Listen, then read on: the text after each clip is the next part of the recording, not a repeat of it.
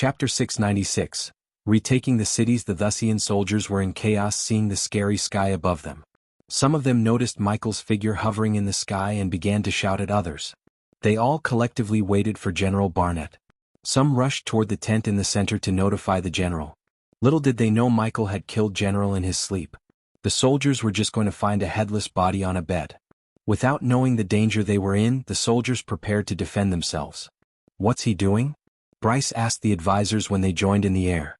Ghost was just hovering in the sky with his hands behind his back. His long black coat fluttered in the wind, along with his raven black hair. But suddenly an ear-splitting thunderclap resonated in the air. Hundreds of lightning bolts struck the ground at the same time. The sky turned bright as day. Bryce and his men felt their neck hair standing up. They could feel the electricity in the air. The tents that were hit by lightning immediately caught fire.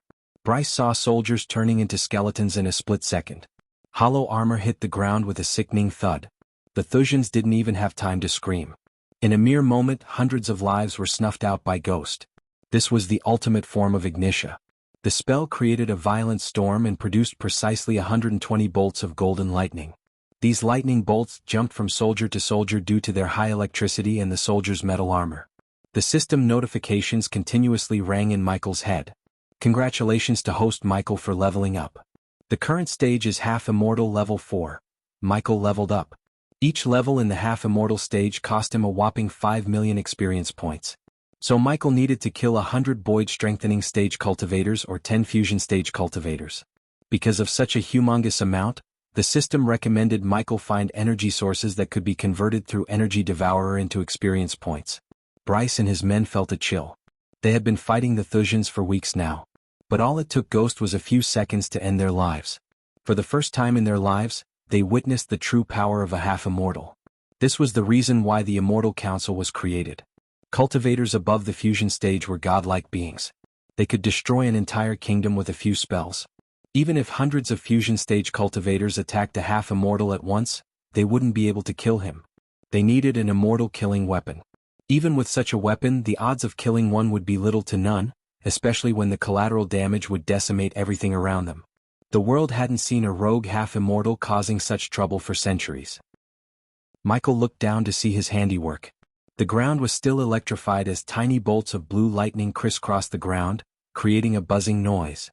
Not a single Thusian soldier survived the wrath of the lightning storm. Fortunately for the villagers, they were caged out of Ignitia's area of effect. "General Bryce," Michael's words echoed through the air. His words snapped General Bryce out of his shock. They hesitated to move toward Ghost after witnessing such an overwhelming show of power. The air itself was riddled with the smell of burning flesh and melting iron. Furthermore, the eerie silence returned to the place as the storm clouds dissipated. Yet the horror it produced remained still. Eventually, General Bryce and his men moved toward Michael.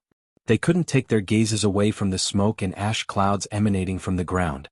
"Your people are caged that way," Michael pointed at the forest north of the campsite. Some of the advisors and soldiers immediately rushed toward the forest. They felt terrified to even be near Michael. "N0VL next. So shall we go meet your king?" asked Michael. "Master Ghost, can you give me some time to arrange a meeting between you and His Majesty?" This chapter upload first at Novel Bin. Net. If you want to read more chapters, please visit Novel Next. To experience faster update speed. Michael nodded. After his ultimate show of power, anyone would be afraid to meet him suddenly, especially a king. Michael knew General Bryce and the king would take some time to pick a safe place and time for their meeting. "Sure thing. You have 2 hours to give me an answer," Michael said with a calm smile. He was not a mere cultivator who would have to wait for a king's permission anymore. Instead, the kings had to wait for him. Seeing the perplexed look on Bryce's face, Michael patted him on the shoulder. "Relax, you guys are not my enemy and I don't go around making enemies because I am stronger. I give you my word.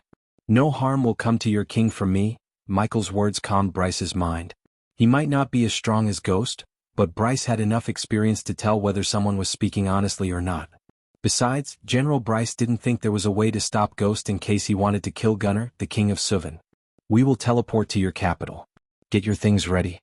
I will meet you in your camp in 10 minutes. Michael descended to the ground, leaving Bryce speechless. As Ghost moved closer to the ground, all the damaged armor and bones began to float.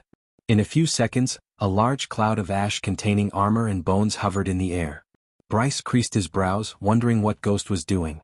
Soon, a bright light shot out of Ghost, enveloped the ash cloud and faded away along with it. Ghost dated his arms as he ascended to the air once again. Let's go. A few hours ago in Colfell, Gaia was waiting for the Thusians to surround them with Yagner and his men. After a few minutes, an 8-foot man armed to the teeth arrived at the arena with a group of knights. All of them were clad in metal armor, and except their heads, every part of their body was covered in silver armor. The leading man was Soul Refining Stage Level 5 warrior. His long black beard almost touched his belly button. The knights behind him conjured a ball of light, illuminating the entire arena. Yagner and his men closed their eyes for a moment because of the brightness. But as soon as the Thusians saw the group, their faces turned pale. Even the Soul Refiner, who could scare anyone with its gigantic body, got scared. He took a step back. What? Because Yagnar and his men carried pikes with Thusian soldiers stuck to them like kebab. Help! An eerie cold gasp sounded from Gaia's group. The Thusians saw something that scared them for their life. General Maddox, he was stuck to a pike and held by an orc. Once terrifying general was missing his lower body. His mouth moved, asking for help. The Thusians saw hundreds of heads stuck to pikes. All of them had their eyes wide open. Even an oblivious man could tell those people died a terrifying death. These are all your fellow soldiers who foolishly attempted to take over the capital, Gaia's playful voice echoed through the arena. And this is your beloved General Maddox. Gaia grabbed the pike from Yagner and raised it above. This chapter upload first at Novel Bin. Net the Thusians were speechless. More than that, they were terrified. Erase our offer. Drop your shit and run back to your kingdom with your tails between your legs. Or we could do the same to you and show it to the Thusians in Mainville. You have a minute to make your decision. Gaia lowered General Maddox and moved his hand like a puppet. Her gesture made the Thusians furious. But they were more terrified than furious. They all knew how powerful General Maddox was. So if the Zilons did that to Maddox, they could imagine what they would do to them. Come on, Maddie, tell your soldiers to save themselves, Gaia said to Maddox. Her voice was loud enough for everyone to hear her. You don't want him to come here, do you? Maddox's eyes barely had the light of life. But when he was reminded of Michael, his eyes widened. Listen to her. Inform His Majesty. Avenge us. These words barely escaped Maddox's mouth. After all, Michael only gave him enough healing potion to keep him alive. Hearing those words, the Thusians were stunned. It was obvious to them the Zilons broke his spirit completely. Some couldn't even believe it was really their general. We will avenge you here and now, General, the Soul Refining Stage captain growled. Yagner turned his head to see Gaia grinning as though she was expecting this. Gaia threw the pike to Yagner. The very next moment, a long wooden bow and a golden arrow materialized in her hand. Kill them all. The Thusian captain roared. He lunged at Yagner and his group. But his body suddenly exploded in the mid-air. Rain of blood poured over the Thusians. Everyone including Yagner and his men were startled. They couldn't tell what just happened. One moment the captain was in the middle and the next he turned into a bloody mist. N0VL next. Koem Yagner jerked his head to the side. To his surprise, Gaia had her bow raised. She fired an arrow made of pure first energy at the Soul Refining Stage captain. She imbued 3 kinds of energy into one arrow. Celestial energy, arch energy and finally the first energy. The combination of these energies were powerful enough to make a soul refinager explode like a watermelon. Nightmare, finish them all. Her words broke the silence. The Thusians halted their steps. Suddenly the area grew darker. Yagner looked up at the sky as he saw a shadow of a dragon above the dark clouds. Just like before, a stream of fire shot down through the clouds. The Thusians screamed in agony. Their armors melted like butter. But none of them could pinpoint where the fire was coming. This time Yagner was sure. There was a dragon hovering above the clouds. He was sure of it. Although the Thusians were their enemies, seeing them burning to death made Yagner feel a bit of pity for them. The smell of burning flesh overwhelmed their nostrils. Gaia watched the burning Thusians with no expression on her face. She just turned her head to look at Yagner. Take the armors on the ground and kill anyone who escaped the fire. Kebab their bodies and prepare to march toward the next city. Chapter 697. Who will lead the army? After killing Thusian soldiers, Michael teleported to the Suvan capital Edgerton, with General Bryce and his advisors. The city of Edgerton was built along the banks of a labyrinth of rivers. It was truly a modern curiosity. Its wonder was matched by the backdrop of pristine skies and the lonely mountain on the horizon. Thick tall walls were built around the city. Snow blanketed the lands outside the city walls like puffy white bed sheets. The winter's cold froze all the crisscrossing rivers as well as the waterfalls. Michael appeared in the sky within the city walls. Although it was the middle of the night, the city seemed awake. Michael heard several cries of little children and noticed people running through the streets restlessly. When Michael looked closer, he was able to see several men lying on the side of the streets, begging. They all looked thin as sticks, as though they didn't eat for weeks. Even the soldiers patrolling the city gates seemed weak and exhausted. "It seems like the people are starving," said Michael. As much as General Bryce wanted to disagree with Ghost, he knew it was the truth. Not only did Thusians cut all their supply routes and burnt major farmlands, the warehouse Suvan stored food mysteriously caught fire. General Bryce knew it was the Thusian spies who started the fire in their granary and other warehouses. But they had no evidence to prove, and even if they had, there was no use. Michael decided to descend to the ground level. He conjured a bright ball of light as all the citizens in the streets looked up at the sky. Seeing a bright light descending toward them, many dropped to their knees, worshipping the light. They thought the Great One and Two had answered their prayers. Michael slowly hovered toward the town square. The people dropped everything they were doing and followed the light. "Why are you following me?" Michael turned around. "You go set up the meeting with your king." Michael chased away General Bryce and his advisors.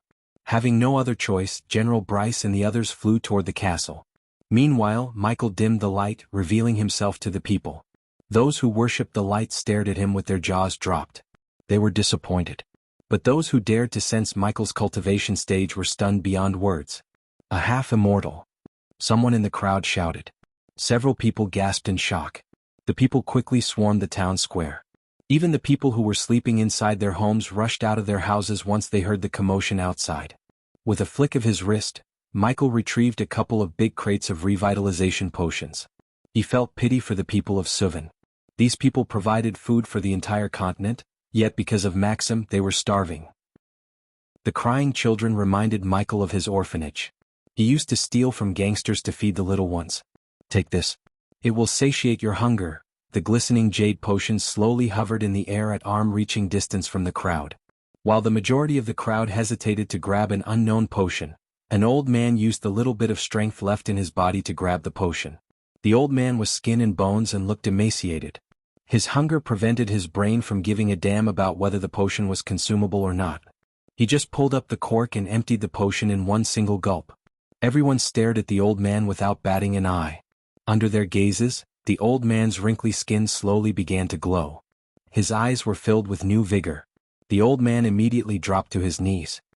He raised his hand toward Michael. "My lord, thank you." The old man banged his head against the ground. He was grateful beyond words. His words and gestures showed Michael how much hardships the old man had gone through. Judging by the callus in the old man's hands, Michael could tell the old man was a farmer. A farmer crying for food was truly a pitiful situation. It summed up the city's situation. Following the old man, several people reached for the potion. One by one they all consumed the potion. The same was the same. Their hunger was satiated in a second. Plus they all felt revitalized. Strength returned to their bodies. Finally, after weeks of going without eating, the people of Edgerton had something to fill their bellies. Smiles returned to their faces. "I offered your king to join my army to end Thusia's reign once and for all. Once he accepts it, everything will go back to the way it was." Michael's words echoed through the city. He turned around to leave the town hall. When he was about to fly away, the old man raised his voice. This chapter upload first at Novel Bin. Net. If you want to read more chapters, please visit Novel Next. Com to experience faster update speed. "My lord, please let us know your name, Ghost." Michael smiled at the old man before flying away from the area, leaving a streak of golden lightning. After exactly 2 hours, Michael headed toward the castle. As Michael expected, a group of people stood outside the castle to welcome Michael. The man leading the group was neither too tall nor too short. He had a medium physique, long shoulder-length brown hair, and a trimmed goatee. A golden crown decorated his head. His red silk robes were long enough to sweep the floor as he walked forward. He was accompanied by General Bryce and several knights armed to the teeth. They all bowed their heads when Michael's feet touched the ground. "Master Ghost, Novel Bin King Gunner." Michael firmly shook the king's hand before following the king into the castle. Humble braziers half encompassing each of the 6 ivory columns lit up the lower levels of the throne hall and bathed it in an orange glow. The illustrations of golden wheat fields on the bowed ceiling danced in the flickering light while marble icons looked down upon the oaken floor of this monumental hall. A cardinal rug ran from the throne down the center, looping back from both left and right while matching banners with ornate needlework covered parts of the walls. The chandeliers illuminated the portraits of previous kings and queens. As Michael walked with the king, the nobles standing in the throne hall stared at Michael with amazed looks on their faces. The young girls didn't even blink as they all desired a husband like him. Silence swept across the throne hall.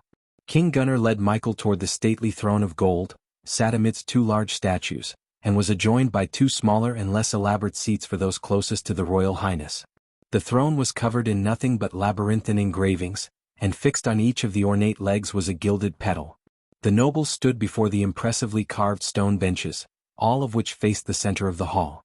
Those of higher standing remained in the embellished balconies facing the benches below. Instead of climbing the stairs to take his throne on the elevated platform, the king glanced at the few servants. They quickly ran toward him and placed several comfy sofas. "Please take a seat, Master Ghost," King Gunnar gestured to Michael to sit. However, Michael slowly shook his head. "You are the king. You should sit first." His words pleasantly surprised the nobles and earned appreciation from King Gunnar. Despite his overwhelming power, Michael did not act arrogant. If Michael only wanted their assistance in taking out Wuxia, he didn't have to give a face to King Gunnar or any of his allies. On the contrary, Michael thought about his long-term plan. Even after the war with Wuxia, Michael could use their assistance in various things. Therefore he needed to be friendly with them instead of being prideful and arrogant. For example, Suvan could provide produce for his restaurants. In contrast, Zulon could provide him with rare ores to forge weapons and armor for Michael's personal army. Simply put, Michael and Maxim Barnes wanted the same from these kingdoms. But Maxim intended to covet the resources for free through war, whereas Michael planned to use friendly relationships to get what he wanted. Michael leaned back on the sofa, waiting for Gunnar to start the conversation. He was surprised to see the nobles around him. He thought Gunnar would prefer a private conversation. "I have to thank you for saving the villagers, Master Ghost," King Gunnar said. "This chapter upload first at Novel Bin. Net, they were the lucky ones, King Gunnar. There are so many people being affected by Wuxia every single day." "We both know that," King Gunnar and the advisors nodded. "I heard what you asked of us from General Bryce. I'm not going to waste both our time by beating around the bush, Master Ghost. Every second we waste talking is 1 life lost. But I have 2 questions that I need an answer to." "Ask away," said Michael. "What's the reason for your hatred toward Wuxia?" Michael expected this question. He just smiled. "Let's just say what Maxim Barnes did to you is just a fraction of what he did to my people and me." Ghost's eyes glimmered with rage, but his voice had a tinge of sorrow. King Gunnar did not poke into the matter any further. All it mattered was that he believed Ghost. The pain in his eyes was real. "Here's my next question. If I give you the Suvan army, will you let General Bryce lead the men?" Instead of answering King Gunnar, Michael turned his gaze toward General Bryce. "General Bryce, if I order you to cut Thussian soldiers' heads, stick them in pikes and parade them throughout the occupied cities, will you do it without any hesitation?" Michael's question surprised everyone in the hall. General Bryce couldn't answer his question right away because he wouldn't do that. "This is why you are not going to lead the army. We are fighting against Maxim Barnes, who will use every dirty tactic there is. Fighting him with honor will only get you and your loved ones killed. But at the same time, I cannot and won't ask you to change your life codes for me." Michael paused for a moment, letting his words sink into their heads. "May I know who will lead the army then?" "My fiancée." Gunnar was surprised by Michael's answer. "In fact, she is doing what I asked General Bryce as we speak in Zulon. When the sun rises tomorrow, Zulon will be a free nation once again." Chapter 698. Rescuing the Northgard. Prince King Gunnar and the nobles were speechless for a moment. Having no other choice and seeing no other alternatives, King Gunnar and General Bryce nodded their heads. Following their agreement, the trio began to discuss the status of Northgard, a kingdom that fell into Wuxia's hands. "I still have some contacts within Northgard. The prince has been leading the rebels since Wuxia conquered them," said Gunnar. "I am glad they still have a fight in them. Do you have a way to meet the prince?" To Michael's surprise, King Gunnar sighed.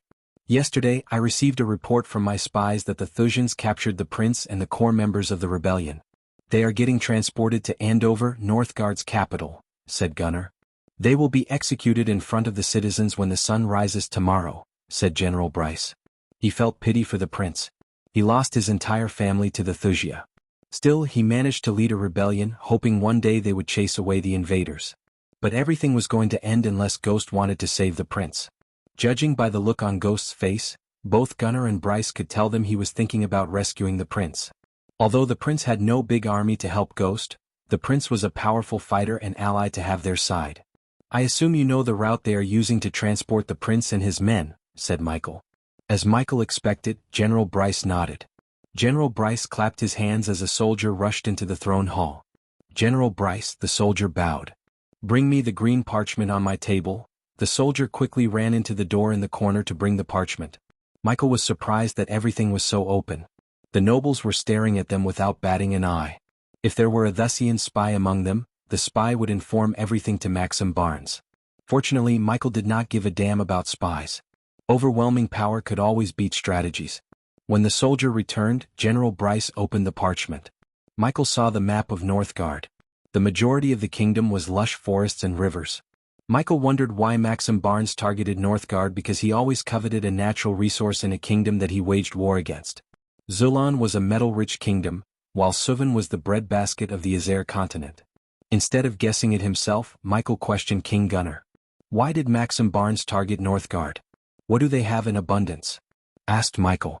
Novel be in. Sioam, that's the same question we had. Maxim Barnes always has something in his mind. Northgard didn't specialize in anything. They're just a regular kingdom. It has many water resources, but I don't think that's something Maxim Barnes is interested in. He has plenty of lakes and waters in Ithilien. Speaking of Ithilien, what is the state of the mind of Ithilien natives? Asked Michael. Ithilien fell to Thusia first. King Maxim Barnes turned this kingdom into the new Thusia. It was a bold and unheard move of Maxim Barnes.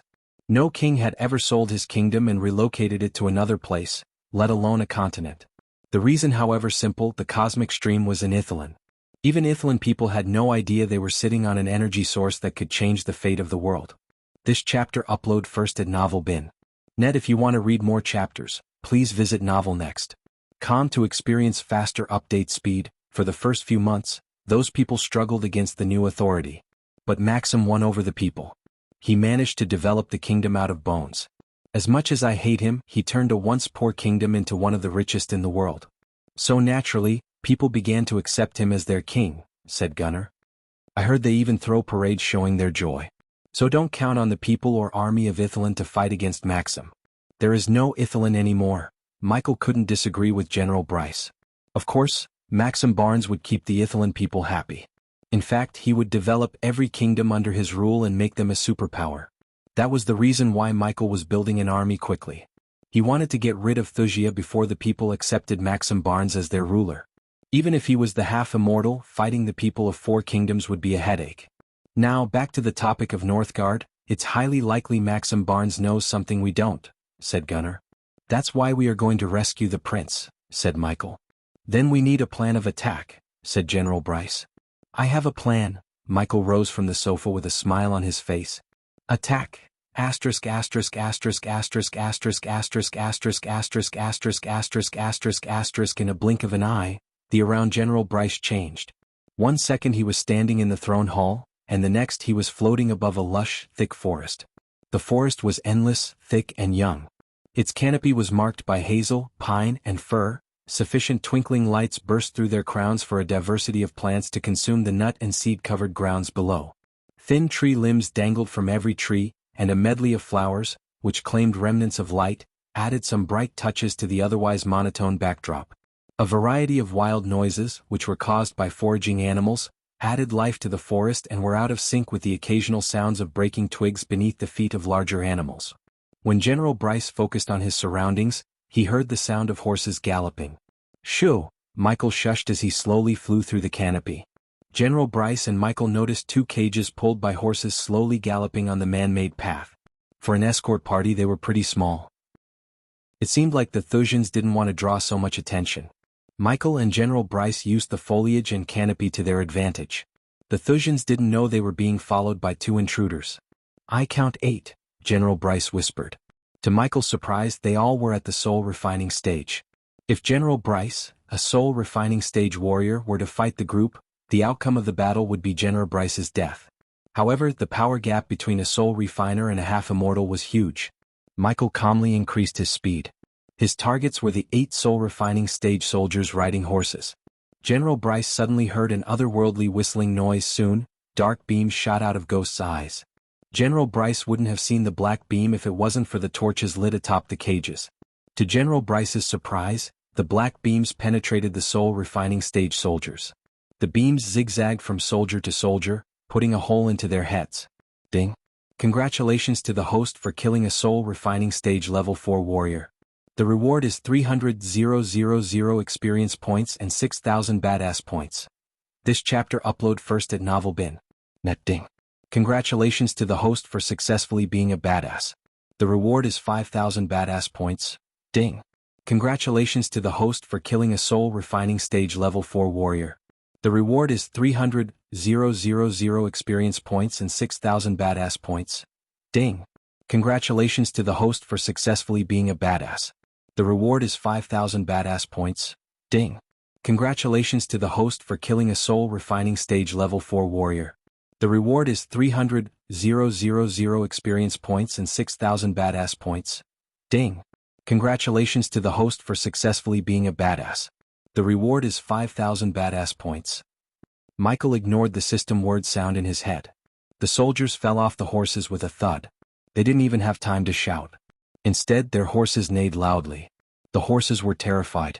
General Bryce saw several tiny bolts of lightning shooting out of Ghost's fingers, hitting the chains connecting the horses to the cages. HRMMMM. When Michael's feet touched the ground, he noticed several figures inside the cages mumbling. Their heads were covered by a black cloth, while their hands and legs were shackled by metal chains. Prince Devarius, are you inside the cage? Asked General Bryce. They counted 10 hostages inside the cages. Each cage contained 5 prisoners. HRMMMM. Michael heard a loud mumbling from one of the cages. He walked toward it to see one of the prisoners shaking their metal chains frantically. Mitchie sent a bolt of lightning to the metal lock on the cage. Sparks flew as the lock exploded into bits and pieces. General Bryce quickly opened the cage. Yet again Michael fired the dark beams. This time, it traveled through the chains around the prisoners. Finally, General Bryce helped the prisoners out of their cages. Prince Devarius, it's General Bryce. We got you. General Bryce removed the black cloth on one of the prisoners' heads, revealing a dark-skinned man with a thick bushy beard. A cloth wrapped around his mouth underneath the cloak to prevent him from screaming. Prince Devarius stared at Michael and General Bryce in shock. Prince Devarius was a few inches taller than Michael. His body was riddled with scars. No one would tell this man was a prince by the looks of him. I didn't think you would come to save us, Prince Devarius said in a thick accent. He looked around at the Thusian bodies before spitting on the ground. To this moment, Devarius did not try to see through Michael's cultivation level. Who is he? Devarius looked at Michael. That's Master Ghost. Our ally and the one who just saved you, said General Bryce. Chapter 699, Gift Baskets to Thusia. Several hours later, Victoria, Edith, and Layla were taking a stroll outside the castle. The Thusians erupted a large field filled with dummies, archery targets, and small arenas to hone their skills. They were greeted by the soldiers with a respectful bow. Layla couldn't care less about the war preparation. All she wanted was to keep Edith safe until Ghost and the Thusians settled their debts. In case she had met Ghost, she wanted to ask for an antidote for Edith. Your Royal Highness, a Thusian soldier called out for Victoria. They turned around. What is it? Asked Victoria. We have received several crates addressed for you and His Majesty. Victoria creased her brows. Neither she nor her father had ordered anything. Does it say where they came from? Victoria noticed the soldier's face turning grim. They are from Suvan, Zulon, and Northgard, said the soldier. Who sent them? Asked Edith. For some strange reason, Edith had a bad feeling in her gut. Forgive us, Lady Edith. We didn't open the crates. Maybe there is something inside which could tell us who sent them to us. Lead us to them, ordered Victoria. With a bow, the soldier led the way to the crates. As per the protocol, the Thusian soldiers kept the crates outside the castle in an area protected by various runes. The crates were kept in an open ground. When they arrived, Victoria noticed 3 wooden crates big enough to hold several people inside lying on the ground. Several dogs barked at the wooden crates while the mages adorned in crimson-red robes remained a few meters away from the crates, ready to cast spells in case the wooden crates exploded. "What is that smell?" asked Edith. Her nose twitched. "Blood," Layla answered her simply. The closer they got to the wooden crates, the more Layla smelled the stench of blood. Victoria walked around the crates for a moment. "Your Royal Highness, please don't get too close," one of the mages asked Victoria, only to get completely ignored. "Open this one," Victoria pointed at one of the 3 wooden crates. One soldier nodded as he cautiously walked toward the crates. Several soldiers armed to the teeth clenched their swords, preparing themselves to jump in front of the princess as soon as if something jumped out of the crates. Edith slowly moved closer to Layla. She even grabbed Layla's hand. The soldier took a deep breath before slowly pushing the wooden crate's top. As soon as he pushed it aside, they were all stunned by what they saw inside. The soldier who opened the crate felt a chill running down his spine. "Etch!" Edith squealed as her face turned pale. Several mutilated body parts showed together inside the wooden crate. The strong stench of blood and burnt flesh nauseated their senses. Maddox, among the mutilated body parts, a head was in the center. Victoria immediately recognized the head despite the blood on the face. Edith shivered. His eyes and mouth were wide open. It was obvious he died of great pain and shock. Just the sight of the terror in Maddox's eyes was enough to drain the colors on Edith's face. Even the seasoned warriors felt a chill seeing mutilated bodies and one of their most powerful generals' head. Who did this?" Edith stuttered. To Edith's shock, Victoria put her finger inside Maddox's mouth. She pulled out a piece of paper shoved into his mouth. She slowly opened the paper. As soon as her eyes fell on the paper, she clenched her fist. Veins popped out on her face and her eyes turned red.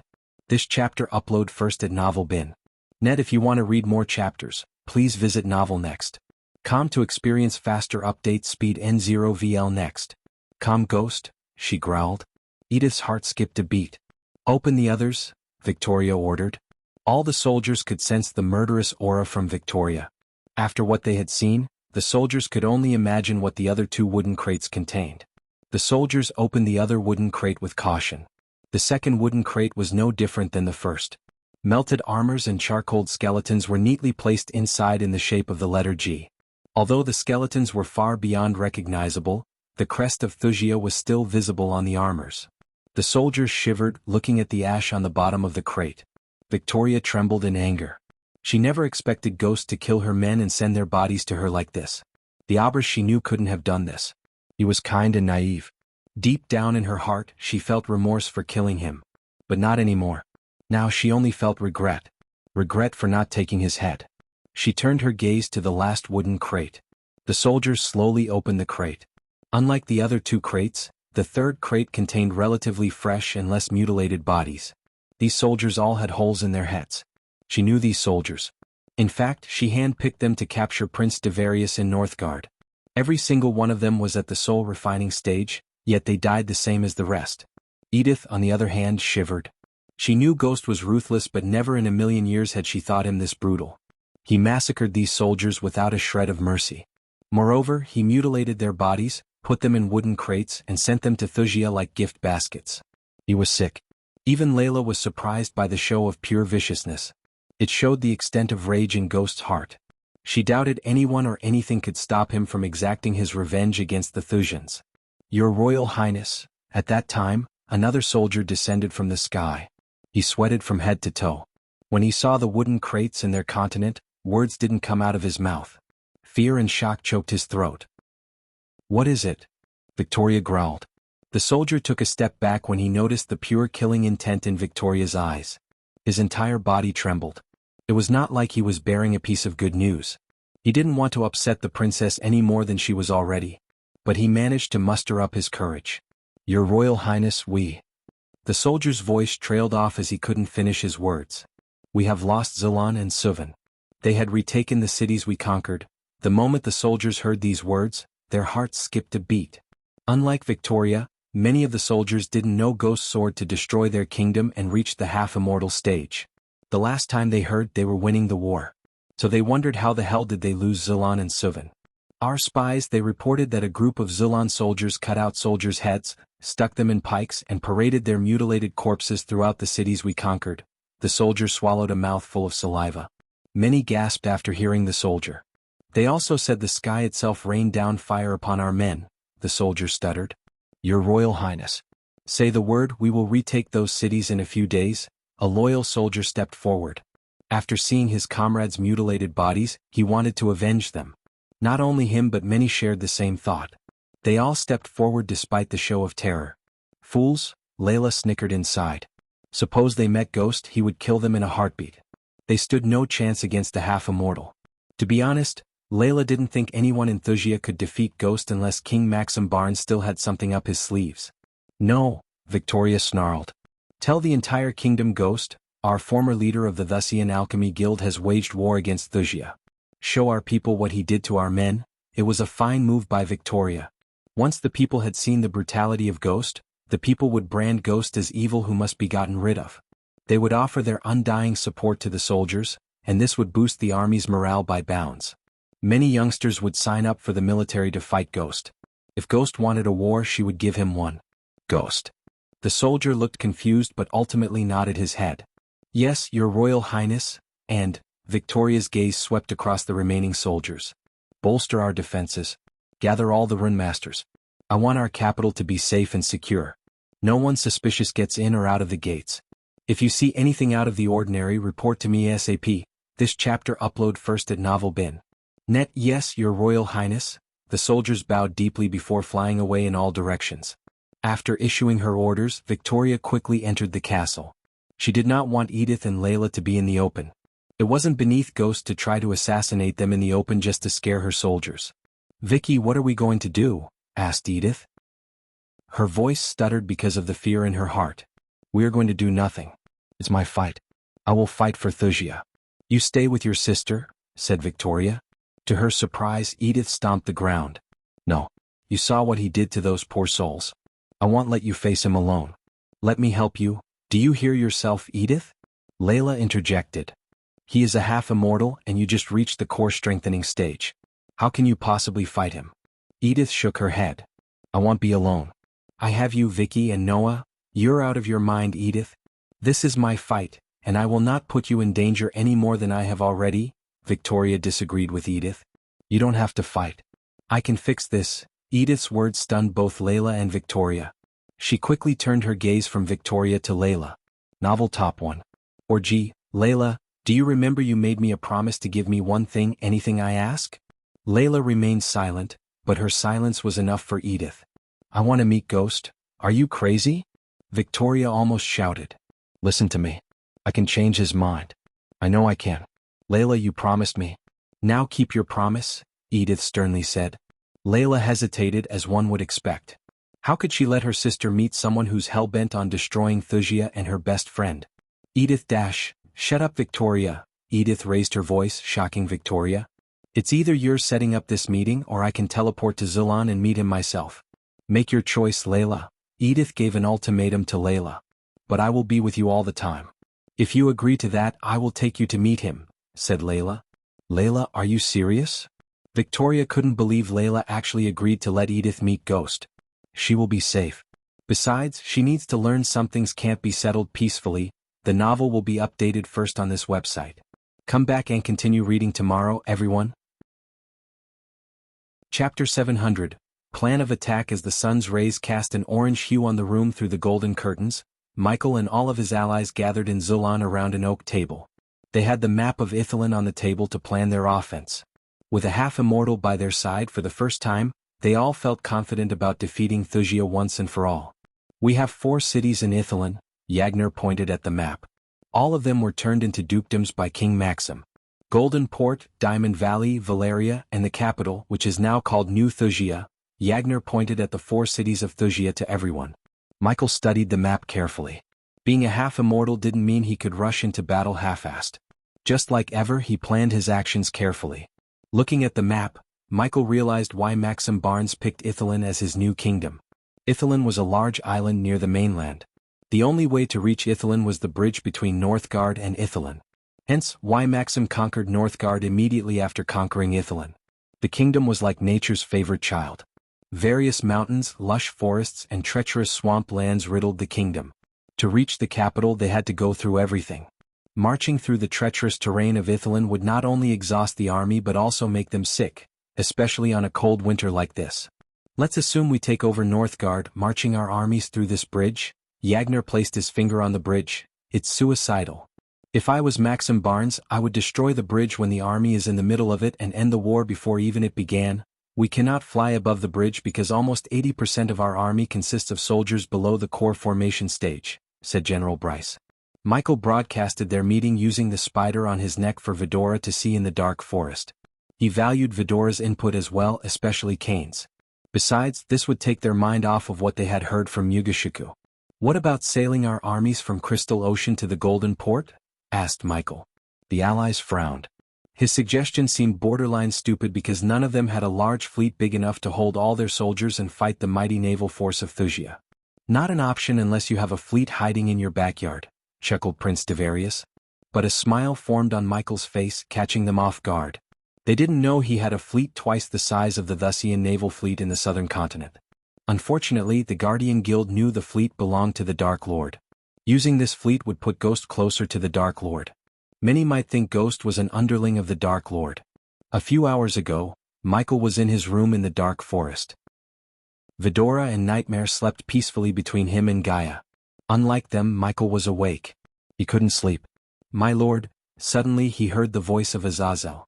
Lady Arya has some valuable information she needs to tell you. I'll be there. Michael placed a gentle kiss on Gaia's forehead before rising up from the bed. Since Gaia had to lead an army soon, Michael ordered her to get some rest. Her body and mind need to be fully rested so she can lead the army to victory. Michael put on his dark armor before leaving the room for the surveillance room.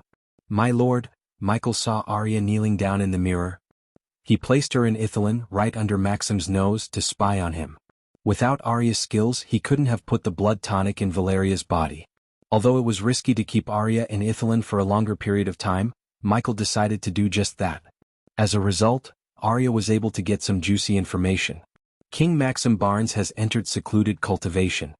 He has put Princess Victoria in charge of everything while he's away. He's getting desperate, Michael mumbled. This chapter upload first at Novel Bin. Net, if you want to read more chapters, please visit Novel Next. To experience faster update speed. Michael recalled the conversation he had with the system a few weeks ago before Michael met Victoria in the Aquilon realm. This conversation was what pushed Michael to openly wage war against Thusia. System, what if Maxim tries to use the cosmic energy to reach the half-immortal stage or beyond?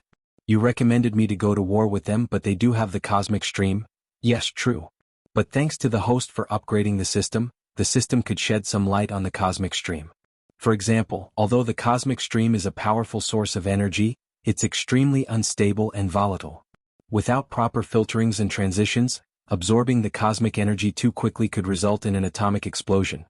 Michael was shocked but delighted at the same time. Also, if Maxim Barnes reached the half-immortal stage or beyond, as you said, using the cosmic energy without absorbing the energy at a slow pace, his power would be erratic. I can explain what would happen to him in great detail, but long story short, the longer he uses unstable cosmic energy, the more he would become weak and prone to explode. So tell me, system, do you think the explosion would be big enough to wipe out the entire kingdom? Asked Michael. He didn't even flick to ask such a question. His hatred toward Thusia knew no bounds. He wanted the entire kingdom to be in ashes, just like they did to his sanctuary. Yes, said the system. But the system recommends the host to act quickly. The cosmic stream is not an infinite resource. The more Maxim Barnes and his people use it, the less for you and your subordinates.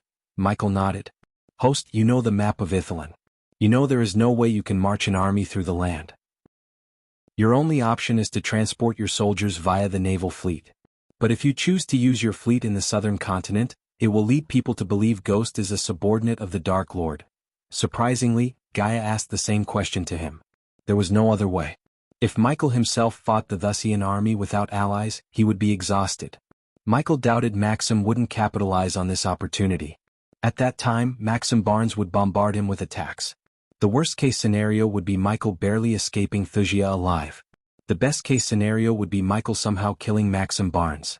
Either way, the revenge plot wouldn't go as he wanted it to. Sometimes we have to take risks. I believe this is my time, said Michael. Ever since he first became Lucifer, he had a feeling that one day his identity would be exposed. Living two different lives was never an easy thing to do. For some reason he deep down felt continuing to live two lives would only make both of his lives harder. It took a toll on his mind. As a result, Michael felt his mind wasn't functioning to its full potential.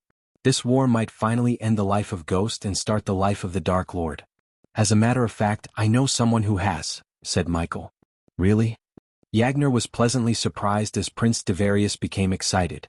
With a large fleet, there opened many possibilities for reaching Thusia. The best one was to go through the Golden Port. May we ask you who and where they have this fleet? Asked General Bryce. You don't have to worry about that. Tell me how many ships are in Thusian naval army. 1,500, give or take, said Prince Devarius.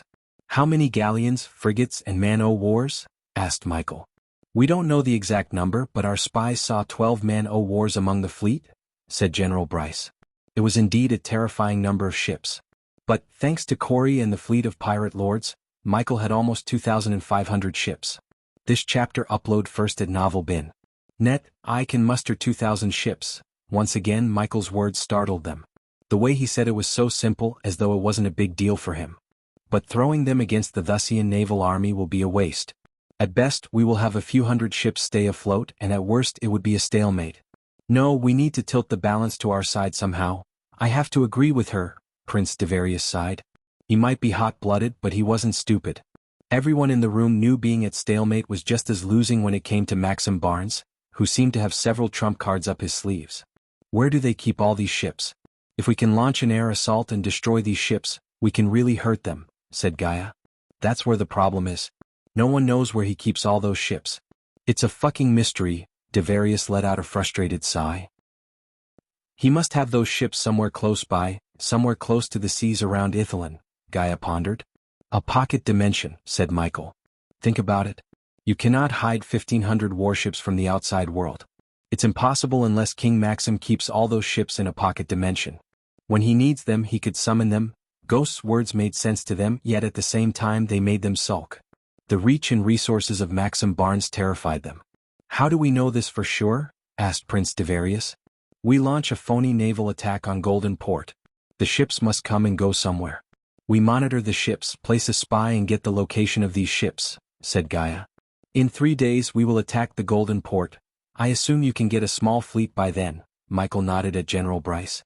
The attack needs to be big enough for the Thusians to take out their big guns, said Prince Devarius. It will be, the smile on Ghost's face reassured them. Prince Devarius respected Ghost without even knowing him because of the hatred he saw in Ghost's eyes. It was several times more than any of them had toward Thusia. I can be the spy who boards one of their ships, said Prince Devarius. No, Gaia immediately shook her head. I need you to lead Northgard soldiers. They need to see their leader on the ground with them.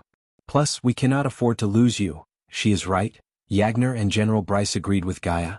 Then who is going? Asked Prince Devarius. We each send one of our own. The more the merrier, said Michael. The novel will be updated first on this website. Come back and continue reading tomorrow, everyone. Chapter 701. The meeting between Edith, Layla and Ghost. Michael and Gaia finished planning for the day and exited the room. Prince Devarius needed rest and a good meal after being tortured by the Thusians. Michael stayed in King Gunnar's castle.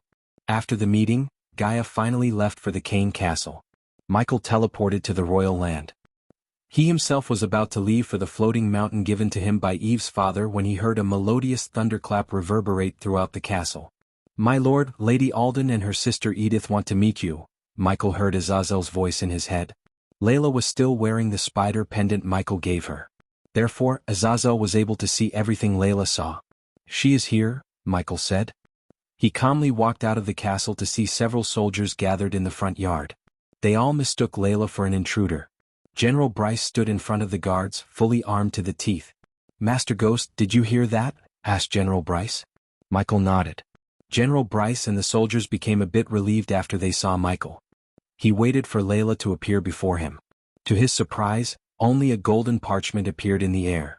It slowly floated down to Michael and landed straight in his hands. General Bryce, do you know where this charming shrimp restaurant is? Michael's question slightly surprised General Bryce. This place was very famous for seafood. Granted, this place served delicious food, but he doubted this was the right time to satiate Ghost's hunger for seafood. It's a few blocks away from the castle, Nonetheless, General Bryce answered him truthfully. After all, Ghost was a half-immortal. Show me the way. Someone wants to meet me.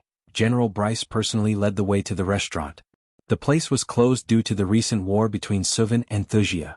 When Michael reached the place, he sensed the presence of Layla and Edith. You can go now, General Bryce. You have nothing to worry about. Michael dismissed General Bryce with a pat on his back. Afterward, Michael descended to the ground. The people on the streets immediately stopped murmuring. Many looked at Michael with eyes full of fear and reverence. Ignoring the gazes, Michael opened the wooden door. As he entered the restaurant, he was welcomed by a clean, tidy restaurant. The place was nothing like Hades in terms of grandeur. It had several round oak tables clothed in white sheets. The chairs looked comfy enough. At the corner of the restaurant, Michael saw Layla. Images of their last meeting in the rain flashed across Michael's eyes. When she saw Michael, her eyes glimmered with a mix of joy, sorrow, and shock. A gentle smile emerged on Michael's face. But the smile disappeared when he saw Edith. She reminded Michael of Victoria. Michael slowly made his way to their table. Except for a young girl, the restaurant looked empty. Michael slid into his chair and leaned back against the wall. He signaled the young girl to come to them. Just hot water for me, said Michael. Nothing for us, thank you. Edith dismissed the girl. Michael wondered why Layla was here to meet him with Edith. But they didn't utter a word. Instead, they waited for the young girl to come to their table with Michael's hot water. Michael noticed Edith glancing at him with mixed emotions. Fear and anger glimmered in her eyes. My lord, finally the young girl brought a glass of hot water. She broke the silence that enveloped them. Thank you, dear. Michael gave the young girl a gold coin before dismissing her. After she left the place, Michael turned his gaze toward Layla and Edith. How are you, Layla? Asked Michael. Doing well. What about you? This chapter upload first at Novel Bin. Net. If you want to read more chapters, please visit Novel Next. Com to experience faster update speed. Never been better. Michael winked. So tell me, why did you want to meet me? I don't have all day, you know. I have a war to fight. Michael took a small sip of the hot water. I want you to stop what you're doing. Michael almost spurted out the water in his mouth when he heard Edith. Excuse me. Michael placed the glass down with an amused smile. I want you to stop killing Thusians, said Edith. Michael glanced at Layla for a moment. Judging by the look on her face, this wasn't her idea. That was sure. Layla even looked a bit embarrassed of Edith's naivety. So it's okay for the Thusians to kill the soldiers of Zilon, Suvan, and Northgard? Michael tilted his head. No. But it's between those kingdoms. None of them put the mutilated bodies in wooden crates and sent them to Thusia. You paraded their bodies through the cities, Edith growled. However, Michael responded with a slight smile. Let me get this straight, Michael chuckled.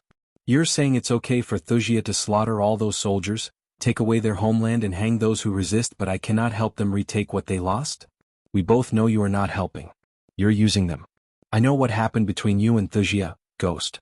I know. The smile on Michael's face disappeared almost immediately. Instead, a murdering cold look glistened in his eyes. The temperature in the place dropped by several degrees. Layla could feel the killing radiating from his body. She had never felt such killing intent ever before in her life. Listen to me. King Maxim Barnes and Victoria didn't have a choice. I'm not defending them for what they did, but they were desperate. If they didn't take it, the Thusians would have gone extinct. As a king and a princess, they did what they had to. Michael's hands shivered. The veins in his eyes popped, making his eyes bloodshot red. His gaze slowly turned to Layla. Do you know what the Thusians did to me, Layla? His voice was cold. Layla shook her head. Novelbin, no. And I am not here to broker peace between you and Thusia. I am here to protect my little sister. Michael was somewhat calmed by her response.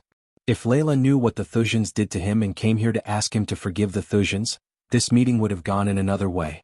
Have you lost anyone you loved and cared for, Edith? Asked Michael. Edith felt lucky that she didn't. But she didn't dare to say that. 135, said Michael. This chapter upload first at Novel Bin. Net. Not all of them were grown up. You said they had no choice, right? Do you know who else didn't have a choice? A 6-month-old infant. I can still hear its cries. They slaughtered everyone, but their deaths weren't quick. The Thusians took their time. Layla noticed Ghost's eyes welling up. 12 hours. They killed my people one by one. Their blades didn't discriminate between children and women. They made a bonfire and threw the bodies into it one by one. Are you telling me the Thusians did that because they had no choice? Look me in the eyes and tell me your friend didn't have a choice to spare the infants." Edith was speechless. "Every time I close my eyes I hear their screams, and I see the elders who raised me burning alive. But it's not their fault. It's mine. I fell in love with a conniving snake. When she stabbed me in the heart she would have gone deeper, ending my life then and there." He became colder. Layla always preferred peace over war and violence. After hearing what the Thusians did to Ghost and his people, she didn't think the Thusians deserved peace. "You are no different than the soldiers who massacred my people. In fact, you're the worst." Michael's words were as cold as a dagger. For the first time Michael felt disgusted just by looking at Edith. "You knew everything and you still think Thusia is better. If I am evil for killing scum like Thusians, what should I call you for sympathizing and supporting mass murderers?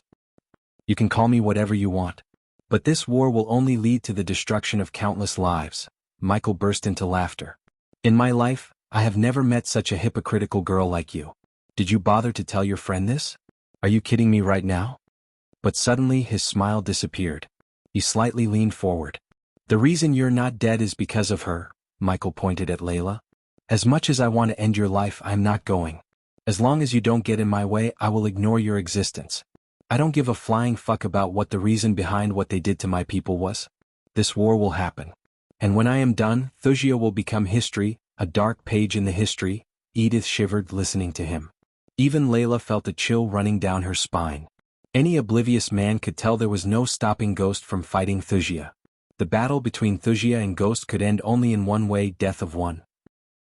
Without the Council of Immortals or any rogue immortals of the Great Eight clans to stop him, he was nearly unstoppable. "What about the people in Thusia? Are you going to kill them too?" asked Edith.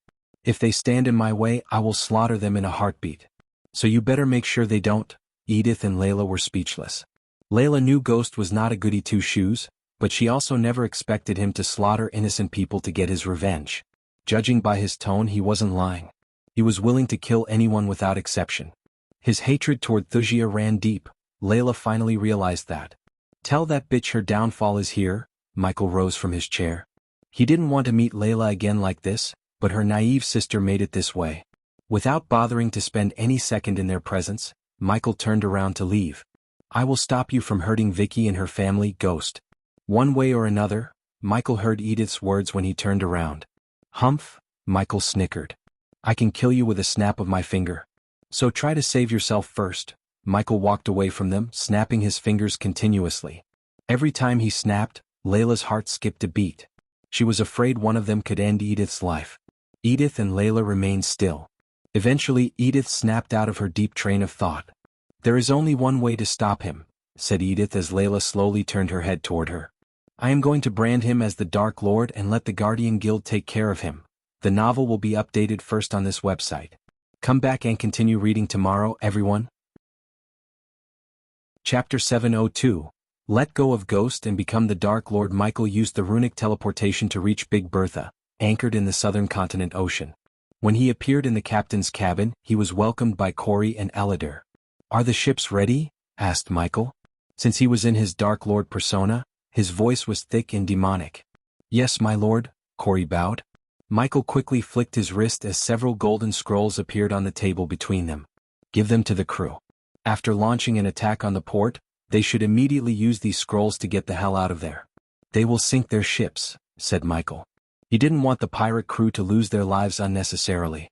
That was the reason he spent badass points to buy teleportation scrolls for them. However, the same couldn't be said for the ships. They had to be sunk. 10 ships waiting for your orders, my lord. But I still don't understand how we are going to sail to Azair in a few days. It'd take at least 4 months to reach there. That's if the wind was on our side."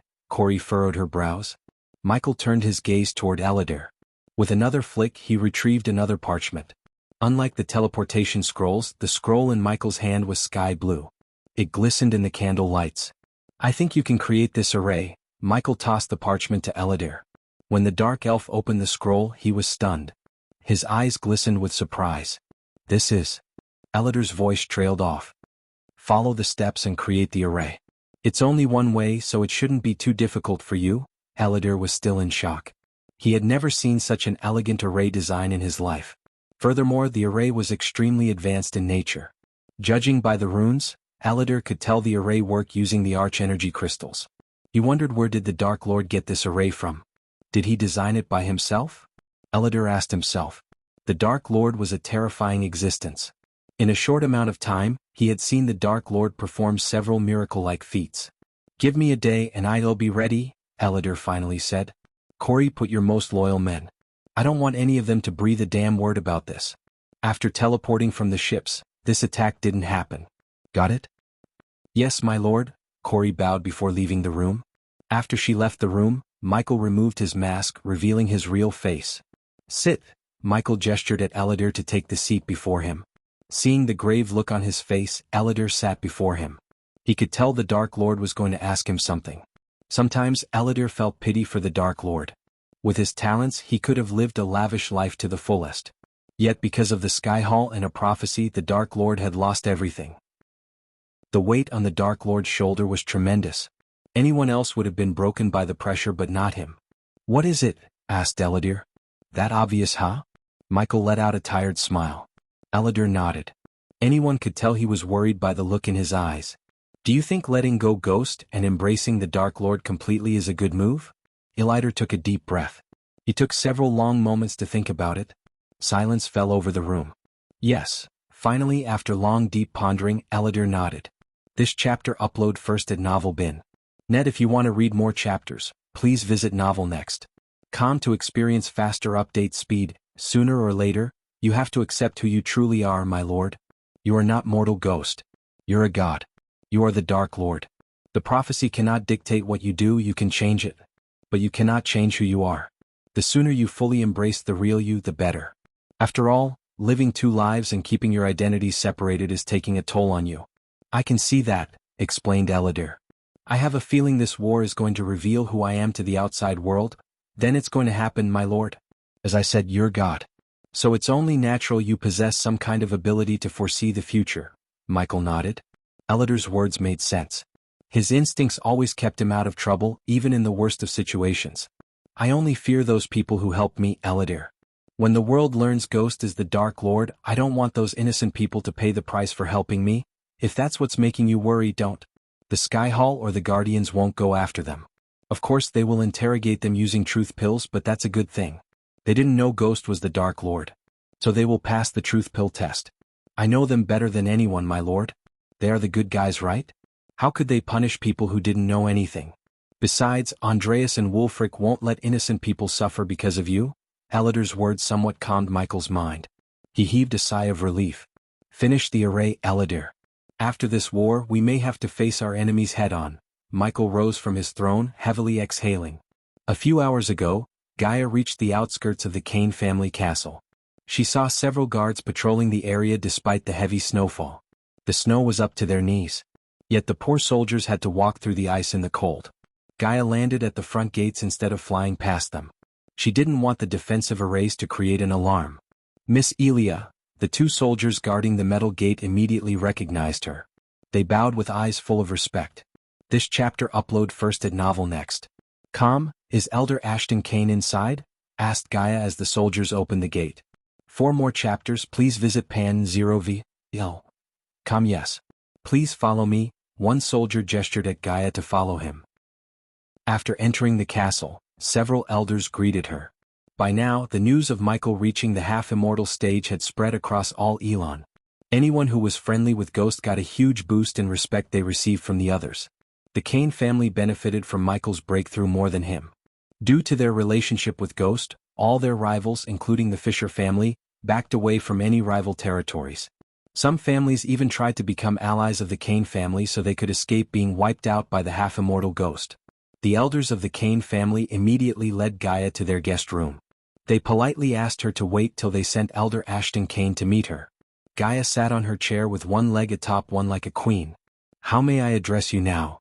Gaia turned her head to see Ashton Kane walking into the room. He dismissed the guards behind him with a wave of his hand. It depends, said Gaia. Depends on what? Asked Ashton Kane while taking his seat a couple of meters away from Gaia. Depends on what you know about Adelia Ashton. As soon as Gaia asked this question, the calm smile on Ashton's face froze. Shock and surprise glistened in his hazel eyes. His silence revealed the fact he knew something about her mother. Gaia pressed him further. What do you know about the Queen of Nagaland? Gaia rose from her chair. Unlike a few months ago, Ashton Kane was not the strong one in the room. Gaia had reached fusion stage level 10. Coupled with the first energy coursing through her veins, she could easily slaughter Ashton Kane if she wished to. After all, he was only at fusion stage level 5. As she walked toward him, the temperature in the room fell by several degrees. I know she teleported here. Is it a coincidence you and she share the same name, Ashton? I don't think so. This chapter upload first at Novel Bin. Net Ashton Kane felt the air around him becoming thick. Breathing became harder as she moved closer. Tell me, Elder Kane. I don't want to hurt you, said Gaia. The Kane family elders were their allies. That was the sole reason Gaia was asking instead of torturing Ashton Kane. You can kill me. But you won't get anything about her, Ashton Kane growled. If you care about her, you have to tell me everything you know. Gaia grabbed Ashton by his shoulder and lifted him up. What? Why do you care? Asked Elder Kane. Instead of an answer, he saw Gaia's pupil transform into a cobra's. Her snake-like eyes turned predatory. Ashton Kane's heart skipped a beat. Not because of the sudden change in her eyes but because he had seen these eyes before. Adelia, Ashton Kane mumbled. Gaia released his shoulder in shock. You are her daughter, Gaia? Ashton Kane realized the truth. Although her face was nothing like he had seen in the portraits, those eyes were undoubtedly Adelia's. Ashton's eyes welled up as he was searching for Gaia for years. Yes, Gaia took a deep breath before removing the mask from her face. She revealed her real face. I am Gaia Ashton.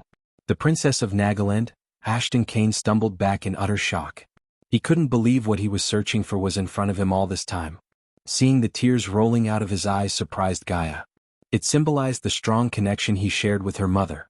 Gaia wondered who he was to Adelia. My mother is in trouble. You have to help me find her. Pien Dan Zero Vel. C0M I know. Follow me. Ashton Kane wiped off the tears from his face and gestured at Gaia to follow him. She nodded as she followed him behind to another room. He flicked his wrist, forming a translucent shield around them so no one could eavesdrop. I can't believe it's you. Ashton Kane closed the curtains, talking to Gaia. The last time I saw you, you were so little. The room grew darker, but Ashton quickly lit up the candles. Gaia noticed a great concern in his eyes. Who else knows about your identity? Ghost? He knows. Gaia nodded. Do you trust him? With my life. Now it's your turn to answer my questions. What do you know about my mother? Do you know where I can find her? I don't know where she is. But I can tell you how to find her. The novel will be updated first on this website. Come back and continue reading tomorrow, everyone. Chapter 703, Gaia's Real Father, How? Gaia almost immediately asked Ashton Kane. Before I answer that, I need to know how you regained your ability to cultivate again. When I went to Nagaland, they said Zanali broke your meridians. Ghost cured me, answered Gaia. So he knows the real you? Gaia nodded. Don't only be a couple. Be best friends. That's what makes your life worth living, said Ashton. Gaia noticed a tinge of sadness in his eyes. Is that what you and my mother are? Best friends? Ashton Kane sighed. We grew up together. Can you believe it? Ashton Kane let out a miserable chuckle. Gaia's eyes went wide in shock. Her mother was not only a Naga but also a royal. She wondered how a human like Ashton Kane ended up growing up together with her mother. According to her memories, her mother always talked down on humans to the point Gaia thought she hated them. I was a commoner and your mother was the princess. But she was not like the other Nagas you know. She was different. Granted, she was as cruel and ruthless as they come, but to me she was kind, playful, and my best friend. Ashton began to recall his childhood with Adelia. Gaia listened to him in complete shock. Her mother was not any one of those things. Yet she couldn't see any signs of Ashton lying either. Every night she sneaks out from the castle to hang out with me. I still remember the answer she gave me when I asked why she picked me as her friend. She just shrugged and told me it feels right. Ashton smiled, reliving his memories with Adelia. His hazel eyes welled up. There was not a single day he didn't miss her dearly. My mother sneaks out of the castle. Are you kidding me? Ashton shook his head, laughing. She was not always the Adelia you know. She and I used to prank the kids. She turns into her Naga form, a black cobra with golden stripes. Gaia was once again surprised by Ashton. Adelia's Naga form was one of the Nagaland secrets, yet Ashton described it perfectly. This meant he really did see Adelia in her Naga form. If her mother let Ashton see her real form, that meant she really trusted him. We scare the kids and laugh at them running to their mothers. It never got tiring. After we grew up, we pretended to be adventurers and fought the beasts in the nearby forests. But one day everything changed. Your grandma died trying to reach the half-immortal stage. I heard about that. But why did you say everything changed? Asked Gaia. After your grandma died, your mother changed. It was like a great burden was put on her shoulder. She was never the same again. Gaia immediately recalled what Elidor told her when they first met him in the Aculun realm. Gaia's bloodline served the Order. Their real last name was Wraiths.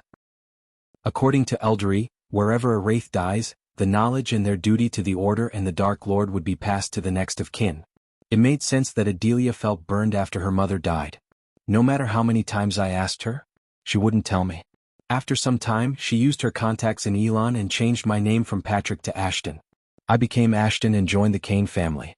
Because of what Adelia gave me, I was able to break through faster than the others. As a result, I became the Elder Kane. Tell me you met my mother after. Not quite. This chapter upload daily at Novel Next. Ashton sighed. This chapter upload first at Novel Bin. Net. If you want to read more chapters, please visit Novel Next. To experience faster update speed. She met me, with you in her arms? Gaia creased her brows. What about my father? When Gaia asked this question, Ashton became silent. His eerie silence churned a bad feeling in Gaia's gut. This was 2 months before your mother was married to Castin. Gaia's heart skipped a beat. She couldn't believe what she had just heard. That day you and your mother were covered in blood. That stubborn bastard didn't tell me what happened.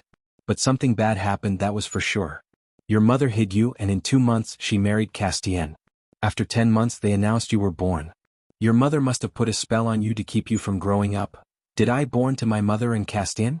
With a heavy heart, Gaia asked the question. Her voice trembled. I fear not. Ashton's answer shattered Gaia's entire world. She felt the world around her spinning. Her whole life she had believed Castien was her father. But if Castien wasn't her father, then who was? The question wreaked havoc in her mind. Who is my father? Only your mother can give you the answer, Ashton Kane sighed. Tell me, how do I find my mother? Ashton opened his mouth and was about to answer Gaia when someone knocked on the door. My lord, it's important. A gentle voice appeared from the other side of the door. Ashton furrowed his brows. It can wait a little bit longer. Ashton's tone oozed with anger. Please, my lord. You have to hear me out. Ashton banged the chair's hand. Gaia sensed a body refining stage cultivator outside. She just thought it was a maid. However, Gaia wanted to get the answer to her question first. Unfortunately, Ashton Kane was already at the door. The door slowly creaked open. What? Ashton growled. But his growl turned into a gasp. He clenched his throat as he stumbled back. Gaia was stunned. Everything happened so quickly. To her shock, there was no one outside the door. She dashed at Ashton Kane, who collapsed to the ground, holding his throat. Blood spurted out of Ashton's throat. His body twitched. Gaia immediately poured the healing potion down his throat, but the wound that should have been closed didn't. She took Ashton's head on her lap as he touched her face with his blood-soaked hand. Tears rolled out of his eyes. A pained smile appeared on his face. The Dark Lord has to reveal himself. He could barely utter these words through his slashed throat. In public, his real identity, then. Your mother? Oh. Find you? The light of life slowly faded away from his eyes. Gaia frantically looked around to find the one who was responsible for this. Tell Adelia, I never stopped searching for her. Ashton Kane's hand dropped to the ground as his breathing finally stopped. Gaia's mind went completely blank. She couldn't think straight. But she could hear several footsteps rushing toward her. She had only a few seconds to react. If the elders of the Kane family saw her like this, they would definitely think she killed Elder Ashton Kane. That would turn them against Ghost and her. Whoever killed Ashton wanted that to happen, and Gaia had a few seconds to prevent that. She quickly retrieved a dagger from her space ring and stabbed herself in the chest. Blood sprayed out of her chest, turning her white dress red. She threw the healing potion on the ground as the glass vial shattered into pieces. The blood loss made her vision blurry. Before falling down beside Ashton Kane, she put the dagger into the interlinked space ring to send the bloody dagger to Michael. What happened? Elder Kane. Healers. This chapter upload first at Novel Bin. Net. Call the healers. Oh my god. Several people shouted. Gaia couldn't see their faces but heard them clearly. They rushed at them. Elder Kane? He is dead. Miss Elia? Quick, she is alive. Gaia's vision finally turned completely black. The Kane family soldiers quickly carried her to the healers themselves. If Gaia were holding Elder Kane on her lap, they would have mistaken her for the killer. Her quick thinking changed that. She plunged the dagger right through the left side of her chest, barely missing the heart. Therefore, the healers or the Kane family members wouldn't even imagine Gaia stabbing herself. A few hours later, Gaia slowly opened her eyes. When her vision cleared, she saw Michael sitting beside her on the bed. She slowly rose up. "Easy there."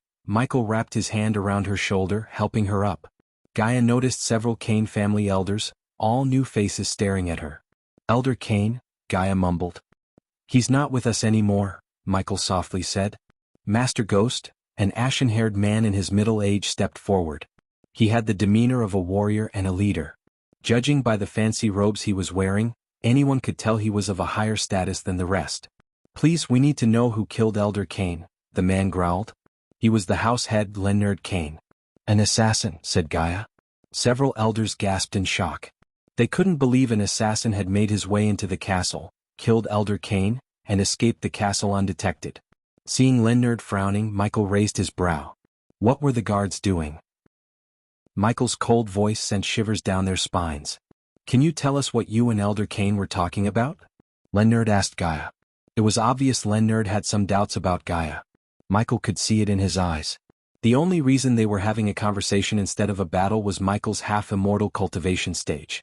Gaia looked around as though she couldn't speak in front of all these people. Deep down, she quickly fabricated a believable story. "You can trust them," said Leonard. "Elder Kane was asking me to find the traitor among your family." She dropped a shock bomb on them. Not a single one who heard her remained calm. "He believed the Kane family was infiltrated. He said he had a list of suspects he wanted me and Ghost to check on. He couldn't trust anyone here." To Michael's surprise, Leonard seemed to have completely believed her made-up story. He watched what happened through the spider on Gaia's necklace. But judging by Leonard's look, the Kane family might really have a spy among them.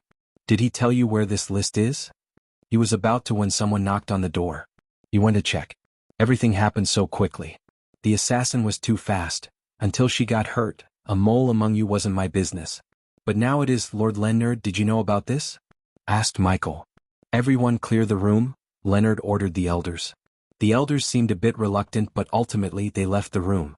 The novel will be updated first on this website. Come back and continue reading tomorrow, everyone. Chapter 704. Everything leads to Adelia. Ashton Leonard sighed.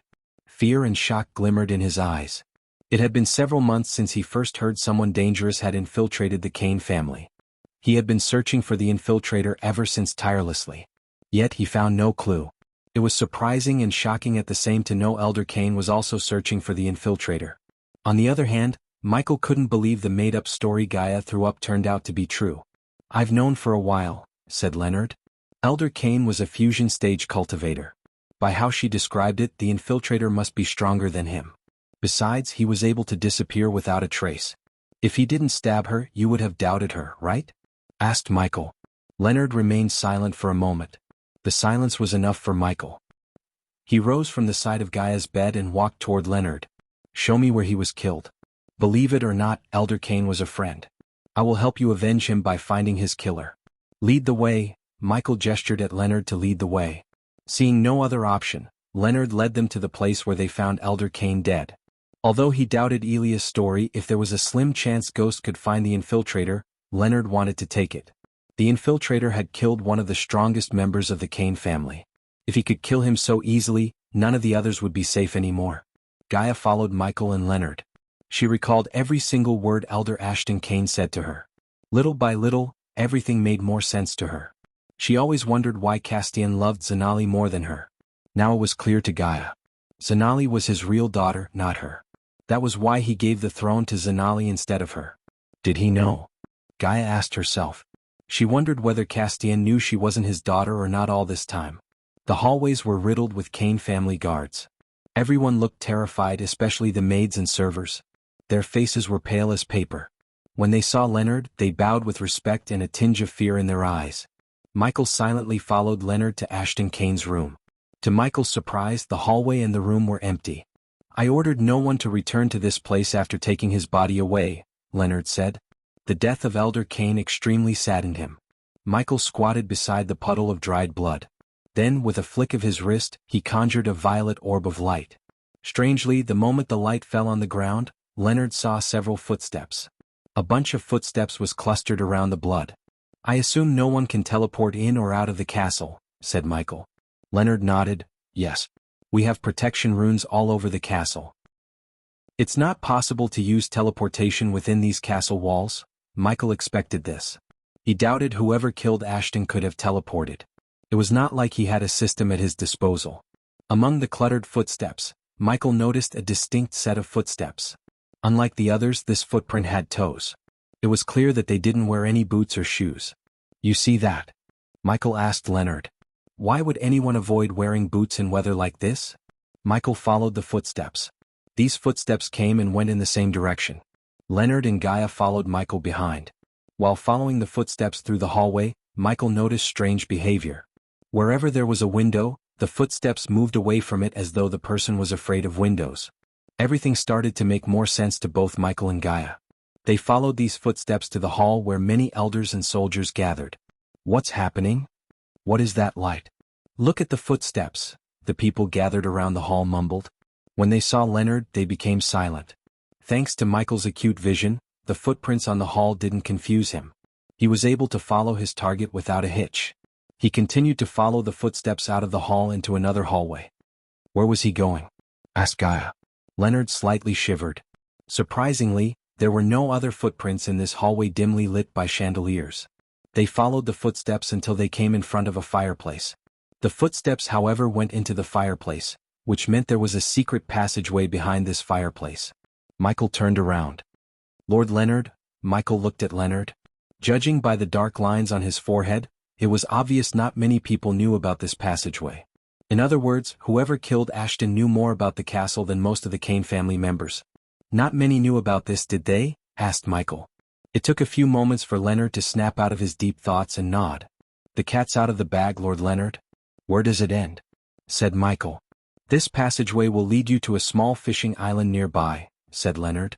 "I made your job simple, Lord Leonard. Here's how we find the killer.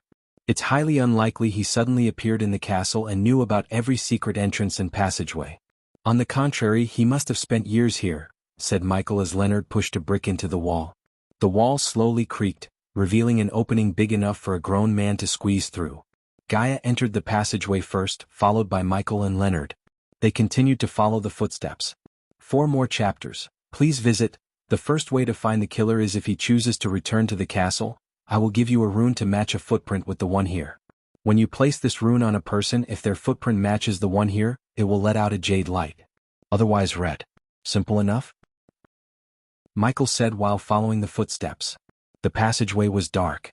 Except for the violet light, there was no light source, not even torches. Leonard nodded as Michael continued. "There is a good chance he lived among you.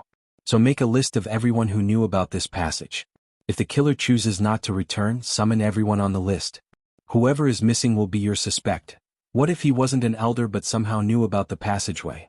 asked Leonard. "I'd hope it didn't come to that," Michael sighed. "Why?" asked Leonard. "Connect the dots, Lord Leonard. Elder Kane was a fusion stage cultivator, but the killer ended his life in a few seconds.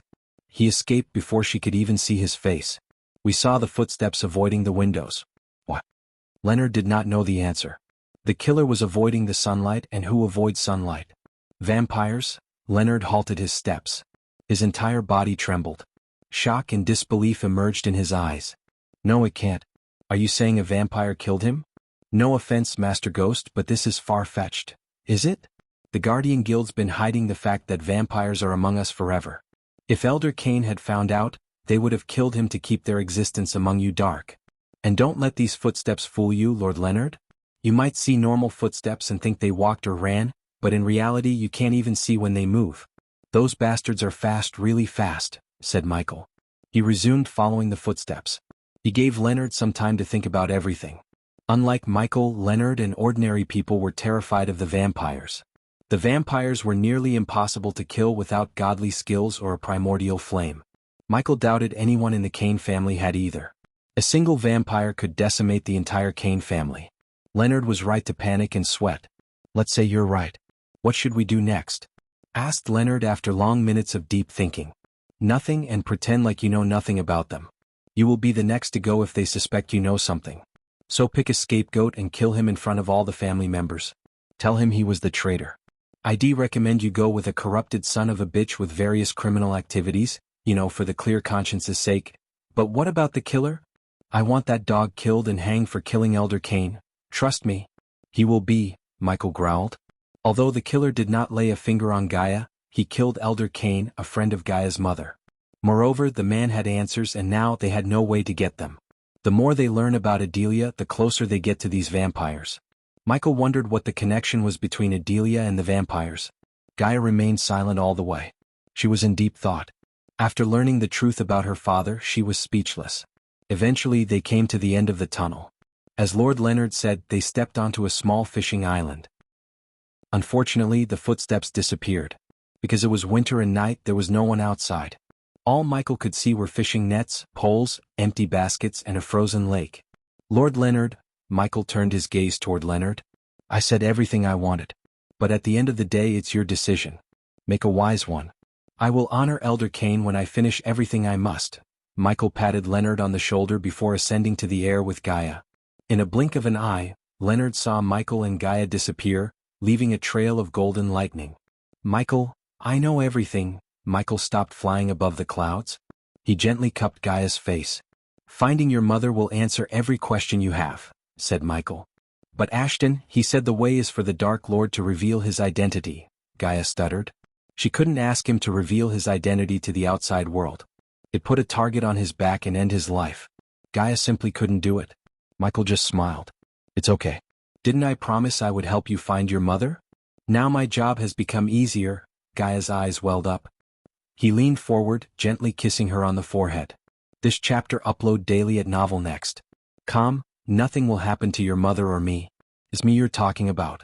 Not to rub it on your face, but I am a god and gods cannot be killed, Michael said with a playful tone to make her smile. What about the god-killing arrows, huh? Don't be too haughty. We still have no clue what those are, she purred. And who has the answer to that question? Your mother. Everything leads to Adelia Ashton. The novel will be updated first on this website. Come back and continue reading tomorrow, everyone. Chapter 705, Attack on the Golden Port. After leaving Kane Castle, Michael came directly to the southern continent. He spent a day meditating. Meanwhile, Aladir was completely drowned in creating a teleportation array. Corey helped him with supplying the required arch-energy crystals. Surprisingly, Aladir and Corey became closer than anyone would expect. At first, Aladir was annoyed by her curiosity. But after spending a few hours, he found out that he liked explaining how the runes and arrays worked. Once they became close, they both lost track of time. When the sun rose the next day, a 5-meter radius chakra glowed on the surface of the blue ocean. Corey and Aladir watched their handiwork from the upper deck of a frigate. You can now contact the Dark Lord, said Aladir. Although he didn't show any expression, he was extremely proud of his work. Shouldn't we check if it's working first? Asked Corey. Aladir chuckled. I'll work, his eyes brimmed with confidence. Following his answer, Corey did not question him. Instead, he contacted the Dark Lord. My lord, the array is ready. Gather the attack team, she heard the Dark Lord's words in her head. It took Corey almost 30 minutes to bring all the ships together. Finally, she ordered the crews to board the leading frigate. As they were waiting for the Dark Lord, he appeared out of nowhere with the Dark Queen. My lord, all of them bowed their heads. Some had fear and some had absolute reverence in their eyes. You explained the plan to them? Michael asked Corey. Yes, my lord, she nodded. I will go through it again just to be safe, said Michael. His gaze swept across the crew. They planned to send 8 ships to attack. Since they were not going to sail back to the southern continent, Michael ordered Corey to put the least crew possible in each ship. Hence, the total number of crews in this operation was 96. 12 crew members for each ship. Listen, you will all be teleported to the Azair continent. Your target is Golden Port. The crew members gasped in shock when they heard they would be teleported. These simpletons had never experienced teleportation or any magic in their life. They only heard about it. Your mission is simple. When you see the port, fire the cannons but do not sink any ships docked there. When you fire several volleys of cannonballs, the Golden Port Naval Army will arrive. Fire at them and use the teleportation scrolls given to you. Unless you want to get sunk with the ships, don't try to be a hero, The pirates bopped their heads up and down. Now go have fun, Michael dismissed the crew. After the pirates left the ship, Corey looked at Michael for her next order. Assemble our fleet and tell them to be ready. We will go to war any second from now on. You will know the details later, as you wish, my lord. Any problem building the mortars? Asked Michael. After fitting Big Bertha with mortar, Michael ordered Corey to build more mortars and fit them in every ship in his fleet. He was still thinking of a way to improve the mortar in Big Bertha. He wanted it to be the best of the best. After the Thusian War, Michael decided to spend his time improving Big Bertha in every way possible. Only one thing stood between him and upgrading the ships to their full potential and beyond: the blacksmith trade. Just a few hiccups in procuring the materials. Other than that, everything is going smoothly, my lord. Coordinate with the twins and let them get the materials. Already talked to them, my lord. Michael was pleased by her answer. Corey was taking the initiative as he told his subordinates to. Once he finished his war, he could finally focus on making them stronger. The cosmic stream would help him achieve his goal. Good. Michael patted her on the shoulder. Excitement coursed through her veins. After dismissing Corey, Michael, Elidar, and Gaia leaned on the rails, taking a look at the glowing array on the ocean. Gaia, go to the Golden Port with Nightmare and wreak havoc. Michael reminded Gaia of her part in the plan. Their plan was to bring out the Thusian naval army instead of a fusion stage cultivator. If the Golden Port dispatched one to take care of the pirate ships instead of their warships, this plan would fall apart. Hence, Michael decided to send Gaia and Nightmare. This way, even if the Golden Port dispatched a fusion stage cultivator, he or she would be occupied with Gaia and Nightmare. The Thusians would be forced to bring out their warships at that time. Once Michael had learned where the warships were coming from, he could destroy them and ensure his victory in a naval war between Thusia and him. Meet you there, Gaia nodded as she disappeared from their sight. You're doing this, huh? Said Elidar. Yes, but before that I have to go meet Mugashiku. Why? Elidar creased his brows. He couldn't think of a reason why the Dark Lord wanted to meet the dormant Hydra in Stormville Mountain. Why would anyone want to meet that terrifying existence? Elidar questioned himself. For now, the southern continent is his world. We need his support and permission to claim it as ours, said Michael. In other words, Michael wanted Mugashikus backing against the Sky Hall. After revealing himself as the Dark Lord, the Sky Hall would finally make their move and bring the full wrath of the place down on Michael. To survive this, Michael needed to fall back to the southern continent. Michael doubted the Sky Hall would dare to piss off something that could end this world in a few hours. Unfortunately, Michael had to spend almost all the badass points he received by slaughtering the Thusians to find the Queen's Soul Piece's location. Nevertheless, he hoped it was enough to get Mugashikus backing. An hour later, Yagner, General Bryce, and Prince Devarius were waiting for Ghost on the outskirts of Golden Port. The Golden Port was built on the banks of a carefully crafted harbor. It was truly a fully modernized trade center. Its allure was matched by the backdrop of an elegant dockyard and forest of colorful maple trees. Unfortunately, the snow blanketed the city and ruined the colors with its puffy white.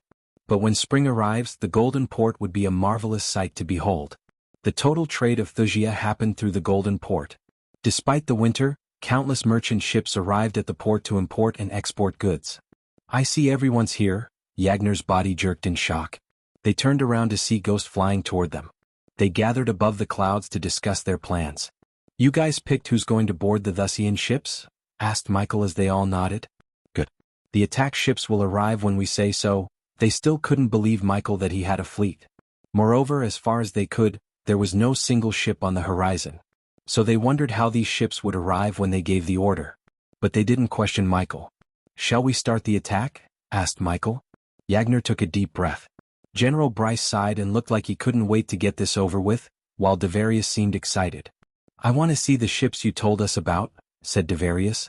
Send them in. The trio saw Ghost placing his hand on an ear and talking. They wondered who he was talking to. But to their shock, they saw ships appear out of nowhere on the horizon. It was too shocking.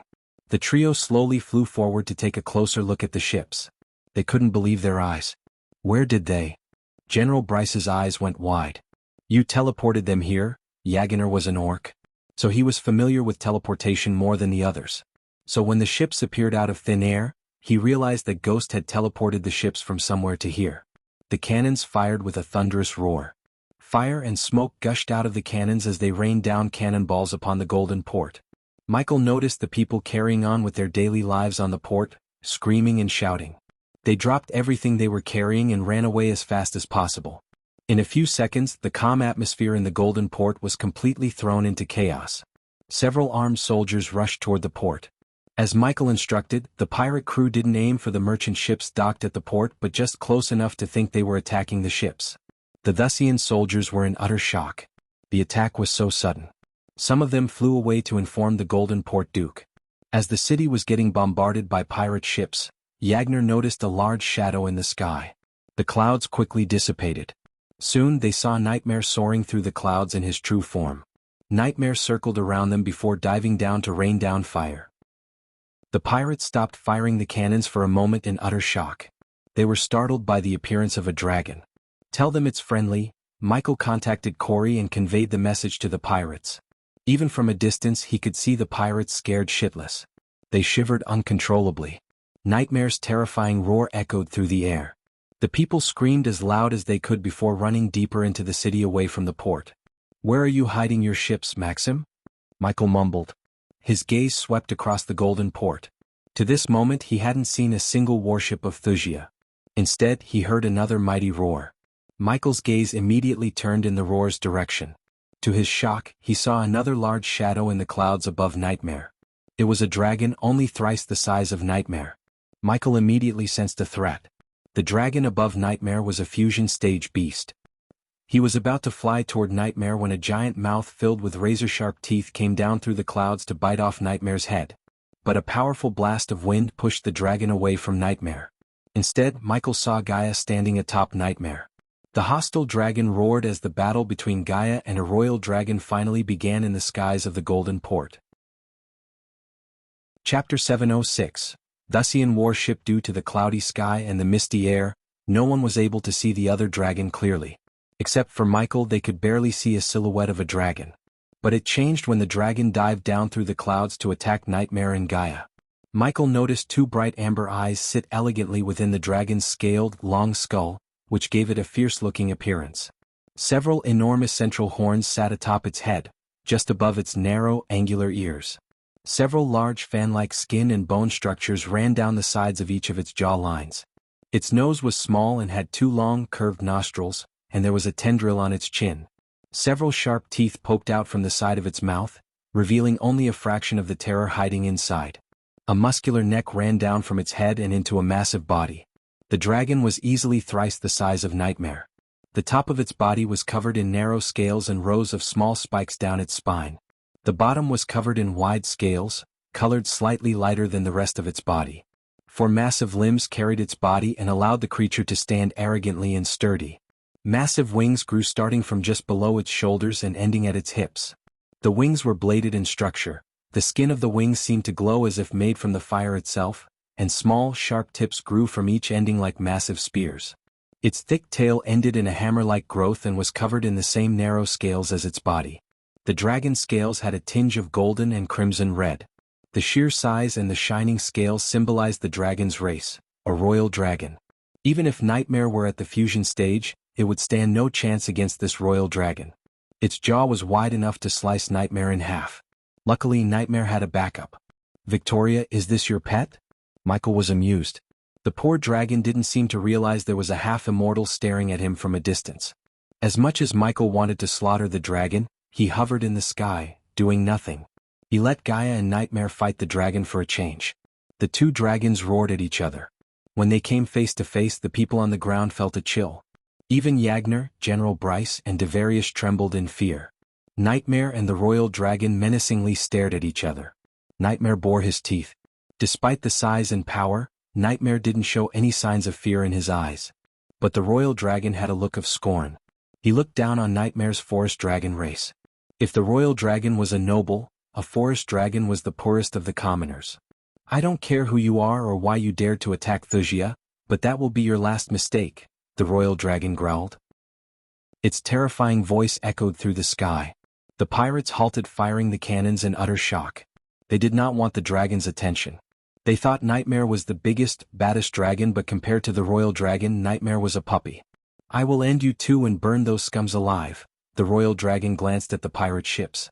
"So there is no brain under that big skull of yours, huh?" Gaia ridiculed the royal dragon. You dared to insult me? The royal dragon roared. You fucking idiot, we dared to burn this place to the ground. Of course, I dare to insult an overgrown lizard like you. Didn't you get the memo? We waged war against your pathetic kingdom. It's payback time, bitch. The royal dragon's eyes literally lit up with flames. It roared and dashed at Nightmare. Regardless of its enormous size, the royal dragon was fast. However, Nightmare's smaller body gave him an edge. He was able to barrel roll and quickly go under the royal dragon. Boom. Gaia punched the royal dragon on its belly with enough force to create a thunderous shockwave. Her fist went numb as the royal dragon growled in pain. Using this opportunity, Nightmare breathed fire on the royal dragon. However, its scales were too tough for Nightmare's flames to burn it. Suddenly the air around them became hotter. When Gaia looked at the royal dragon, she saw its belly beginning to glow. It's gonna breathe fire. Gaia quickly raised her arms as a thin jade energy shield formed around Nightmare. Avoid the dragon breath, she ordered Nightmare. No shit. Nightmare flapped his wings, increasing his speed. Meanwhile, the pirates resumed bombarding the port. Some of the merchant ships began to set sail away from the port. Finally, the royal dragon caught up with Nightmare and Gaia. It flew right above them. It opened its mouth wide as Gaia saw the inside of its mouth glowing like someone had set a fire inside. The temperature around them rose by several degrees. Gaia retaliated quickly by firing an arrow straight into the dragon's mouth. However, the heat inside the dragon's mouth melted the arrow like butter. I really thought that would work, Gaia growled as Nightmare flapped his wings harder than before. Immediately, he shot through the air, escaping the dragon's fire. From a distance, Michael saw a violet stream of fire shooting out of the dragon's mouth. Holy fuck, Devarius cursed. They could feel the intense heat from afar. Gaia frowned, pouring more energy into the shield. Yet the shield kept flickering. If they had met the dragon breath head-on, the heat would have burnt their skin off. Gaia realized they couldn't drag the fight long. Where the fuck are those ships? General Bryce had lost his cool. Michael could have used the system to scan the area and find a pocket dimensions entrance. However, he used the majority of his badass points to find the Queen's Soul Piece's location. He was really lucky to find Mugashiku in a good mood. As a result, Mugashiku agreed to offer his protection as long as he found another soul piece within the next 6 months. Otherwise, Mugashiku would personally come to find Michael. That was its threat. The situation was making Michael lose his calm. Luckily, he saw a warship appear out of nowhere near the port. It was a man-o-war almost twice the size of Big Bertha. Look, Yaginer pointed at the crimson-red painted ship. A loud roar from the ship reverberated through the sea. It slowly sailed toward the pirate ships. Fire at the man-o-war and get the hell out of here, Michael ordered Corey. The pirates were really lucky they weren't inside the warship's firing range. Otherwise, a single volley of cannon fire from the ship could decimate all of them. As Michael ordered, the pirates quickly reloaded the cannons and fired at the man-of-war. Countless cannonballs soared through the sky, leaving a smoky trail. Sparks flew around them as they made an eerie buzzing sound. When they hit the man-o-war's hull, they all heard a thunderous explosion. But the cannonballs barely made a dent in its hull. Meanwhile, the sky lit up with violet and red color. Both Nightmare and the Royal Dragon flew above the clouds fighting each other. Suddenly, Nightmare's roar echoed through the sky. Michael sensed a pain in its roar. Above the clouds, the dragon fire had scorched the side of Nightmare's belly. But despite the pain, Nightmare didn't slow down. Seeing the pain in Nightmare's eyes, Gaia's anger shot through the roof. She raised her bow as 4 arrows made of golden energy appeared in her hand. She knocked all of them, mumbling something under her breath. The royal dragon flew almost 20 meters away from them. The wind was violent enough to throw Nightmare off balance occasionally. Furthermore, the clouds obstructed her vision. Despite everything, Gaia took a deep breath and released the arrows. As soon as they shot out, the arrows created a sonic explosion in the air. Each of the 4 arrows grew in size, transforming into golden snakes in midair. Unlike traditional arrows that travel in a straight line, these snakes zigzagged, following the royal dragon. The royal dragon retaliated by breathing fire onto the golden snakes. Its violet flames melted 2 snakes, but it was too late to stop the remaining 2. They hit the royal dragon in the belly and in the back. The royal dragon screamed in pain as the arrows exploded when they penetrated the dragon's scales. On the sea, the man-o-war prepared to fire its cannons. The sound of cannons cluttering traveled in the air. It was like thunder rumbling. A few moments later, the cannons fired, gushing out thick white smoke. The man-o-war trembled at the aftershock. Michael saw countless cannonballs soar through the air toward the pirate ships. Michael felt pain seeing the pirate ships explode into pieces in a snap of time. Fire and wood splinters flew as black smoke rose from the ships. He hoped the pirates used the teleportation scroll to escape. Otherwise, there was no way they could survive the explosion. Michael expected the Thusian warships to be powerful, but the man-o'-war exceeded his expectation. His focus on the man-o'-war got broken by the roar of the Royal Dragon. This time the Royal Dragon roared in pain. Michael noticed several golden lights flickering above the clouds. He could tell Gaia was bombarding the Royal Dragon with arrows. Just like the warship exceeded Michael's expectations, the Royal Dragon also exceeded Gaia's initial estimation of its power. She had to take the fight seriously. Even with the combined force of Nightmare, the battle between them was at a stalemate. "It's enough. Get out of there," Michael ordered Gaia through the earpiece. "I'm going on board." "I hope your men will do the same," Michael said to the trio before dashing toward the man-o'-war. While Michael was on his way to the warship, Gaia stood atop Nightmare. She took out the golden scroll. The Royal Dragon noticed the scroll. It opened its mouth to quickly breathe fire on them. Before it could happen, Gaia tore the scroll as a bright light enveloped them both. In a split second they disappeared from the sky. Chapter 707. Incompetent Spies. Michael dived into the sea instead of flying toward the warship. He soared through the water faster than any fish in the ocean, leaving a bubbly white trail. No one noticed Michael as they were all focused on the smoking debris on the ocean and the dragon in the sky. Everything was dark blue around Michael. Light barely managed to peek through the water. After a while, Michael noticed a giant shadow darkening the water. The closer he got to the warship, the brighter the rune on his palm glowed. Michael almost forgot about this rune. When he infiltrated Tenulia's flying warship in the southern continent, Elidor gave him this rune to avoid the defensive runes on the ship's surface. With this rune he was able to get onto her ship without triggering any defensive arrays. When Michael appeared right under the man-o'-war, he grabbed the ship's bottom and hung onto it like a gecko on a wall. Thanks to his wind mastery, he formed a bubble around his head, enabling him to breathe underwater. The ship sailed slowly. Michael took a spider from the system storage and let it climb up the ship. He wanted to see what was happening on the surface before making his move. Michael heard Gaia's voice in his head. "We safely reached King Gunnar's castle. How's it looking at your end?" "Can't talk." "Underwater? Don't get yourself killed out there," Gaia playfully chuckled. The spider crawled toward the ship's upper deck. The corner of his vision showed him what the spider was looking at. He noticed a tall, golden-haired man walking proudly on the upper deck with his hands behind his back. He looked as though the entire world belonged to him. He grinned at the sinking pirate ships on the horizon. "Captain, we found these two sneaking around the port." The man slowly turned around to see the Thusian soldiers dragging two men. The two of them were dressed like commoners. Their faces were swollen and bleeding. It was obvious the Thusians roughed them up before dragging them here. "Shit, they must be the other spies." "Incompetent idiots," Michael growled. The only reason he let General Bryce, Yagner, and Devarius pick their own spies was to make them feel they had some level of control over the offense against Thusia. He wondered where the third spy was. His pondering was quickly answered when another two Thusians dragged a dead body toward the ship captain. "He tried to resist when we found him snooping near the harbor master's office." "Captain?" The golden-haired man tilted his head. He looked at the three for a few moments without uttering a single word. "Did they tell you what they were doing?" asked the golden-haired man. "Not a word, Captain. Amateur spies." Michael was surprised by the man's intelligence. With a single question he was able to tell they were spies. Not only that, he correctly identified them as amateurs. The captain looked at the bewildered faces of his men. If they were commoners they would have pissed their pants. If they were good spies they would have spun a believable story. "Only amateurs do neither of those," said the man. "I wonder what they were hoping to accomplish." He slowly made his way toward the spies. He lifted one's head. "The way I see it, you have two choices. Answer my questions, get a quick death, or resist, and I can make you wish for death." The spy spat on the captain's face without a second thought. Before even the blob of spit could hit the floor from the captain's face, the captain punched the spy right through the chest. Blood splattered across the wooden floor. The spy coughed up blood.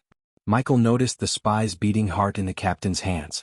The surrounding soldiers didn't look as shocked as one would expect. What? Because they had seen too many cruel acts of their captain, and they themselves were capable of so many ruthless things.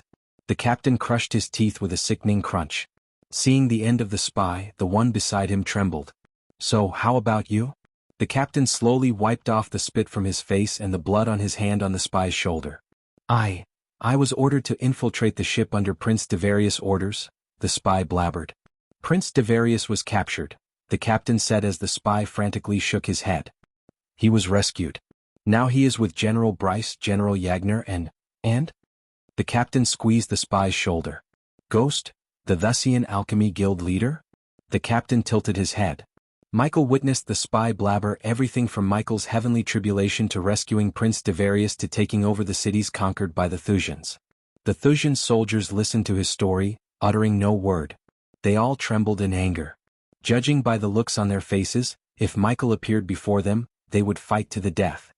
"What was your plan? Tell us in great detail please and I will let you live." The spy's face brightened. A delighted smile emerged on his face. However, before he could open his mouth, the Thusian saw the spy tremble violently. A white form spurted out of his mouth. Blood seeped through every pore in his body. The Thusians were startled. The spy kept twitching until his body finally gave up. "He's dead, but how?" The captain rubbed his chin. None of them knew Michael used the spider to inject the spy with poison before he could blabber the plan. "Activate the rune. We have to report this to General Booth," said the captain. The mere mention of the name made Michael's blood boil. That was the bastard who led the attack on the sanctuary, slaughtered everyone and injured Abra's soul peace. Michael restrained his anger. Finally, the soldiers ran into the captain's cabin. Realizing something was about to happen, Michael held onto the bottom tight. A few seconds later, the ship trembled. Michael sensed the space around him distorting. Soon, a golden layer of light enveloped the ship and Michael along with it. Since Michael was underwater, he didn't notice any changes in his surroundings. He sent another spider crawling above. Only then did he see the changes. The ship was floating on an endless ocean with countless other ships. As far as Michael could see, there was no land nearby. "So this is where you keep your ships, huh? Time to get rid of them." Michael cracked his neck. He slowly swam above to reach the surface. Like an arrow, he shot out of the water, surprising the Thusians. "Captain, look." "What the fuck? Who is that?" "Intruder." The Thusian soldiers panicked because of Michael's sudden appearance. Since they were in a pocket dimension, all the soldiers were clearly able to see Michael's half-immortal cultivation stage. The fearless Thusian naval army shuddered at the sigh of a half-immortal. The soul-refining stage captain slowly turned around. Fear and shock glimmered in his eyes. Speechless? Michael tilted his head. Surprisingly, Michael turned his back on the captain and his crew. He glanced over the ocean. "I don't think there are 1,500 ships here. Maximum 700. Meanwhile, the soldiers fired a red orb of light into the sky. The light alerted all the other ships. Michael slowly turned around. His eyes turned pitch black as two dark beams shot out of his eyes. The two beams penetrated the captain's head and zigzagged throughout the upper deck, killing the 12 soldiers on it. Michael quickly bought a few crates of dynamites from the system store. They were powerful enough to destroy the ships if Michael placed them in certain places. For example, inside the cannons and inside the lower deck. Of course, these ships were too big to make them explode. The point was to create a big enough hull, and the water would do the rest. Michael flew straight down to the hull cannons. With a snap, sparks flew out of his finger and lit the fuse of red dynamite in his hand. Michael simply threw it into the cannon tube. He moved on to another ship and did the same before killing the soldiers on the upper deck. "I need to get myself a new spell," Michael said to himself. His current arsenal of spells lacked a large-scale spell that could do mass destruction. It would take hours or days to destroy all these ships with dynamites. The soldiers prepared to bombard Michael with cannonballs. But they were put at a disadvantage when Michael flew high in the air. They couldn't aim the cannons at his height. He closed his eyes as countless golden lightning bolts crackled around his body. When he opened his eyes lit with dark flames. Michael dived down so fast that he left afterimages in the sky. The soldiers couldn't see him but only the continued explosions all around them. He substituted his lack of mass destruction spell with his speed. The soldiers opened fire, hoping it would hit Michael. Instead of Michael, they only hit the other ships. "Idiots," Michael snickered. He flew around, wreaking havoc among the ships until he sensed a powerful being in his environmental scanning. Suddenly, a red boulder hit Michael. Michael flung away in the air before finally regaining his balance. To his surprise, A monstrous red-skinned abomination with devilish wings hovered in the air several meters away from him. "Blood Prince, you became stronger," the Blood Prince growled. Unlike the first time Michael had met him, he could see the Blood Prince clearly in broad daylight. "You became a lackey of Maxim," responded Michael. The Blood Prince did not say anything for a few moments. "Tell me, where do I find more of these?" The Blood Prince tossed a glass vial with a few golden drops at the bottom of it. The last time Michael met the vampires, he gave this potion to Saber. Apparently, Saber used this potion, which could make the vampires survive the sun for almost an hour on a vampire. But it became obvious that Saber didn't. Otherwise, the Blood Prince couldn't have used the potion. "That offer went out the window when you punched me." Michael cracked his neck. Chapter 708. Battle with the Blood Prince. The Blood Prince bore his long fangs at Michael. His red muscles bulged up as blue veins popped up under his skin. However, Michael did not bat an eye. Michael was at the half-immortal stage level 3, and the Blood Prince was at level 5. The dark flames were more than enough to substitute the two levels. "Once you are turned, you will tell us everything," the Blood Prince menacingly grinned. He quickly dashed at Michael in midair. He was almost as fast as Michael. The two of them clashed, flying higher and higher. The Blood Prince swung his fist left and right. Fortunately, Michael had the black shield. The Blood Prince's bulky fist hit the shield with a loud thud. His hands immediately went numb. Michael quickly retaliated by slamming the shield against the Blood Prince's face. "Etch!" The Blood Prince growled in anger. The Thusians all watched the battle in the air without batting an eye. But they all feared for their lives. The collateral damage of two half-immortals fighting would be terrifying. Even Michael was surprised. Every time he blocked the Blood Prince's punch with his shield, it created a shockwave powerful enough to create violent ripples in the sea beneath. The warships trembled as though there was an earthquake. The Blood Prince increased his speed even further. He repeatedly punched Michael with no finesse or technique. A single punch put Michael on a deathbed. However, that was when he was a fusion stage cultivator, and the Blood Prince ambushed Michael. This time he blocked every pinch with his shield. In a minute of time, the shield had blocked almost 50 to 60 punches. Yet, the Blood Prince couldn't even put a dent in the shield. "I like this shield of yours," the Blood Prince licked his lips. Suddenly he stopped punching and grabbed the shield with his two hands. Both of them pulled the shield toward them. Although the Blood Prince was taller and more muscular than Michael, he couldn't easily snatch the shield away from Michael. "You're strong," the Blood Prince growled. Instead of responding, Michael let go of one hand from the shield, raised it, and punched the Blood Prince right in the face. The punch's force sent the Blood Prince flying for a few meters.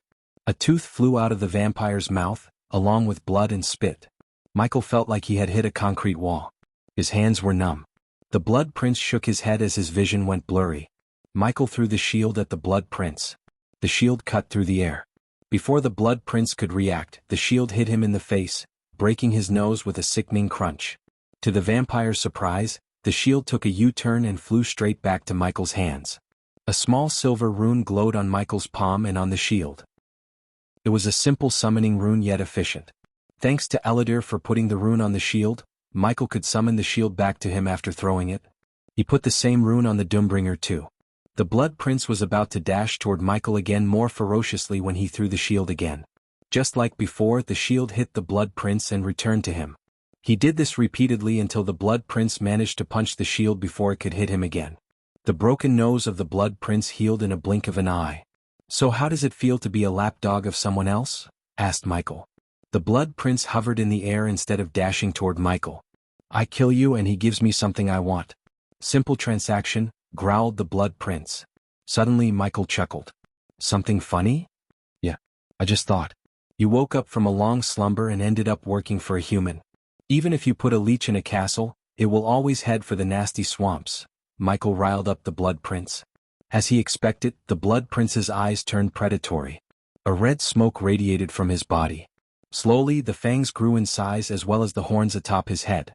Despite his transformation, Michael remained calm. The only change that happened with Michael was the dark flames enveloping his fists. The shield disappeared from his wrist. Michael cracked his knuckles. The moment the Blood Prince saw the flames, his eyes went wide. Primordial flames? The Blood Prince was shocked. The shock soon turned into fear. No matter how strong he was, a primordial flame was stronger. "You shouldn't have crossed me, bloodsucker," Michael snickered. The Blood Prince noticed a change in his voice. Furthermore, his eyes lit up with the same dark flames as on his fist. The dark beams shot out from Michael's eyes, aiming for the Blood Prince's chest. Arg! The Blood Prince roared in pain as the dark beams scorched his chest. They penetrated his steel-like skin several inches. His chest smoked. The smell of burning flesh filled the air. When the dark beams disappeared, the Blood Prince looked down at his chest. The two holes did not close up. For the first time, fear clenched his heart. He never expected a human-like ghost to wield such a powerful primordial flame. As he was in shock, Michael dashed toward the Blood Prince. This time, Michael was the one who swung his fist left and right. The Blood Prince instinctively raised his arms to block Ghost's punches. Michael's dark flames-covered fist hit the Blood Prince's arm ferociously. Unlike Michael, the Blood Prince didn't have any shield. It was a bad move to use his flesh as a shield. Just like the dark beams, the flames on Michael's fist burnt the Blood Prince's hands. Michael bombarded the Blood Prince with punches. The vampire's body started to smoke like a roasted turkey. Michael pushed the offense further by landing several kicks. While the Blood Prince was defending the punches, Michael shot another dark beam. Arg! The Blood Prince growled. Michael grabbed the Blood Prince's hand, spread them apart, and headbutted the Blood Prince again and again. Violent waves crashed onto the ships, almost tilting them upside down. Every time Michael's head clashed with the Blood Prince's, it sounded like thunderclaps. The Blood Prince violently struggled under Michael's grasp. He felt the dark flames crawling onto him like tiny snakes. Suddenly, Michael stopped headbutting the vampire. Instead, he clasped the Blood Prince's face. He looked the vampire in the eyes and fired the dark beams right through the vampire's eyes. The vampire screamed in agony. Unfrowningly, the dark beams weren't powerful enough to penetrate through the Blood Prince's eyes. Even Michael couldn't kill the Blood Prince without an immortal killing weapon. All he could do was hurt him to the point when they fought next time he could kill the vampire quickly. However, Michael did not want to simply hurt the Blood Prince. He wanted to literally rip apart his hand. Although the Blood Prince's appearance caught Michael off guard, it was a blessing. If he didn't appear, Michael would have had to look for an immortal bone to craft a weapon. Thanks to the Blood Prince, he didn't need to pay the system a huge sum or look for a bone. The dark flames crawled toward the Blood Prince, completely engulfing his right hand. The Blood Prince screamed. His thunderous roar echoed through the pocket dimension. It was powerful enough to create several 50-feet-tall waves in the sea. Many soldiers abandoned the ships and flew away. They didn't dare to attack either. The shock waves produced by their clash were enough to kill several of them. Under the scorching heat of the dark flames, the skin melted off like butter. No matter how hard the Blood Prince tried, he couldn't escape Michael's hold. In his pain, he failed to notice a layer of darkness around him. Soon, the Blood Prince lost all the flesh on his right arm. Michael punched the shoulder bone. The Blood Prince fought back to escape Michael's grab using all of his strength. However, Michael covered himself with the dark flames. Furthermore, he willed the dark flames to engulf the Blood Prince too. Michael struggled to break the vampire's bones. No matter how many times he punched, the shoulder did not break. Finally, having no choice, Michael poured dark flames and dark energy into the dark beams. He shot the beams at the shoulder bone. Furthermore, he paid the system 50,000 badass points just to boost the beam's power. Let me go. The Blood Prince felt his hand coming off of his body. He couldn't cast any spells because of the dark flames around him. His skin slowly burned. Hence, his body and energy prioritized healing him instead of fighting. Finally, the bones cracked. With a final pull, Michael pulled out the Blood Prince's arm right off of his shoulder. Blood gushed out like a fountain.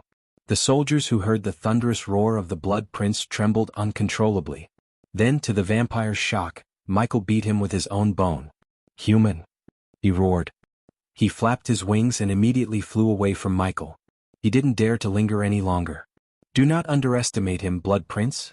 The Blood Prince heard Saber's words in his head. He regretted not heeding his advice. He thought he could kill Ghost and get what he wanted from Maxim Barnes. Unfortunately, everything went south when Ghost revealed the primordial flames. No matter how powerful a vampire was, they were as weak as a newborn baby in front of primordial flames. If an elder was in the Blood Prince's place, they would have burnt to dust. In the heat of the battle, Michael failed to notice the ships disappearing one by one on the horizon. Michael had realized the Thusians were escaping the pocket dimension. Stay out of my way, or I will come straight to your home and burn everything down, Michael growled as the vampire vanished into thin air. He turned into a lightning bolt and headed down to destroy as many ships as possible before escaping the pocket dimension. The Blood Prince's appearance had thrown a wrench into his initial plan, to say the least. Chapter 709 Michael returned to King Gunnar's castle with the long bone of the Blood Prince. Yagner, General Bryce, Devarius and Gaia saw him and were surprised by the bone. Michael put the bone with a thud. When I asked you to pick one to board the ship, I thought you guys would pick someone who wouldn't blabber our plan to the Thusians. The trio frowned. Master Ghost, what are you talking about? Asked General Bryce. I'm not going to make a big deal out of it. But the Thusians caught the two spies and beat them to death. Michael then turned his gaze toward Devarius. Your guy, on the other hand, was happy to entertain the Thusians with all our plans. Starting from my involvement to how we reduced you, what did you do? Asked Devarius. The others slightly trembled. Nothing. The Thusians killed him, said Michael. Whose bone is this? Yagner asked Michael. A vampire's. Apparently that son of a bitch Maxim made a deal with the vampires. What? General Bruce and Devarius almost shouted. They couldn't believe what they had just heard. Just these words were enough to make them feel like something was crawling on them. They were absolutely disgusted with Maxim. When they saw Michael grin, they were surprised even further. With a flick of his wrist, Michael took out a shiny blue crystal. He placed it on the table. Is that a recording crystal? Asked Gaia. Yep. That vampire was dumb enough to admit his dealings with Maxim. Now once the Royal News, Guardian Guild, and the Holy Church receive this, they will come to fuck him up from all directions. That's... Devarius was stunned. That's great. He shouted. They were excited to the point they had forgotten about the spies. What about the ships? Asked Gaia. I destroyed some, but that damn vampire stopped me from destroying the rest. Besides, those sneaky bastards ran away, said Michael. So we have to face their full wrath, huh? Yagner sighed. Don't fret about it. We will have a fleet twice the size of Thusia when the time comes, said Michael. My lords, suddenly a soldier entered the room. He came carrying a golden scroll. We received this just now. Who is for and who sent it? Asked Gaia. It's addressed for Master Ghost. Gaia took the scroll from the soldier and gave it to Michael. Michael opened the parchment, wondering who had sent him this. However, he was pleasantly surprised when he laid his eyes on what was written on it. I need to meet my friend, said Michael. He turned his gaze toward the trio. Prepare an offense against the Thusians. It's time we take the fight to them, and I will take care of this. Devarius took the recording crystal. Michael nodded and left the room with Gaia. When they disappeared from their sight, Michael used the runic teleporter to reach the dark forest. What was that? Asked Gaia. The scroll. Who was it really from? Saber. Elder Saber? Michael was just as surprised as Gaia. He didn't expect Saber to contact him like this. If he had to guess, Messiahel would tell the Blood Prince didn't know about this, or it might just be a trap. Either way, Michael wanted to meet Saber. According to the scroll, Saber would be waiting for Michael in the sky above King Gunnar's castle in 2 hours. Gaia snatched the scroll and read it. She creased her brows. Why did he want to meet you in the daytime? I know it's not sunny out there, but still, let's go see what he has to say, said Michael. Gaia thought about meeting Saber.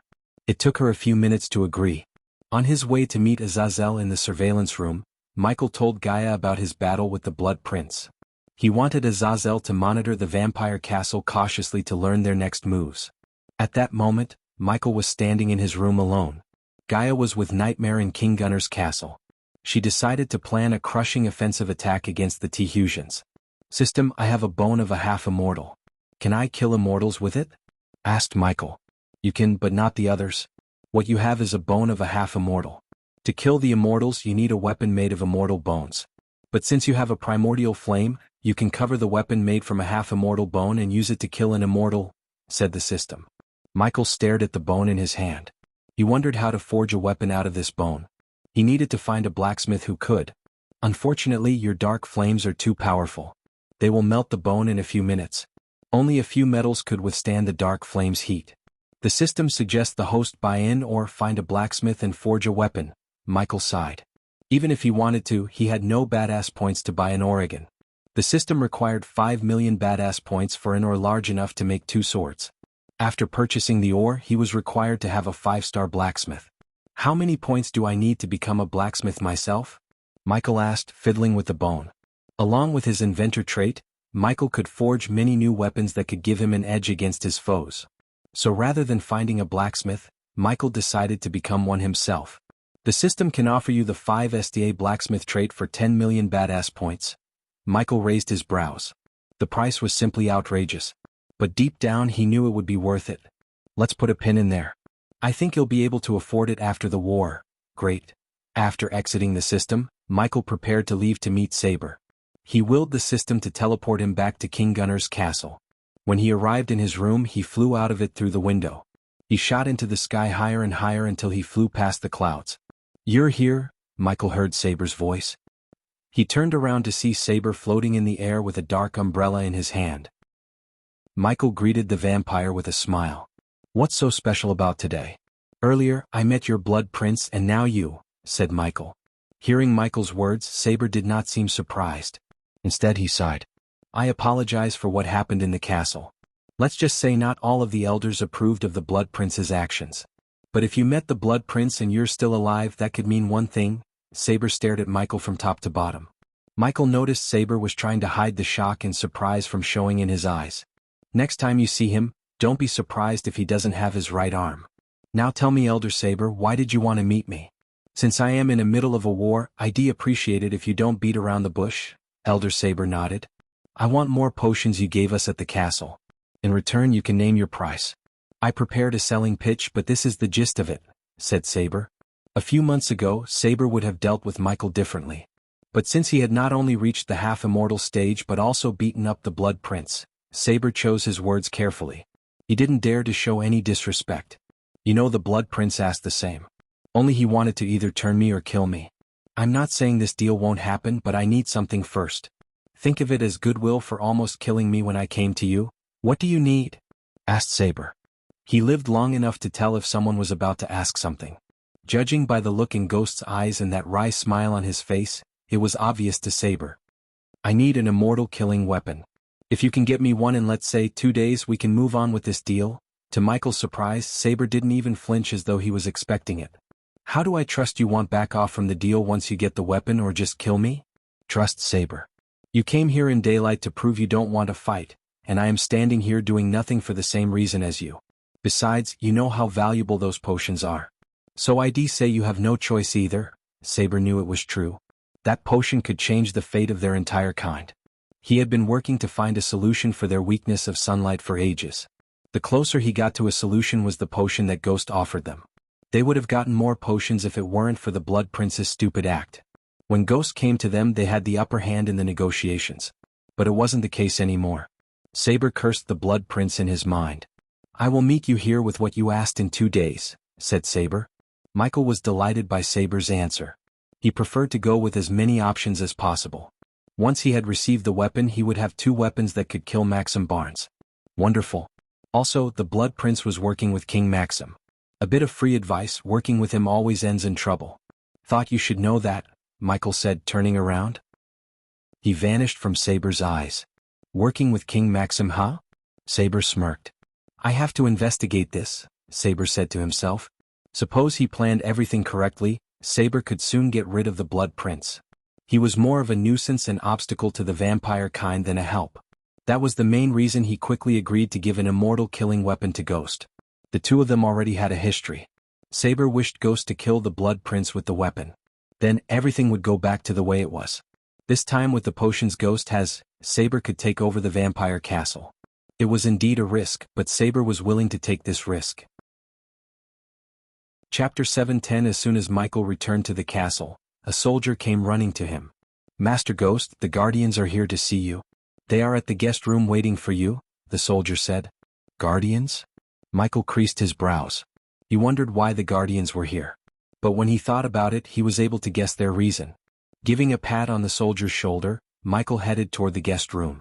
The soldiers patrolling the castle inside bowed respectfully. A few minutes later, Michael finally arrived at the guest room. To his surprise, he saw Zanali and Evan Clark waiting for him. Evan Clark's eyes glimmered with awe and shock. To him, it felt like yesterday the Ghost climbed the stairs in the Heavenly Gate competition. In 2 years, he went from a body refining stage cultivator to a half-immortal. Not a single person could be compared to Ghost anymore. He was a different breed. Evan wondered whether Ghost would still act as friendly as before or just keep his distance. If the latter happened, Evan wouldn't be surprised. After all, Evan was at the core formation stage and Ghost was at the half-immortal stage. The difference was simply outrageous. Although Gaia hated Zanali to the core, Michael greeted her with a friendly smile.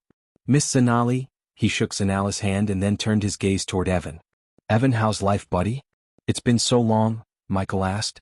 Evan was speechless for a moment. He acted just as he did before.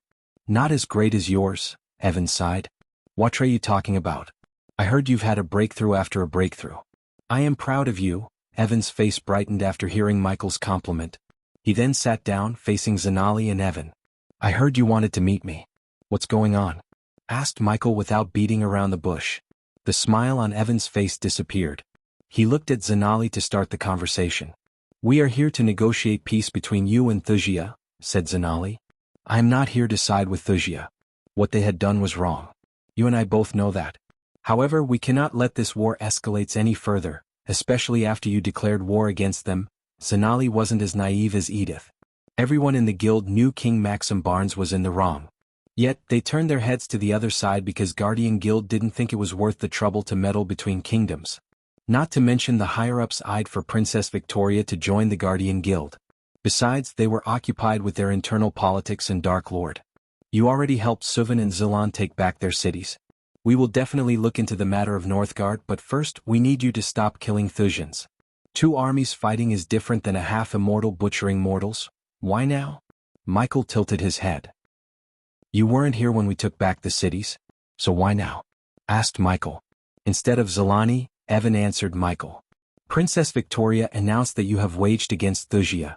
So the people are requesting the Guardian Guild to step up. You're a Guardian now?" Evan nodded his head. "Erase the deal. Since Evan is a friend of mine and you came here all the way from your guild, I can pause the war for 3 days. The people of Thusia can find a safe shelter or whatever they need to be safe." Zanali creased her brows as Michael continued. "It'll sweeten the pot more. If the Thusian army stand down, Suvan Zilan army and I won't lay a finger on them. Come on, Ghost. We both know they want and can't do that." Michael rubbed his chin. "Then what about this? If King Maxim gave back Northgard and returned to the Elon continent, leaving Ithilien, I would stop this war. You want to stop the war, right? Then here you go, a way to stop the war." Michael was amused inside. King Maxim Barnes would fight the Guardian Guild then give up Ithilien. There was no way he would give up Ithilien because that's where the Cosmic Stream is. The Cosmic Stream was his big ticket to world domination. A man with his ambition would die then give up the Cosmic Stream. Michael knew that very well. Evan turned his gaze toward Zanali because Ghost was surprisingly cooperative. He kinda expected Ghost to tell them to fuck off, but he just offered them a way to stop the war and it sounded reasonable. The question was whether the Guardian Guild and Thusia would accept this deal. "That won't happen," Zanali shook her head. She knew King Maxim well enough to know he would not let go of Ithilien. "Then this war will continue. I will show him how it feels to lose a city and a huge chunk of his army." The friendly, warm smile Evan saw a few moments on Ghost's face completely vanished. "I didn't want to use it, but I have no choice now. You cannot participate in this war. According to Clause 252b, anyone above the fusion stage must not interfere in the affairs between 2 or more kingdoms and use the overwhelming power to strong-arm the kingdoms." Zanali narrated the Guardian rule. In a few days, he would reveal himself as the Dark Lord and head back to the southern continent where the Guardian had no power. After that, he didn't have any need to fear the Guardians anymore. In fact, Zanali was lucky Michael didn't throw her out by her neck. "Is that a Guardian Guild rule?" The smile on Ghost's face gave Evan chills. "If you continue to attack Thusians, we will be forced to take action against you. Do you really want to go against the guild?" To their surprise, Michael burst into laughter. "I don't give a fuck about your guild and your rules." Zanali's eyes turned bloodshot in anger. "I didn't give a shit about Guardian Guild when I was a body refiner and I certainly give a fuck now. You are not the only half-immortal in this world, Ghost." Zanali's words were cold. Evan began to tremble in fear. He never thought his first assignment as a Guardian might just start a war between the guild and a half-immortal. "Then I suggest you bring a few to Thusia. Because he'll be there. Just think about the collateral damage of the fighting between a half-immortal and a bunch of immortals. Thusia will be in ruins when the battle is done. That's what I want. So you're welcome to do whatever you want." Evan could tell he wasn't bluffing. There was no sign of fear in his eyes. Anyone could tell if the Guardian Guild brought their own rogue immortals, Ghost would fight them to the death. As he said, the collateral damage would ruin everything around them. It had been centuries since 2 immortals fought each other. Ghost, please think about it. Violence will solve nothing, Evan pleased. It will solve something for me. Zanali stood up from her seat. We are leaving, Evan, said Zanali. She then glanced at Michael. You will hear from the guild soon. But don't expect the next meeting to go like this if you don't change your mind. Zanali coldly said as Michael chuckled. I am looking forward to it. Michael waved his hand without any concern. In 2 days Michael would get an immortal killing weapon from Saber. At that time the immortals would be afraid to get near him. They didn't spend all that time achieving immortality to die because of some guardian code. Even if they were willing to fight Michael, they didn't have any chance of killing Michael. He was certain he could fight an immortal. Plus, he would be in the southern continent soon, where even the immortals had no power. After Zanali and Evan left the place, Michael headed to the dark forest. On his way, he ordered Gaia, Eladir, and Nightmare to be in the pocket dimension attached to the dark forest mansion. When he entered the pocket dimension, he saw them waiting for him. Nightmare immediately welcomed Michael with a small hug. He seemed excited to hear Michael's praise. He fought against a fusion stage royal dragon and survived.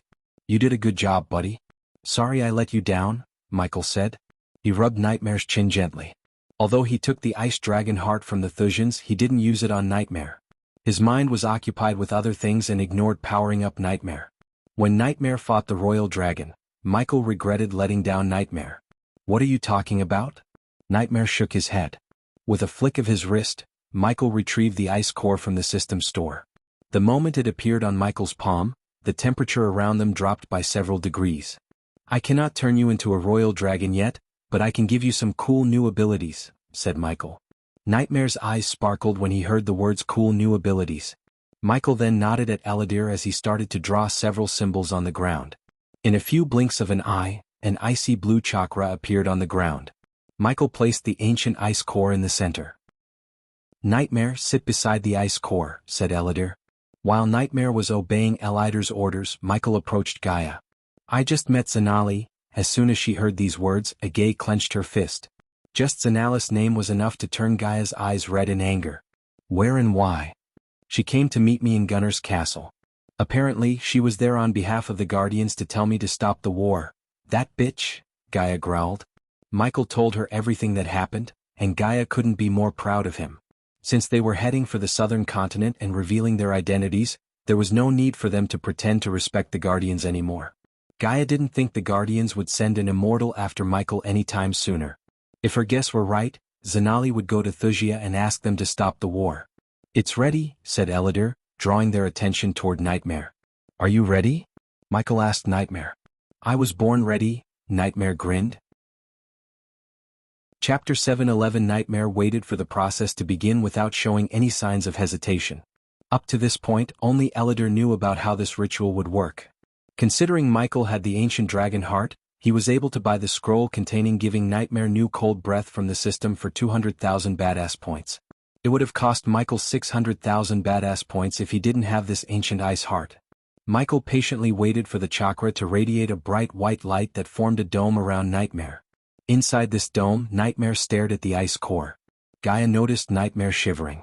The ancient ice heart radiated enough coldness to put a thin layer of ice on Nightmare. Now absorb the cold energy from the heart, Eladir instructed Nightmare. Nightmare nodded as he slowly breathed in the coldness. At first, Nightmare felt intense pain all over his body.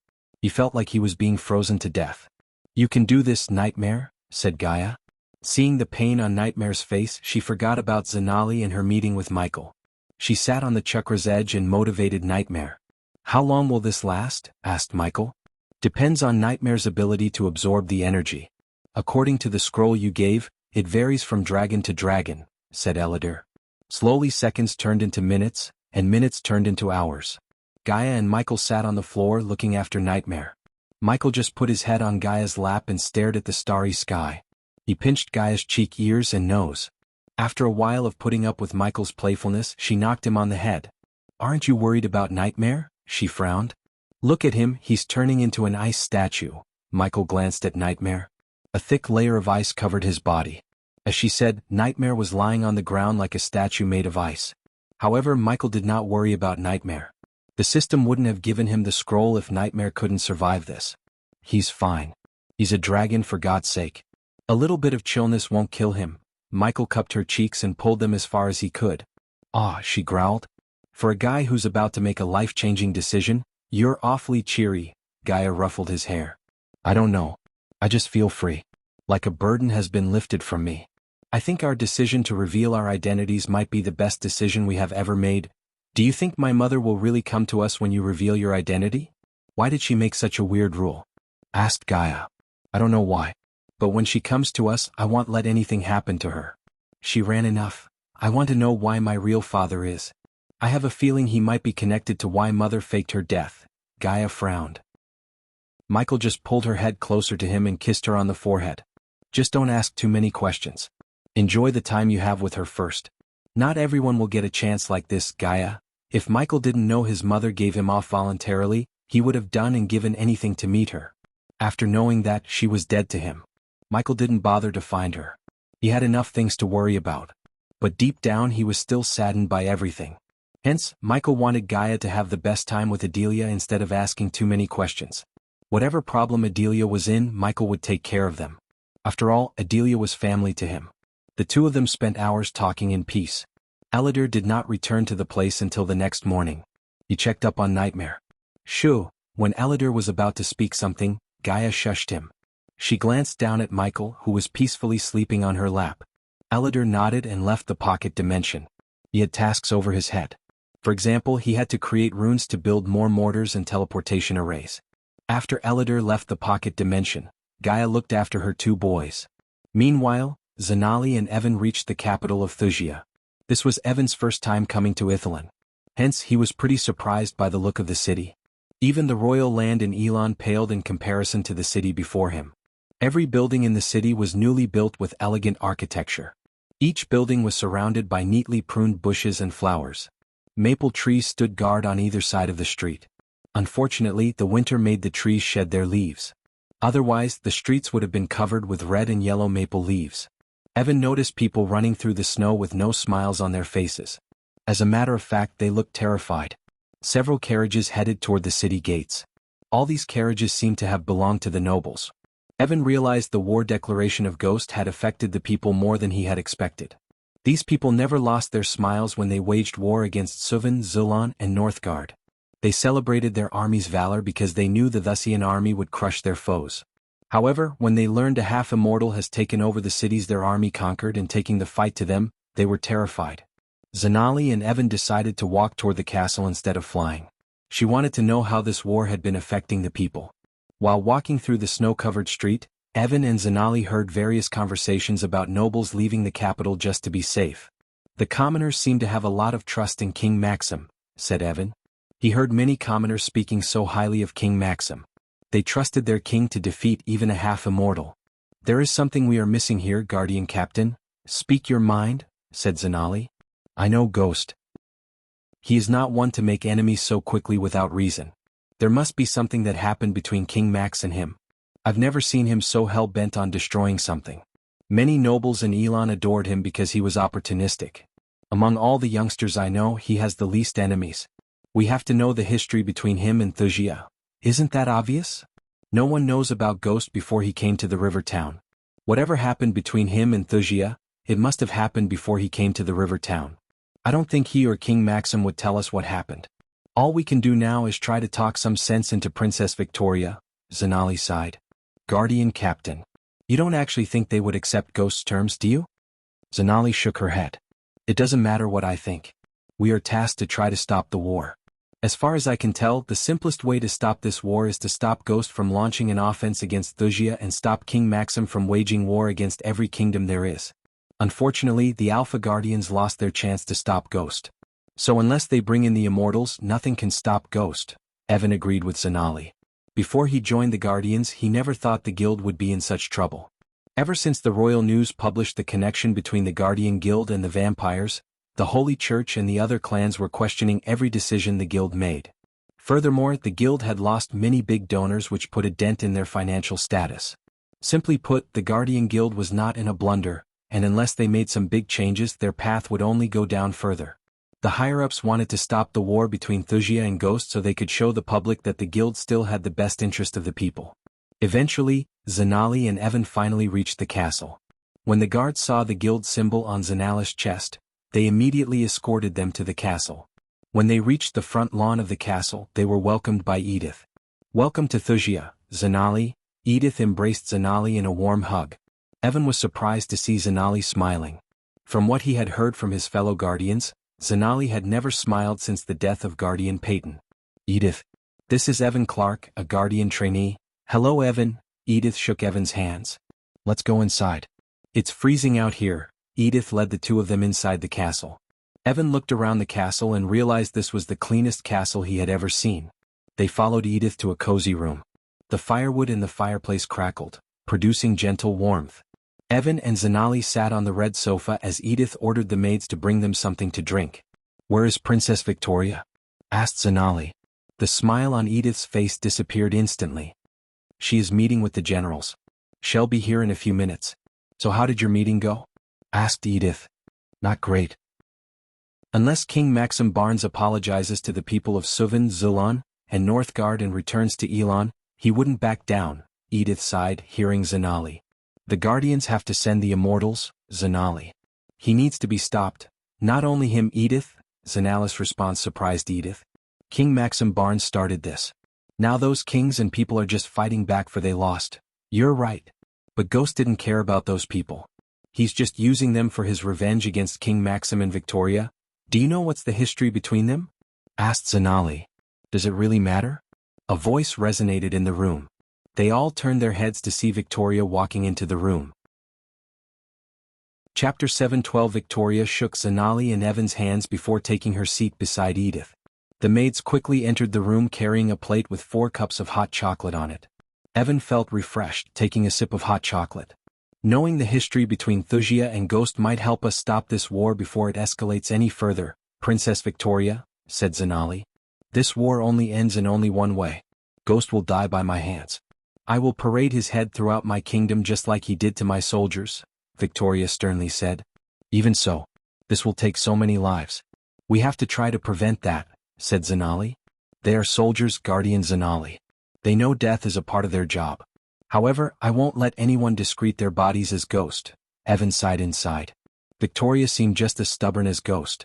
However, he couldn't blame her after learning what Ghost did to the Thusians. Although what he did was effective, it was a brutal tactic. Even he felt a chill running down his spine. So it was understandable the Thusians lost their courage to fight and ultimately lost the cities they conquered initially. If you want to prevent death, ask Ghost to surrender and answer for his crimes. He thinks he is invincible. When he steps into my kingdom, I will show him the half-immortals can be killed. Victoria's lips curved upwards. He gave us 3 days to get the people to safety. I suggest we get them off the island to Idrizel, said Zanali. Among all the kingdoms in Azair, Idrizel was the only kingdom that wasn't involved in any war. The king of Idrizel and King Maxim had an understanding. In other words, the Idrizel king pledged his loyalty to King Maxim secretly. After conquering the rest of the continent, Idrisil king planned to formally announce Idrizel would be a part of Thusia in the future. Zanali heard rumors about the dealing between King Maxim and the king of Idrizel. So she knew the Thusians would be offered a safe haven in Idrizel. However, Victoria shook her head with a snicker. We Thusians don't run with our tails between our legs, Guardian Zanali. We will stay here and end all the threats once and for all. Zanali started to get annoyed by Victoria. Don't let your anger cloud your judgment, Princess Victoria. Even if you have a way to kill Ghost, you will lose hundreds or even thousands of people as collateral damage. Do the right thing and send them away. I don't recall asking for the Guardian Guild's help, Guardian Zanali. The only reason I am even talking to you is out of respect. We know how to take care of our people. Victoria's voice was cold. I think your people might disagree because your people asked for the Guardian Guild's help. Victoria frowned. This was a piece of new news to her. She glanced at Edith. Judging by the look on Edith's, it was obvious to Victoria that Edith had forgotten to tell her about it. Some people are more afraid and have less trust in their king. If anyone wants to leave, they are welcome to leave. So, will you agree if I announce this to the people? As a guardian, I am obliged to help people in need. Especially when they are stuck between two armies, said Zanali. Victoria took a small sip. She pondered what Zanali had said. Deep down, she knew sending away the people was indeed the right move. However, after Ghost destroyed many of the powerful warships, Victoria was not in the state to afford to lose a ship from her fleet. The Thusian army needed every ship and soldier. Since Zanali was so keen on keeping the citizens safe, Victoria decided to use Zanala's soft spot to her advantage. If you want to get them to safety, bring the guardian ships to the Golden Port. My warships will escort you, but they cannot travel with you to Adrizal, Evan sighed in relief. Finally, a good thing came out of their trip to the Azer continent. My ships are just an hour's sailing from the Golden Port, Zanala's answer surprised everyone. She brought the warships of Nagaland itself to escort the Thusian out of Ithalan Island. Although Victoria kept what happened to her warships a secret, the Guardian had spies within the port. Hence, Zanali knew Thusia had lost several of their warships. You came prepared, Victoria exclaimed as Zanali nodded. What about the immortals in your guild, Zanali? Are they going to stand beside and watch Let Ghost do whatever he wants? Edith opened her mouth. This time he's attacking Tihuja. What if he decided to do the same to another kingdom? Who will stop him then? Asked Edith. To their surprise, Zanali chuckled. You do realize they are just fighting back, right? It was King Maxim who started this whole charade. We had the right reason to wage war, Guardian Zanali? Victoria creased her brows. Yeah, right. They couldn't tell whether she was being sarcastic or not. Victoria didn't get furious as she couldn't care less about what Zanali thought. Your guild will intervene soon, Zanali. Zanali turned her gaze toward Edith. She saw a glimmer in her eyes as though Edith knew something she didn't. After discussing the war for a few more minutes, they all went their separate ways. Victoria headed for the Golden Port with Zanali and Evan, while Edith went to meet Layla. They had 2 more days to get the Thusians to Adrizal. Until now, Victoria had no clue where or when Ghost would launch the next attack. This time Victoria had ways to fight him. She needed to keep Ghost at bay until her father came out of his seclusion. The last time she heard from him, he was just a week away from reaching the half-immortal stage. With the cosmic energy running through his veins, he could kill Ghost in a few minutes. Almost a day later, Gaia saw a few cracks forming in the ice shield around Nightmare. A city blue glow appeared in Nightmare's chest. As seconds passed, the cracks grew bigger and wider. Human, I think Nightmare is coming out of his shell. Come here, Gaia said to Michael through the earpiece. When the sun rose in the morning, he left the castle to meet Saber. Today was the day he would give Michael an immortal killing weapon. Give me a minute, said Michael. The chakra gradually lost its glow. When the chakra completely faded away, Gaia stepped closer to Nightmare. Suddenly the ice shell shattered into pieces. Gaia's hands instinctively raised her hands in front of her face to cover her face. A while later she gently placed her hand on Nightmare. She tried to lift him in his arms. The moment Gaia touched Nightmare, she felt acute pain in her hand due to the intense coldness of his body. Nightmare slowly opened his eyes. His red pupils flickered in icy blue light. A puff of cold smoke escaped Nightmare's nostrils. In a few blinks of an eye, he transformed into his full form. His crimson-red scale had a tinge of bluishness to it. Nightmare slowly turned his head. To Gaia's surprise, Nightmare breathed frost onto the ground. The ground immediately froze to the point it shattered. Nightmare did not stop as he kept breathing frost out of his mouth. He created a tall pillar of ice. Under Gaia's gaze, Nightmare's pupils returned to their usual crimson red. As she expected, Nightmare breathed fire, melting the ice statue. Even under the scorching heat, the ice pillar took a few seconds to melt. Finally, Nightmare turned his gaze toward Gaia. His mouth formed a haughty grin. He quickly breathed frost on Gaia. A thin layer of ice formed around Gaia as Nightmare giggled. Are you cold? Gaia shattered the shell of ice with a single punch. Her hand went numb. Anyone under the core strengthening stage would freeze to death immediately. Nightmare quickly shrunk his body and jumped onto her shoulder. Ghost, Nightmare saw Michael appear in the pocket dimension. He walked toward them with a sword in his hand. It was a fairly large, wide, slightly curved blade made of bronze held by a grip wrapped in gilded, jade-green leather. Dual-edged and razor-sharp, this weapon was made for those looking for power, versatility, and general awesomeness. The blade had a thin, slightly curved crossguard, just large enough to give the blade the perfect weight balance. The crossguard had an ornamented hawk beak on each side. Any oblivious man could tell this weapon wasn't created by just any blacksmith. A massive pommel was decorated with a rare gem. No expense was spared for this gorgeous weapon. The blade itself was engraved. Intricate decoration patterns had been carefully etched into the blade, which added mystery and supposedly more power to the weapon. This sword seemed to have been used only on rare occasions. None deserved the weapon more than the greatest fighters of all. Michael put the sword in his sheath on the back and grabbed Nightmare from Gaia's shoulder.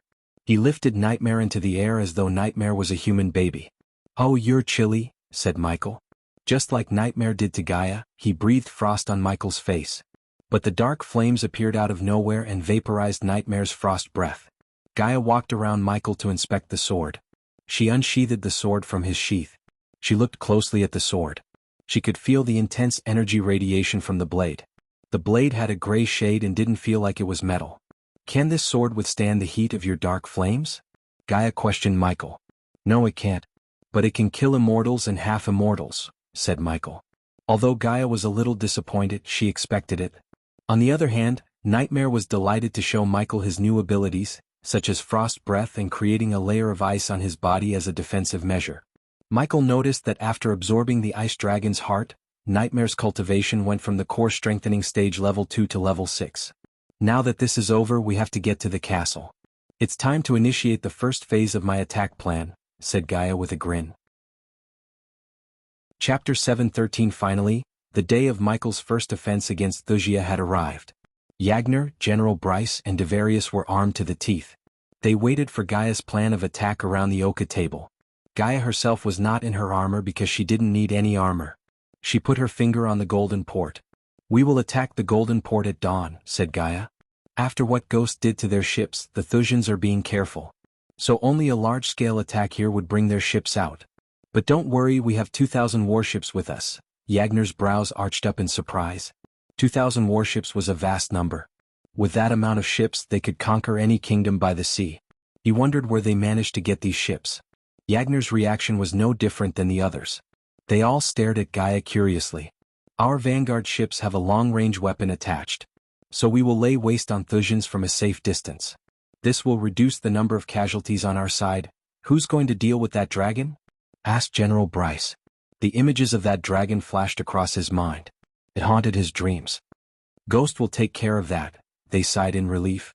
Although the dragon was gigantic, terrifying, and at the fusion stage level 8, Ghost was half immortal. Of course, their battle would be frightening, but the odds were definitely against the dragon. While Ghost deals with the dragon, our ships will move forward. Since Golden Port doesn't have any space large enough to hold the Thusian army, and they would rely on naval power, it's safe to say we won't have much of a ground battle. But, Gaia raised her finger. She glanced at them for a moment before continuing. "We received numerous reports saying 2 fusion stage generals are stationed at the Golden Port. Where do they get all these fusion stage cultivators? They used to be so rare and now they are popping out from everywhere." Devarius expressed annoyance over the amount of fusion stage cultivators Thusia had. One couldn't blame him. While many other kingdoms barely had one fusion stage cultivator, Thusia had several. Only a handful of people knew how Thusia managed to produce several fusion stage cultivators in a short amount of time, and Gaia was one of them. Still, she did not indulge these 3 with anything about the cosmic stream. Anyone who learns about the cosmic stream would try to covert it. It belonged to Michael and the Order of Death. "While our ships are destroying the Thusians, I will deal with the 2 fusion stage generals. You need any backup, General?" asked Yagner. Since Gaia was leading the army, everyone began to address her as General. "No. I want the 3 of you to take a few men and destroy their warehouses." Yagner creased his brows. Gaia ignored their shocked gazes. "This is where the Thusian stores their precious things before importing them to other kingdoms or distributing them to their own cities and villages. What's the point of attacking this warehouse?" asked General Bryce. "To steal whatever they have stored inside," Gaia wryly smiled. "From the outside, they will see we have destroyed their warehouse, which will send them a message to fear us. But in reality we will rob them blind. But General, is it really necessary? Pillaging their warehouse is not an honorable thing to do." Yagner scratched his head as Gaia slammed her fist on the table. "Are you kidding me? They have pillaged your cities, your women, and everything you had. Honor doesn't get you shit. If we don't change the way how we fight, we will never defeat King Maxim, who by the way did all the despicable thing there is to take over your kingdoms." General Bryce and Devarius felt the same way as Yagner, but they didn't dare to express their thoughts on the matter. "Also, don't mistake this for a discussion. This is me giving you orders. So take your opinions and shove them up where the sun doesn't shine. Got it?" After Gaia's outburst, they shut their mouths and just nodded to her plan. "Whatever is inside we will share it 50-50. If any of you feel like this is not an honorable thing," Gaia air quoted the word honorable, "you can let go of your share. Do you have any idea what's inside? A rough idea perhaps?" asked Devarius, quickly trying to change her mind. I would have if you guys had better spies. Gaia rolled her eyes. After Michael's attack on the Golden Port, Victoria herself visited the place and rounded up all the spies. With Edith's lie detector array, the spies stood no chance. Let's just say we got to the warehouse successfully. What then? How do we take their things? Asked General Bryce. As though Gaia was expecting this question, she grinned. Then, with a flick of her wrist, she took out a dark gray scroll. She opened it up to reveal various intricate runes engraved on it.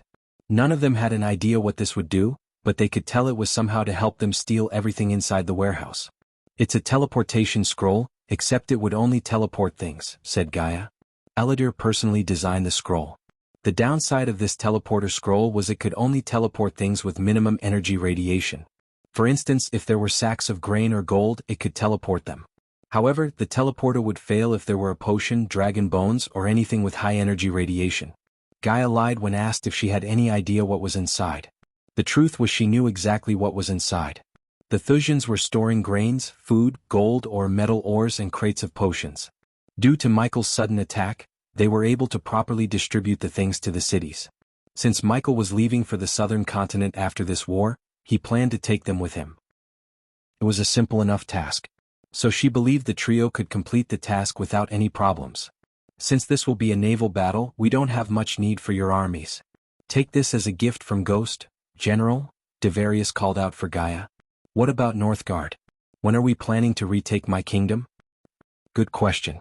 After we take over the Golden Port, the Thusians will be forced to take a huge chunk of their troops from the Northgard and station them in their own cities. That's when we make our move.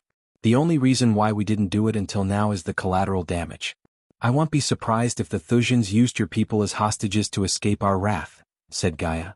Although Michael could destroy Thusian armies in a few hours, he chose not to because he wanted to learn the art of war through this war. After all, Michael would lead his army against powerful people in the future. He couldn't rely on his power alone. Instead, he needed his wits and experience in wars. Hence, Michael treated this as a war simulator. Devarius pondered what Gaia had said and agreed with her. After taking over the Golden Port, I will personally come to Northgard and help you chase off the Thusians. Thank you, General. Satisfied with Gaia's answer, Devarius bowed. Granted, Elia was a foul-mouthed, quick-to-anger girl, but she was a damn good leader. Furthermore, her ways might be ruthless and unheard of, yet they worked. Without her, they wouldn't have taken back the cities without breaking a sweat. Now you may go to your armies, motivate them or whatnot, and come meet me here in 15 minutes, Gaia dismissed them. As the light drained away, there was barely enough even for shadows. Whether one liked it or not, the darkness arrived and everything lost its color under it. Even the stars and moon cowered behind a dense layer of cloud, giving the air a tincture associated with the world before a storm. The ocean before the Golden Port was calm. Hundreds of ships guarded the city behind them. Their silhouettes against a newly silver sky, its blue hue had almost gone until dawn. Their sails swayed in the wind, creaking into the gusting air. The usually buzzing Golden Port was empty and void of any life. Thanks to Zanala's quick and coordinated effort, they managed to transport the people to Adrizel. At that moment, only the naval army and soldiers remained in the Golden Port. Victoria issued a kill order.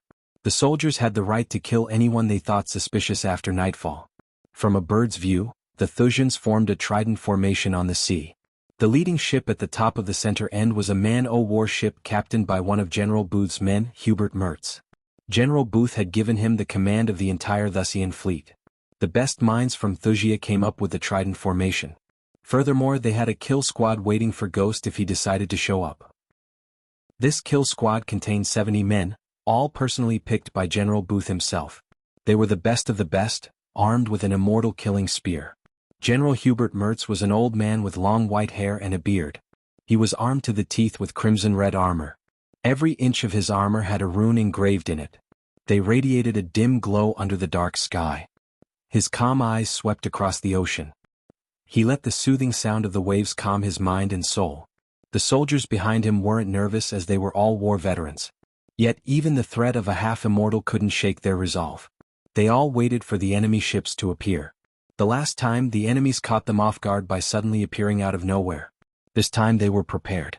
The moment the space distorts, the arrays in the sky would alert all the ships of the enemy's presence. Edith herself designed all these arrays to give them an edge against Ghost and his army.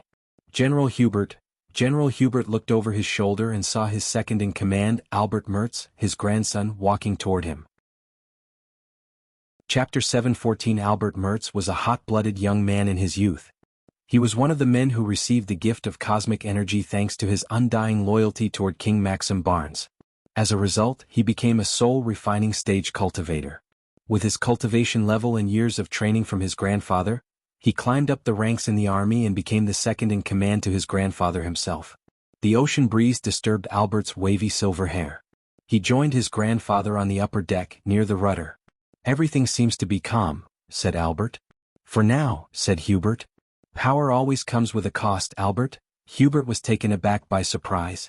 For some reason, Albert couldn't see the absolute resolve to win in his grandfather's eyes. "General, what do you mean by that?" asked Albert. Hubert sighed. He was one of the first people who went to the cosmic stream in person with King Maxim Barnes. While everyone praised King Maxim for acquiring such a power source, Hubert was the only one worried about the consequences of having such a power source. Although Hubert did not know how King Maxim managed to acquire the cosmic stream, he felt death around it. He lived and faced enough battles to know the smell of blood even though the place was cleaned up well. Deep down, Hubert felt this was the consequence he was worried about. "I had many disciples in my life, Albert, and I've told this to each and every one, including our king. Never lust for power and revenge," Albert said in a gentle tone. "Grandpa," Albert stepped closer to Hubert. "What's going on? You talk like we're going to lose this battle," Albert whispered. "We are just mere pawns in a larger game we don't and can't see. Our orders are clear, we will fight this battle to win. But in case," Hubert turned around.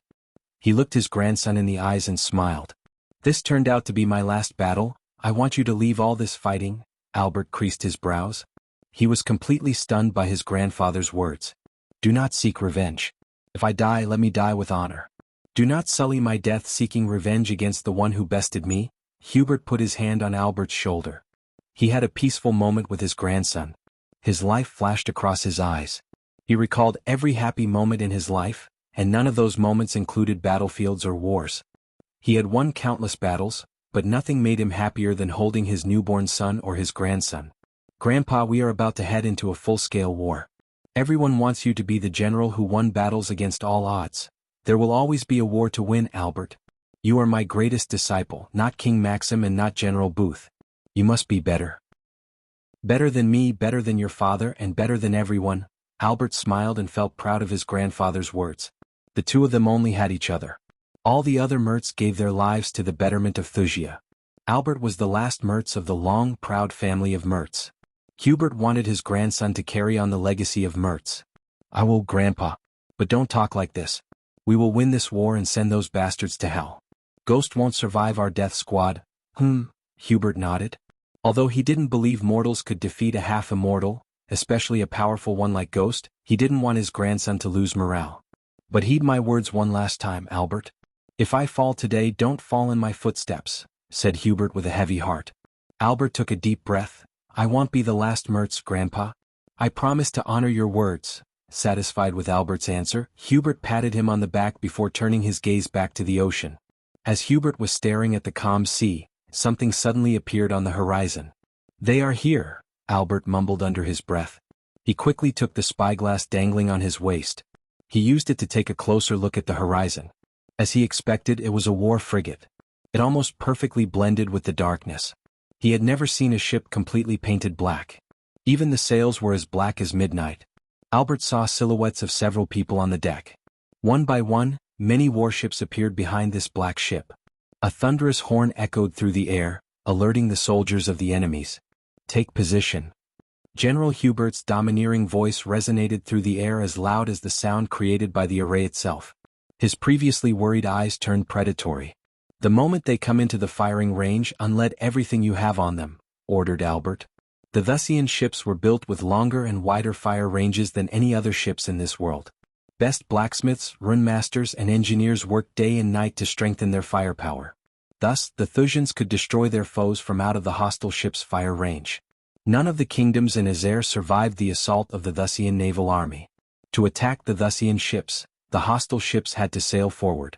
The trident formation was to flank them from left and right, while the center point was to destroy them head-on.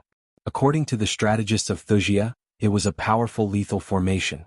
To their shock, the black ship or the others did not even drop its sails. Instead, they just hovered over the water, doing nothing. "Are they expecting us to make the first move?" asked Albert. "No," Hubert shook his head. Since he was at the fusion stage, he was able to see the hostile crews running around the upper deck, carrying wooden crates despite the snow affecting everyone's sight. Hubert noticed they were unloading the crates near the front of the black ship. But to his knowledge, there were no cannons in the front, and even if there were, they wouldn't be able to shoot more than 2 or 3 cannonballs. But suddenly, a red spotlight fell on a ship far right from Hubert's. They were bewildered by the spotlight. When Albert looked closer at the black ship, he noticed a red light shooting toward the sky. Soon they heard a sound resembling a rumbling thunderclap. At the same time, Albert's sparks of fire and smoke emerged from the black ship. He followed the sparks of fire until they flew right above the ship with a red spotlight on. In mere seconds, countless fireballs rained down upon the ship like tiny meteors. Wood and body parts flew out of the ship as the fireballs destroyed everything they touched. It was as though countless cannons fired cannonballs from directly above. They had never seen such an attack before. The screams of the soldiers filled the air, along with the smell of gunpowder, burning flesh and crackling wood. Finally, under their shocked gazes, the ship sank into the sea. When several red spotlights fell on their ships, the soldiers felt a chill running down their spines. "General, your orders," Albert shouted. "Set sail. Avoid the spotlights at all costs." Hubert snapped out of his shock and quickly issued his orders. The crews frantically run around the upper deck, setting sail forward. But once again the sound of thunderclaps resonated through the air. This time the dark sky lit up with fireballs. Hundreds of mortar shells glistened like stars in the sky. When they landed on their targets, ships and mortal bodies exploded. The red spotlights targeted the ships with weak soldiers. Although many soldiers cast defense spells around the ship, the mortal shells destroyed their shields as though it was nothing. The Thusians were thrown into chaos. However, General Hubert managed to lead the ships closer to the hostile ones. Once they were in the firing range, they could finally return the favor by bombarding them. "Soul refiners," Hubert shouted.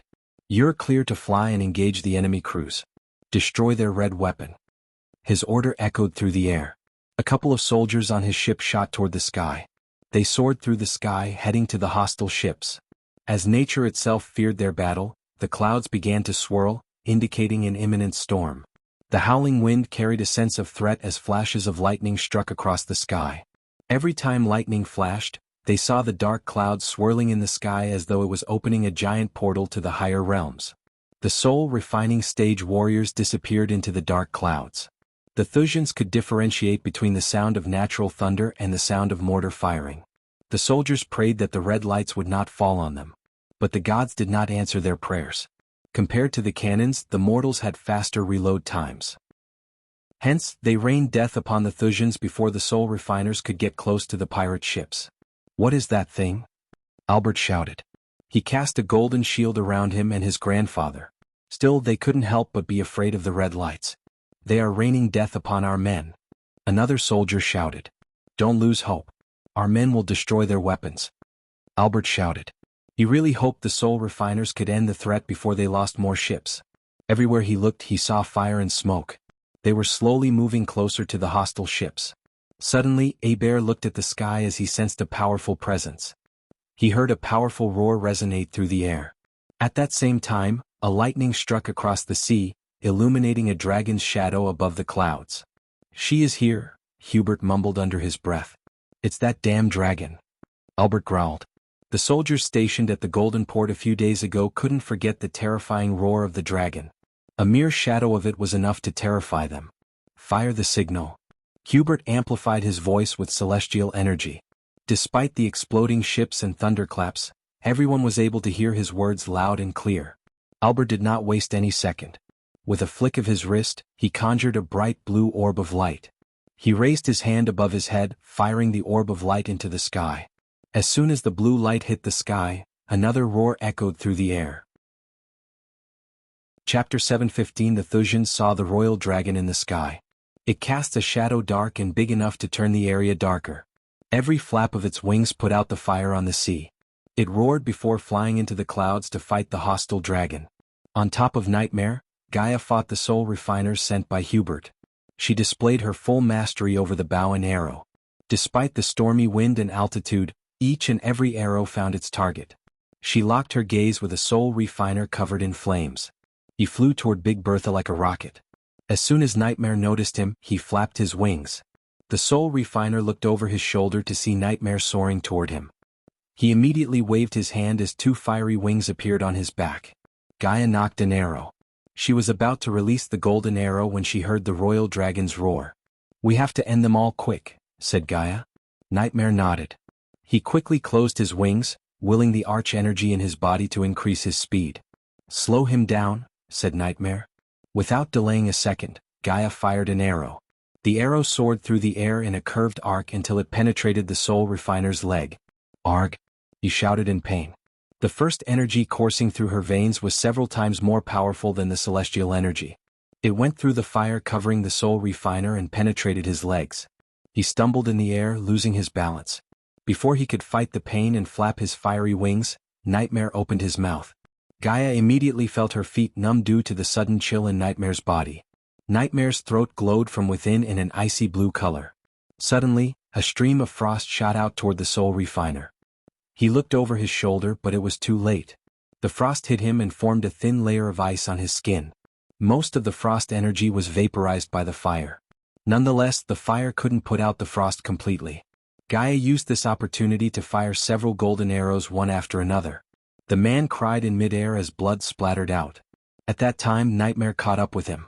As the man was bleeding, Gaia leaped onto him from Nightmare's back with the bow in her hand. In midair, she poured all her energy into the next arrow. The arrow glowed brighter to the point that the soul refiner closed his eyes when he turned around. Gaia let go of the arrow as it soared toward him. Golden sparkles flew around the arrow. One could hear a buzzing sound resonating from the arrow. The soul refiner raised his hand to block the arrow instinctively. However, it penetrated his hand and went straight through his head. The flames faded away from his body before his lifeless corpse fell from the sky.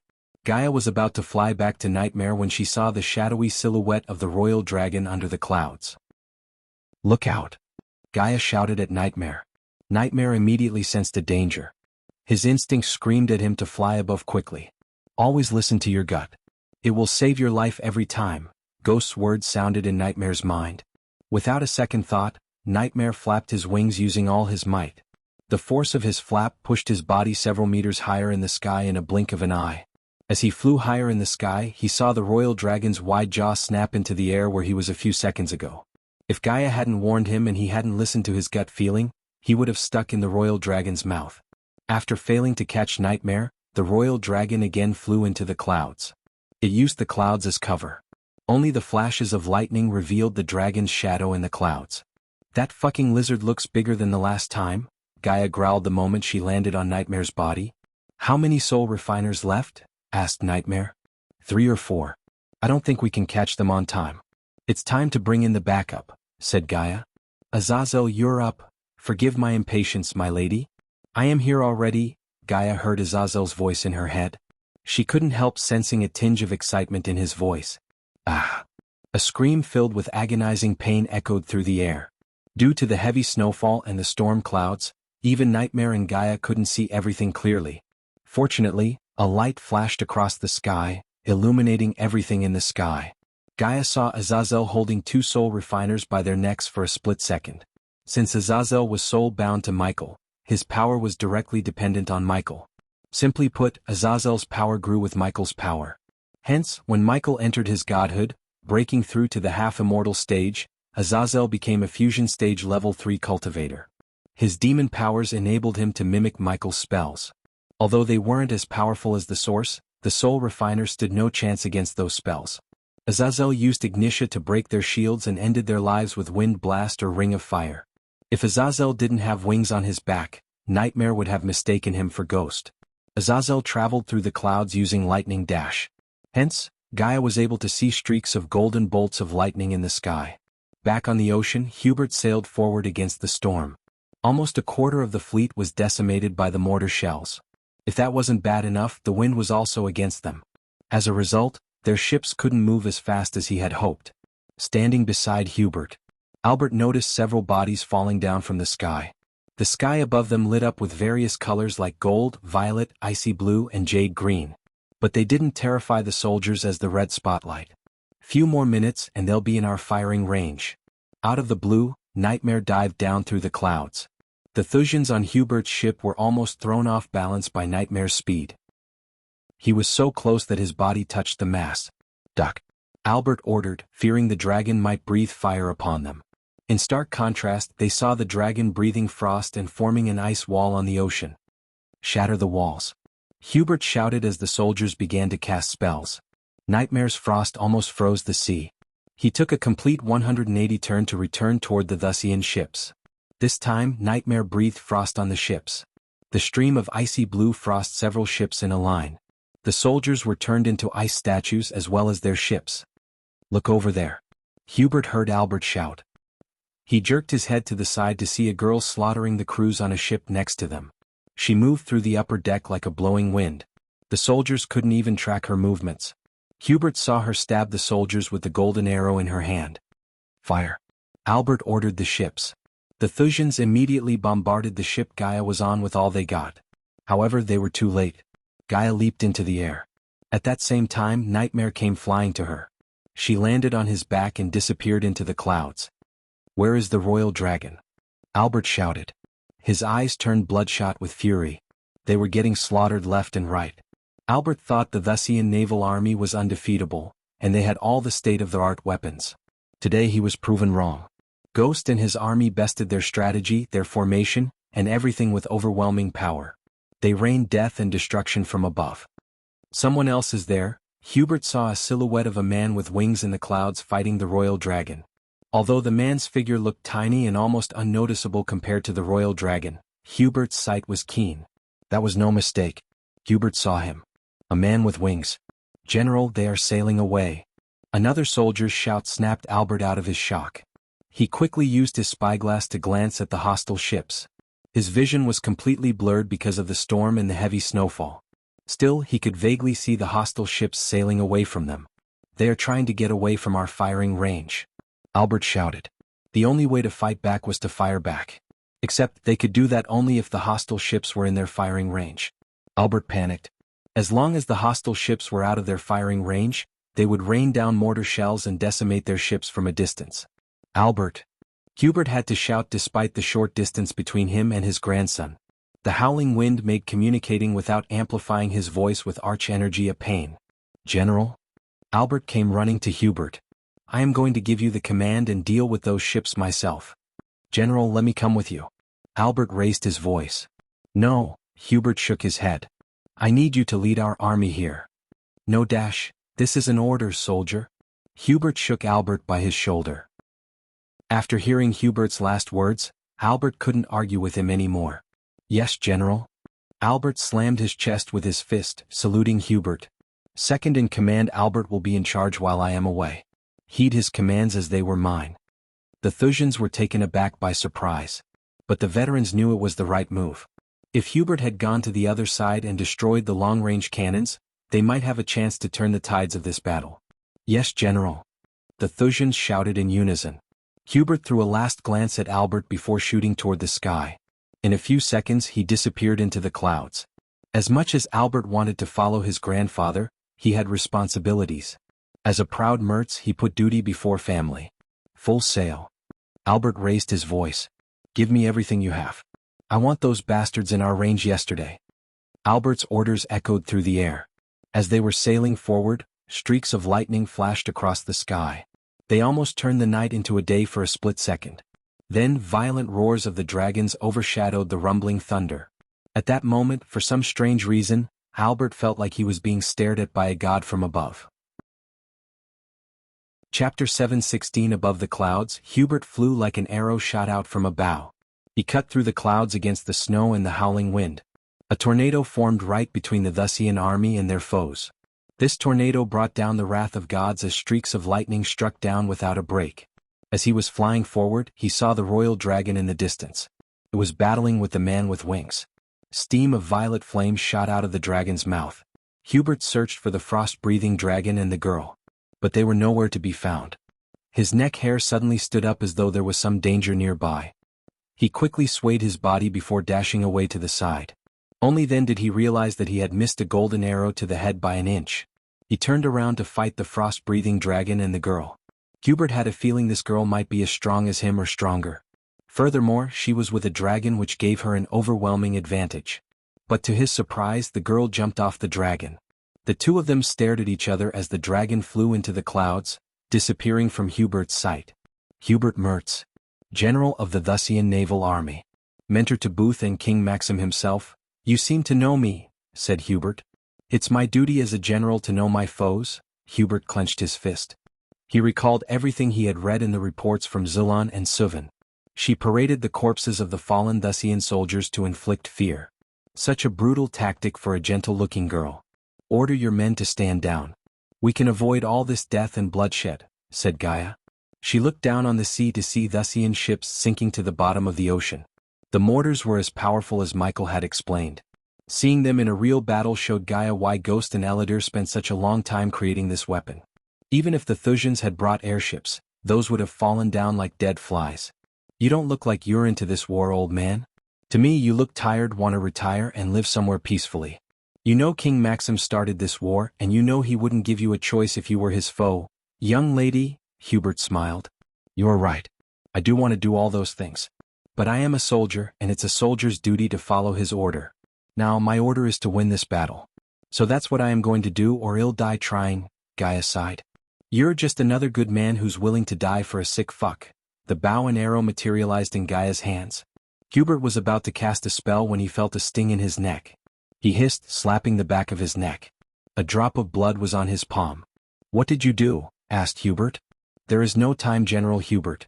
Your men are waiting for you to destroy their foes. What do you guys call our mortars anyways? Gaia chuckled. You know, I would have loved a good battle, but he has other plans. Hubert's vision blurred. He could feel the strength in his body disappearing. You are a great general and one of the most powerful people in the world. But to us, to him, you're not special in any way. Just another man to be killed, said Gaia. Hubert's breathing became heavy. Each breath took a toll on his body. Furthermore, he slowly lost the connection with his celestial and arch energy in his body. In a different timeline, your story would have been longer. Gaia slowly raised her bow. Hubert wanted to cast a spell to protect himself. However, he simply couldn't feel any energy.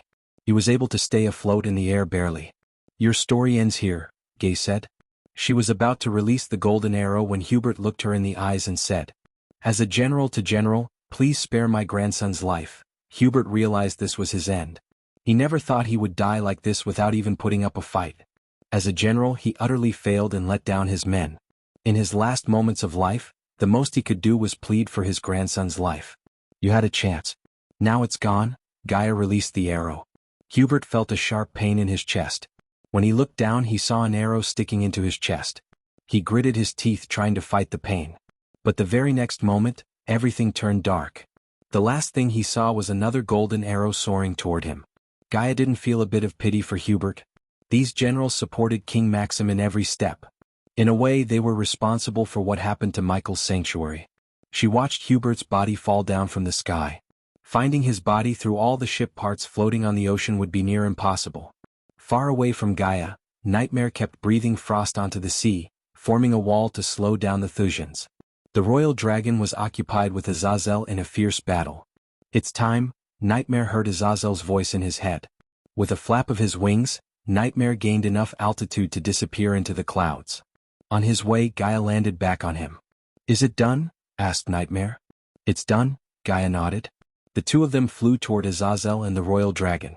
The closer they got to them, the hotter the air became. The heat radiating from the royal dragon's body melted the snowflakes. As a result, Gaia and Nightmare got drenched by a heavy downpour. The royal dragon flew left and right, trying to bite Azazel. Violet flames shot out of its mouth to burn down Azazel. Gaia could tell the dragon and Azazel were at a stalemate. Suppose the royal dragon brought backup, this battle would have gone in a different way. Yet the royal dragon was too proud to fight along with anyone else. Its pride would be its downfall. While the sea was filled with dead bodies, burning ships, and a freaking tornado, a group of soldiers gathered in one of the buildings in the Golden Port. They watched their men getting slaughtered left and right without lifting a finger. General Franklin witnessed the death and destruction rained upon the Thusian army from above. Unlike General Hubert, General Franklin was young. None would tell he was older than 50 or 55. He was bald, masculine, and taller than an average human. The noticeable thing about Franklin was his metal arm. He lost his right arm, saving King Maxim from an assassination attempt. King Maxim showed his gratitude by tasking his best engineers to build this metal arm instead of finding a 6-star healer to help Franklin grow a new arm. To be honest, Franklin liked this new arm of his. Although he wanted to fight alongside the Thusian naval army, he had his orders. No matter what, they were ordered to stay hidden until Ghost showed up. When he did, he and his men had to engage him and kill him with the immortal killing spear. All of his men wore the same dark robes to blend in with the dark sky. His unit consisted of 50 men. They were all plucked from the Thusian Royal Academy, the best of the best. These youngsters were dying to prove themselves. If General Booth had given them and ordered him to kill Ghost, a half-immortal, Franklin would have laughed his ass off. But it wasn't the case. General Booth gave these men an immortal killing weapon and, more importantly, a plan that could work. None of them uttered a word despite all the death and destruction. They were trained to speak when they were spoken to. Franklin and his men had no expressions on their faces. To them all that mattered was Ghost and his death. Meanwhile, Gaia and Nightmare finally joined Azazel. The moment the royal dragon saw Nightmare, its eyes turned predatory. It bore its teeth and roared. His roar was filled with vengeance. Azazel quickly jumped onto Nightmare's back beside Gaia. The royal dragon flapped its wings as it started to chase after Nightmare. But instead of flying forward, Nightmare flew upwards. The royal dragon's massive body turned into a colossal disadvantage as gravity pulled the royal dragon down more than it pulled down Nightmare. Gaia turned around, firing arrow after arrow at the royal dragon. On the other hand, Azazel used the wind blast to hit the dragon before it could use the dragon's breath. Nightmare flew higher and higher against the wind. Breathing became difficult for both Nightmare and Gaia. Nightmare flew higher to the point they no longer saw any storm or snowfall. The royal dragon opened its mouth wide to sink its teeth into Nightmare. Gaia held onto the spikes on Nightmare's spine to avoid losing her balance. "Now would be a good time," Gaia shouted, looking at the violet glow inside the royal dragon's mouth. She felt the temperature rising by several degrees. It was evident the royal dragon was about to use its dragon breath. She could swear she saw the royal dragon grin devilishly. Nightmare was exhausted. Every flap of his wing took a great effort. Finally, Nightmare lost his strength. He closed his eyes as the royal dragon opened its mouth as wide as it could. Anyone in this situation would panic or shout, but not Gaia. A grin emerged on her face. When Nightmare was about to fall down, a bolt of lightning struck the royal dragon from above. The lightning bolt struck straight into its wide-open mouth. However, it was not just a lightning bolt. Instead, it was Ghost who flew straight into the dragon's mouth using the lightning dash. The moment Michael went into the royal dragon's mouth, the dragon's predatory eyes glistened with pain. The smell of burning flesh overwhelmed their senses. What? Because Michael covered himself with the dark flames. Chapter 7:17 The royal dragon roared in pain. Michael traveled into the dragon's body, burning everything in his path. Just imagining Michael inside the dragon made Gaia feel the urge to throw up. She wouldn't have done that under any circumstance. The royal dragon dived down. Blood spurted out from its belly. There was nothing the royal dragon could do to stop Michael. The royal dragon tried to spit out Michael, but only blood and a blob of saliva shot out of its mouth. That fucking lizard. Gaia noticed the royal dragon flying toward the pirate ships. She leaped off from Nightmare's back as she flew toward the royal dragon. She caught up with the dragon in a few blinks of an eye. The dragon glanced at Gaia from the corner of its eyes. It roared. Gaia grabbed the side of the dragon's face, ignoring the dragon's roar. Gaia used every bit of her strength to force the dragon to turn around. If the royal dragon landed on their ships, its massive body would crush several ships, including Big Bertha. "Ghost, if you hear me, this bastard is heading for our ships. Kill it faster," said Gaia. As though Michael had heard her words, the dragon roared in agony. Gaia punched the dragon as she put all her strength into pushing the dragon to the other side. Nightmare dived down through the clouds, hitting the royal dragon like a freight train. He bit the royal dragon's wings, almost tearing it off. On the other hand, Azazel also joined Gaia. It took all the strength in their bodies to finally turn around the dragon. Considering they were close to the dragon, they were able to hear a thumping sound coming from within the dragon. The royal dragon slowly lost its strength. Its inside was burnt to jelly by the dark flames.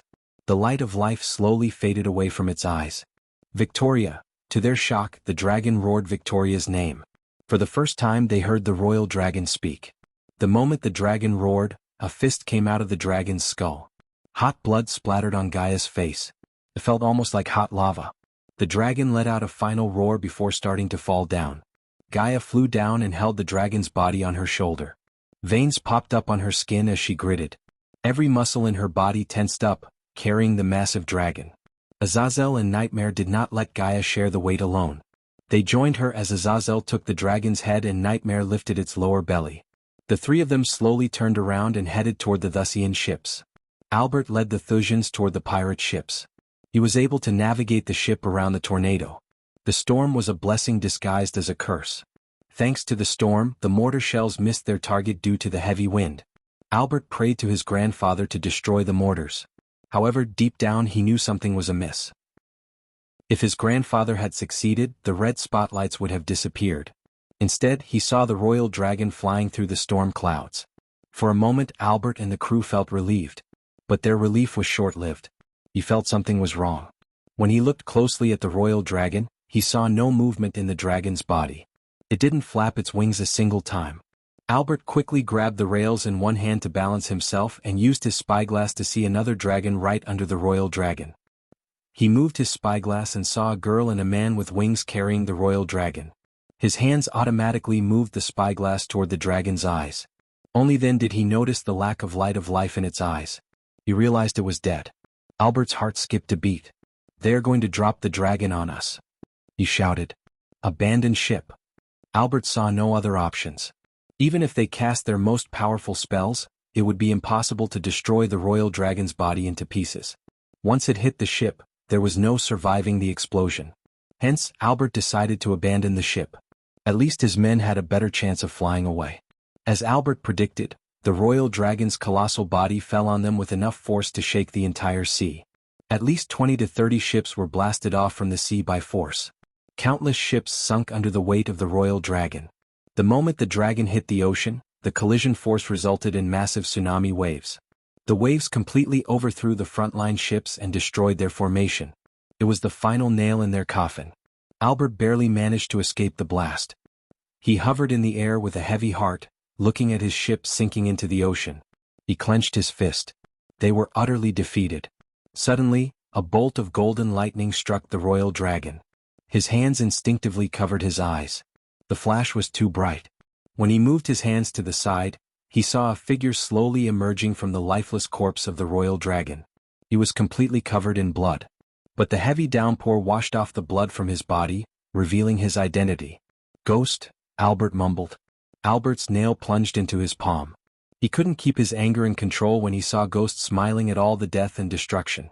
The burning ships almost turned the dark night brighter. Michael had a glass bottle in his hand. It contained the blood of the royal dragon. Thanks to Gaia and Nightmare killing the soul refiners, Michael was able to reach the half-immortal stage level 6 when he slew the royal dragon.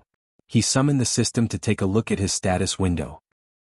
Host: Michael cultivation level, half-immortal level 6 godhood, fledgling god experience points, 0/5, 000, 000 badass points, 800, 000 skills and spells.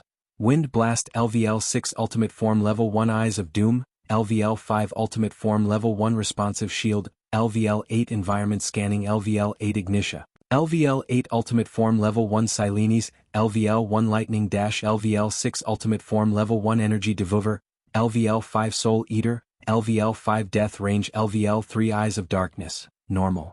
Can sense the cultivation level of Others. Eyes of Darkness, Lucifer. Can sense the cultivation level of others, can see through illusions. Cloud of Darkness, Lucifer. Weak-willed enemies will lose their courage completely and surrender.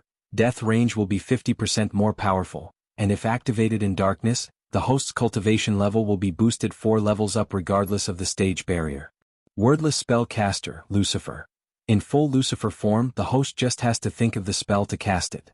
Techniques: Swords of Destiny 98% Mastery, Ring of Fire 94% Mastery, Serpent Maga 98% Mastery, Occupation. The Guardian of Sunrise, Sect Lord Lucifer of the Abyssal, the Dark Lord status. Healthy goals: Control the world, rebuild the Order of Death. Utility function: Banker, LVL 5, ratio 1000 gold coins, 40 badass points. Runic Teleportation, X-ray vision, also integrated with Eyes of Darkness. Wealth: 15 million gold special trait. 5-star alchemist, 5-star inventor subordinates. Gaia warrior, loyalty. Level 100%. Raylene, 5-star chef, loyalty level 99%. Arya, assassin, loyalty level 89%. Maxine, warrior, loyalty level 98%. Tiberius, warrior, loyalty level 75%. Sadie, loyalty level 60%. Ricky, loyalty level 98%. Titus, loyalty level 70%. Optimus, loyalty level 70%. Big Bertha crew pirates, loyalty level 93%. Base of operation. Sunrise sect, the Abyssal, the Crypt familiars. Nightmare, forest dragon. Vidora, 3-headed hydra, elemental manipulation. Wind, 20% mastery. Fire, 20% mastery. Lightning, 30%. Mastery. Darkness, 35%. Michael was neither happy nor disappointed at himself. All he felt was the urge to be stronger. The destruction of Thusian's ships made him happier than seeing his status window. He clenched his fist. He wanted to kill the rest of the Thusians. As soon as he exited the system, he sensed several people rushing toward him from all directions. "Let me take care of them," Michael heard Gaia's voice. But he raised his hand, wordlessly telling her to stand down. "Take care of the soldiers. Destroy half of their ships, and I will take over the rest," Gaia finished Michael's words. The soldiers flew straight toward him. All wore identical clothes. They covered their heads with dark cloaks. Michael wondered what they were trying to achieve by heading straight toward him. The strongest one among them was a fusion stage level 4 cultivator. Even if they were all fusion stage cultivators, they would have no choice. The majority of the soldiers were at the core formation stage. Michael was confused. Still, Michael did not underestimate them.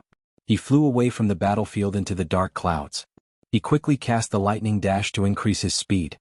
The distance between Michael and the soldiers grew quickly. Michael did not slow until he flew straight into the tornado itself. By doing this, Michael tested the soldiers' resolve to kill him. In other words, Michael wanted to see how badly they wanted him dead. To Michael's surprise, the soldiers did not slow down, not even a bit. Michael slowly disappeared into the dark tornado. The soldiers finally slowed down a bit. They couldn't locate Michael. "Use the tracking scroll," Franklin, the leader of the elite death squad, ordered his men. One of them quickly took out a glowing silver parchment. A single rune radiated a bright silvery light. The soldier quickly tore it in half as the glowing rune appeared in the air above them. In the center of the tornado, Michael saw a thin yet bright layer of light appear on him. The soldiers immediately turned their heads toward Michael's direction as though they had seen him through the tornado. "You guys never learn," Franklin heard Ghost's words echo through the air. "But thanks for making me stronger," Franklin heard Ghost laugh. Franklin felt his neck hair stand up. Before he could react, hundreds of golden lightning bolts struck from above. He immediately took out another scroll, tore it, and teleported away. Those who managed to react in time escaped. The others just fell from the sky with one or more holes in their bodies. "Teleportation won't save you," said Ghost. "Raven maneuver," Franklin shouted. Michael saw the remaining soldiers flying in some kind of formation. They all raised their hands as their bodies multiply in number. These illusions were meant to disorient Michael. This time Michael felt his neck hair stand up. He immediately dashed away, missing the golden spear to his heart by a few inches. The golden spear disappeared before Michael could take a closer look. Finally, Michael realized their plan. "An immortal killing weapon," Michael mumbled under his breath. He could tell their plan was to confuse Michael, hide the spear and stab him with it when he least expected. The plan would have worked if Michael had not upgraded his environmental scanning. Chapter 7:18 Michael cracked his neck as the death squad surrounded him. The soldiers quickly cast various spells to protect themselves from him. They tore some scrolls to boost their strengths. Although Michael did not know what these scrolls would do, he could tell they were fully prepared to face him. Furthermore, the soldiers hid the golden spear. Michael scanned them all with his X-ray vision, yet he was unable to see who was holding the spear. It seemed to him they had used some powerful runes to hide the weapon from his sight. Panther formation. Michael saw the fusion stage warrior shout. Following his order, the soldiers took out a yellowish pill and tossed it into their mouths. Michael was surprised by the energy radiation from the pill. They were all at least 96% pure pills, which meant they were concocted by a 6-star alchemist. Michael looked at the soldiers curiously to see what the pill could do. They soon quenched Michael's thirst for curiosity by dashing toward Michael faster than a typical core formation warrior's abilities. Granted, they were now here close to Michael's speed, but they were fast enough to make a soul refiner lose their sight. To Michael's surprise, a golden spear appeared in everyone's hand.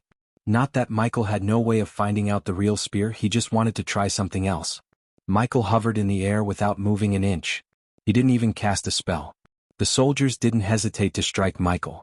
Instead, they dashed at him with the ferocity of a beast and swung the golden spears left and right. The spear cut through Michael's clothes. Still, none of the spear strikes hurt his skin. After being tempered by the lightning strikes when he crossed the heavenly tribulation, his body became tough as metal. Normal weapons such as these golden spears stood no chance of hurting him, unlike the real golden spear. On the other hand, Gaia, Nightmare, and Azazel slaughtered the soldiers on the sea. The more people they killed, the more experience points Michael earned. Azazel especially turned into a killing machine. He didn't even use any spells but killed them with his bare hands. At that moment, Gaia landed on a frigate. Nightmare breathed frost around the ship, freezing the water to prevent the ship from moving. The strongest soldier on the deck was a core formation warrior. He was busy turning the rudder until Gaia sent an arrow straight through his head. His crew panicked. Several chakras appeared around Gaia as the remaining soldiers began to cast spells. However, Azazel landed directly on the center of the deck. He flapped his wings, sending a powerful gust of wind. Some soldiers were immediately knocked down by the wind's force. Azazel leaped into the air before landing right beside two soldiers. The soldiers panicked, and before they could react, Azazel grabbed their heads. Gaia saw their heads explode like watermelons. Until now, Gaia had never seen the demon side of Azazel. Truth be told, she almost forgot Azazel was a demon and not a butler. He mimicked Michael's lightning dash to wreak havoc on the deck. In a couple of seconds, Gaia saw several bloody veils of mist in the air. Eventually the soldiers fell down without their heads. Nightmare's kills were less brutal than Azazel's. He just flew above the ship, breathing frost to freeze the soldiers. After he froze them completely, Nightmare landed on the ship with enough force to shatter the frozen soldiers. Gaia only focused on killing the strongest one on the ship. He let Nightmare and Azazel have fun. What's happening there? Gaia looked at the swirling tornado. He couldn't see anyone or anything except blue bolts of lightning.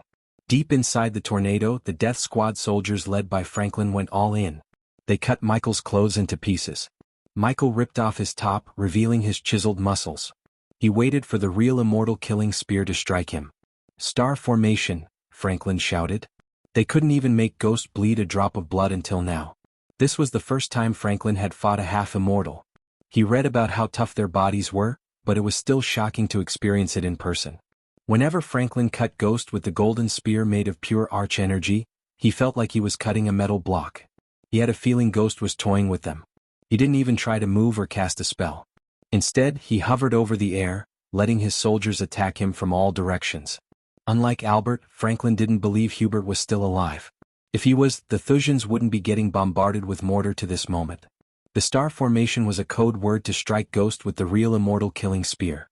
Before the battle, the Death Squad had a meeting to finalize their attack plan with Edith. She wasn't a strategist, but Franklin and his men received many powerful scrolls from her.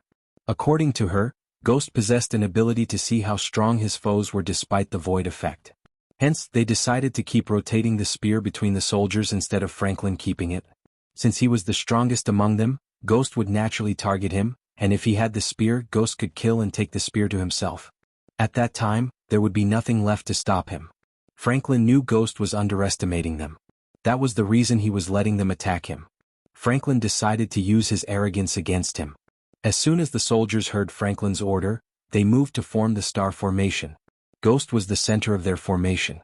The soldiers dashed forward with lightning speed. From the ground level, Gaia saw flashes of bright lights inside the dark tornado. When Franklin was a few meters away from Ghost, he flicked his wrist as the golden spear materialized in his hand. He did not wait for Ghost to turn around. 3 soldiers stabbed Ghost with their golden spears at the same time. This time, one of them was the real immortal killing weapon and Franklin held it. As he and his men practiced, they transferred the rune to summon the real spear to Franklin at the very last second. The moment he received the rune, he summoned the spear and plunged it straight through Ghost's heart. Ghost coughed up blood as he grabbed the spear sticking out through his chest. Franklin twisted the spear. The images of his team getting struck by lightning bolts flashed across his eyes. He pushed the spear deeper. The soldiers finally stopped flying around Michael. They all felt relieved. Blood trickled down Ghost's mouth. "This is for all the Thusians you killed," Franklin growled. He pulled the spear and stabbed Ghost again. Although they fought wars from all sides continuously, they had never felt terrified until Ghost took over the cities they conquered in a couple of days. He wiped off the entire battalion led by powerful generals without breaking a sweat. For the first time, every soldier in Thusia felt the sprout of fear growing in their hearts. Seeing Ghost bleed and cough out blood was worth all the men and ships they had lost. Without Ghost they could wipe off the resistance in a week or two. When Franklin stabbed Ghost for the fourth time, the soldiers felt relieved. But their relief was short-lived. Suddenly, a grin appeared on Ghost's face. He grabbed the spear and pulled it out of him. Franklin struggled to keep the spear in his hand as Ghost was too strong. "How did it feel?" asked Ghost. He spat out the blood. The devilish grin on his face sent chills running down their spines. Yet again Michael spat a mouthful of blood. Despite the blood, his face showed no signs of pain. Franklin grabbed the spear with his two hands. Still he couldn't overpower Ghost. "Back me up," Franklin shouted as the soldiers rushed to his aid. Some grabbed the spear while some grabbed Michael's hands. At that moment, almost 30 soldiers struggled against Michael. "Shit," Franklin growled. He felt he was slowly losing the spear to Ghost. Wind blast. Suddenly, a powerful gust of wind blasted everyone away from Ghost. They flung away like kites without an anchor in a storm. When Franklin regained his balance, he saw the golden spear in Ghost's hands. Franklin poured his energy into the summoning rune to call the spear back to him. The golden spear frantically trembled in Michael's hands until Franklin saw the rune on his palm shatter. Ghost finally moved his head upwards to take a look at Franklin. The wounds on his chest closed up in a few blinks of an eye. Michael raised the spear, swinging it playfully. How did it feel to have some hope? How did it feel when that hope shattered just like that? Michael snapped. "Your whole plan depended on this, right? What did you expect? You stab me with it saying some bullshit and I die like a villain?" Michael's chuckle echoed through the air. "Nightmare, it's time," Franklin heard Michael. The very next moment, Michael dashed at Franklin. He appeared before him in a blink of an eye. Franklin immediately cast a spell as an ethereal bow and arrow appeared behind him. The gigantic bow and arrow lit the sky with its brightness. When Michael grabbed Franklin by his neck, the bow released the giant arrow. The arrow hit Michael. To Franklin's surprise, the arrow shattered into sparks of fire. He saw a translucent shield appear around Ghost for a moment before the arrow hit him. Franklin felt Ghost's grab around his neck tighten. He heard a thunderous roar. It was difficult for him to move his head. Still, he was able to see a dragon's shadow in the sky below them. While Franklin struggled under Michael's grab, Nightmare reached the bottom of the tornado. He flew around it, breathing frost onto the tornado. Gaia couldn't help raising her brows when she saw Nightmare freezing the entire tornado from down to the top. The temperature dropped by several degrees as Franklin watched his men getting froze to death without being able to do anything. "What are you?" Franklin barely managed to utter these words. "A god." Chapter 719, Stab him with it, and the runes I engraved in it will take care of the rest, Franklin recalled Edith's words. He and his men were told that Ghost would die if he stabbed Ghost with the spear. On the contrary, nothing happened to Ghost. Even without Edith's runes, Franklin lived long enough to know a half-immortal could be killed with an immortal killing weapon. This spear was not like other immortal killing weapons. Instead, it was forged using several bones of a level 10 immortal and drenched in the immortal's blood for a year. He knew it should have killed Ghost. Michael lifted Franklin up. He was about to snap Franklin's neck when he sensed someone appears behind him. None of Franklin's men survived Nightmare's frost breath. The majority of them were stuck inside the frozen tornado, while a few were shot down from the sky by Gaia. It was Albert who decided to face Michael. Michael slowly turned around without letting go of Franklin. "Who are you?" Michael creased his brows. Not that Michael was ridiculing Albert, he seriously didn't know him. "Did you kill General Hubert?" asked Albert. Michael didn't respond to Albert. Instead, he pointed his finger at Albert. The golden lightning bolt crackled around Michael's fist before shooting toward Albert. Before Albert could react, a golden bolt of lightning penetrated his head. In the end, Albert couldn't keep his word to Hubert. Michael ended his life within a snap of time. Showing before Michael wearing the armor of Thusia was equal to killing themselves. Franklin saw the last member of the proud Mertz family falling from the sky. It made him wonder whether this was Thusia's end. "Yes," he said as though Ghost had read his mind. Franklin suddenly felt a sharp pain in his neck before everything around him turned dark.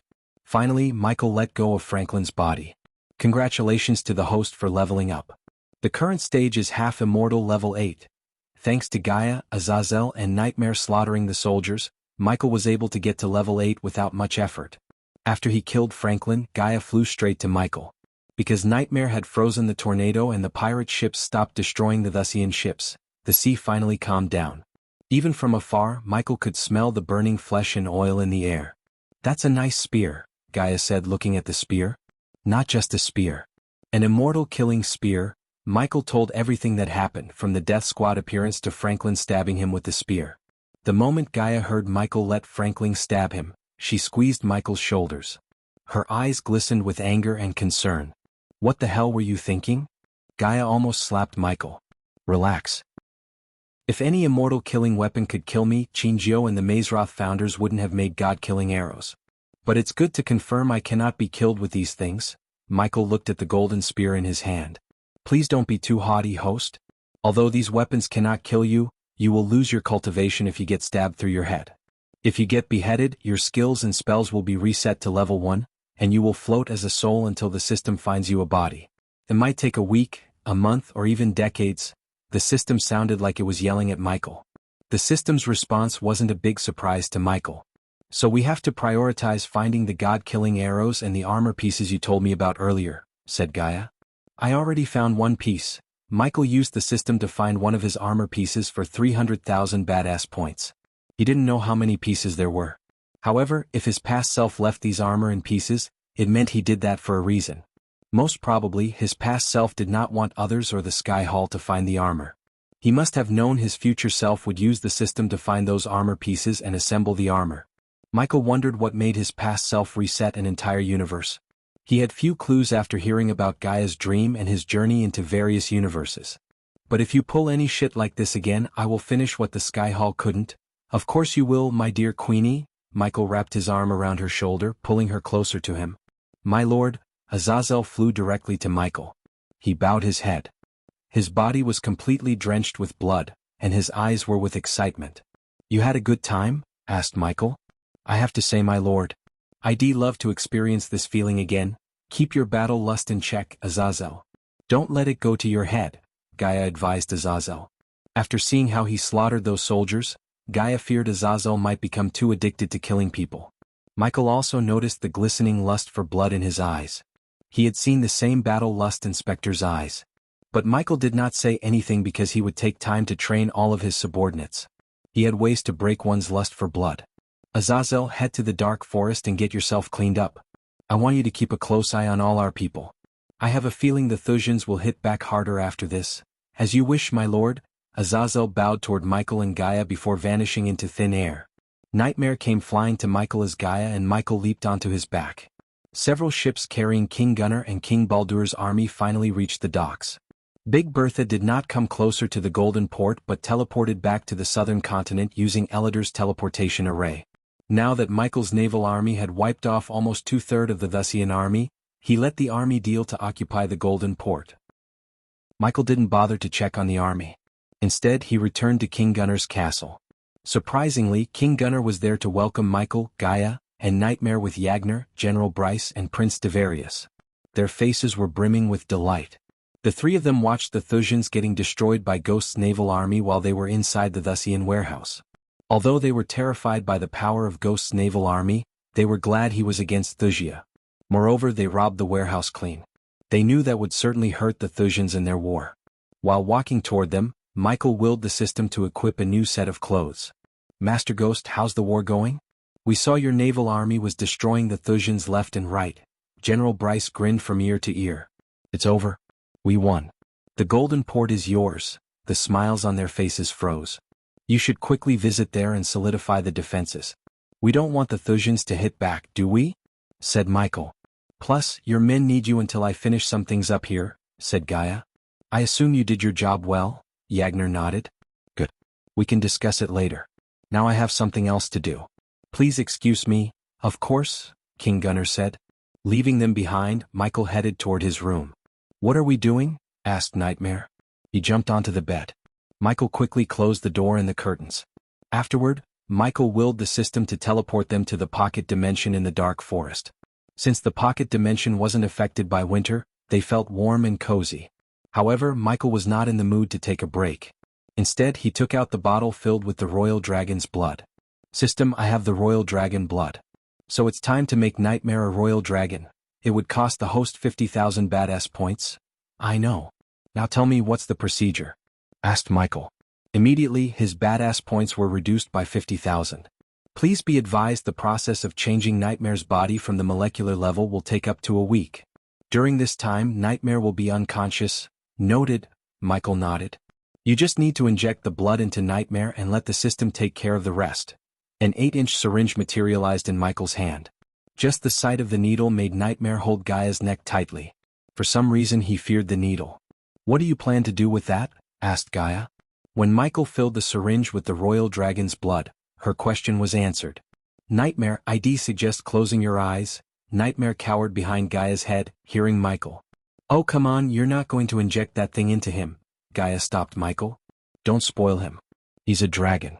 He won't even feel it. Michael rolled his eyes. Figure out another way. Gaia took a step back.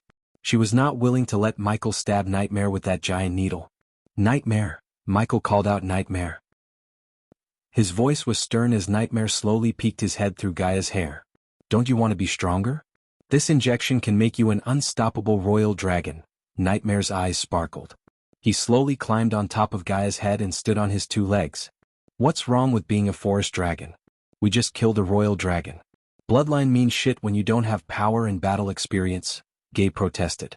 Although she was right as usual, Michael wanted Nightmare to be a royal dragon. He didn't want Nightmare to feel inferior to any dragon in this world. It's okay, Nightmare nudged Gaia's head with his face. He then leaped onto Ghost's hand and closed his eyes tight.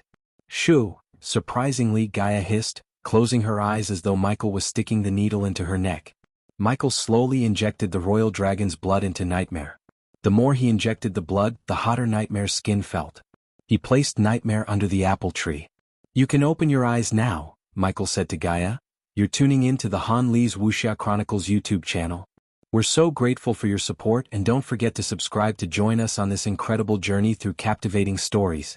Your generosity through donations truly makes a world of difference, as it's the primary source of revenue that allows me to expand and enhance this channel for you. Thank you from the bottom of my heart for being a part of this adventure.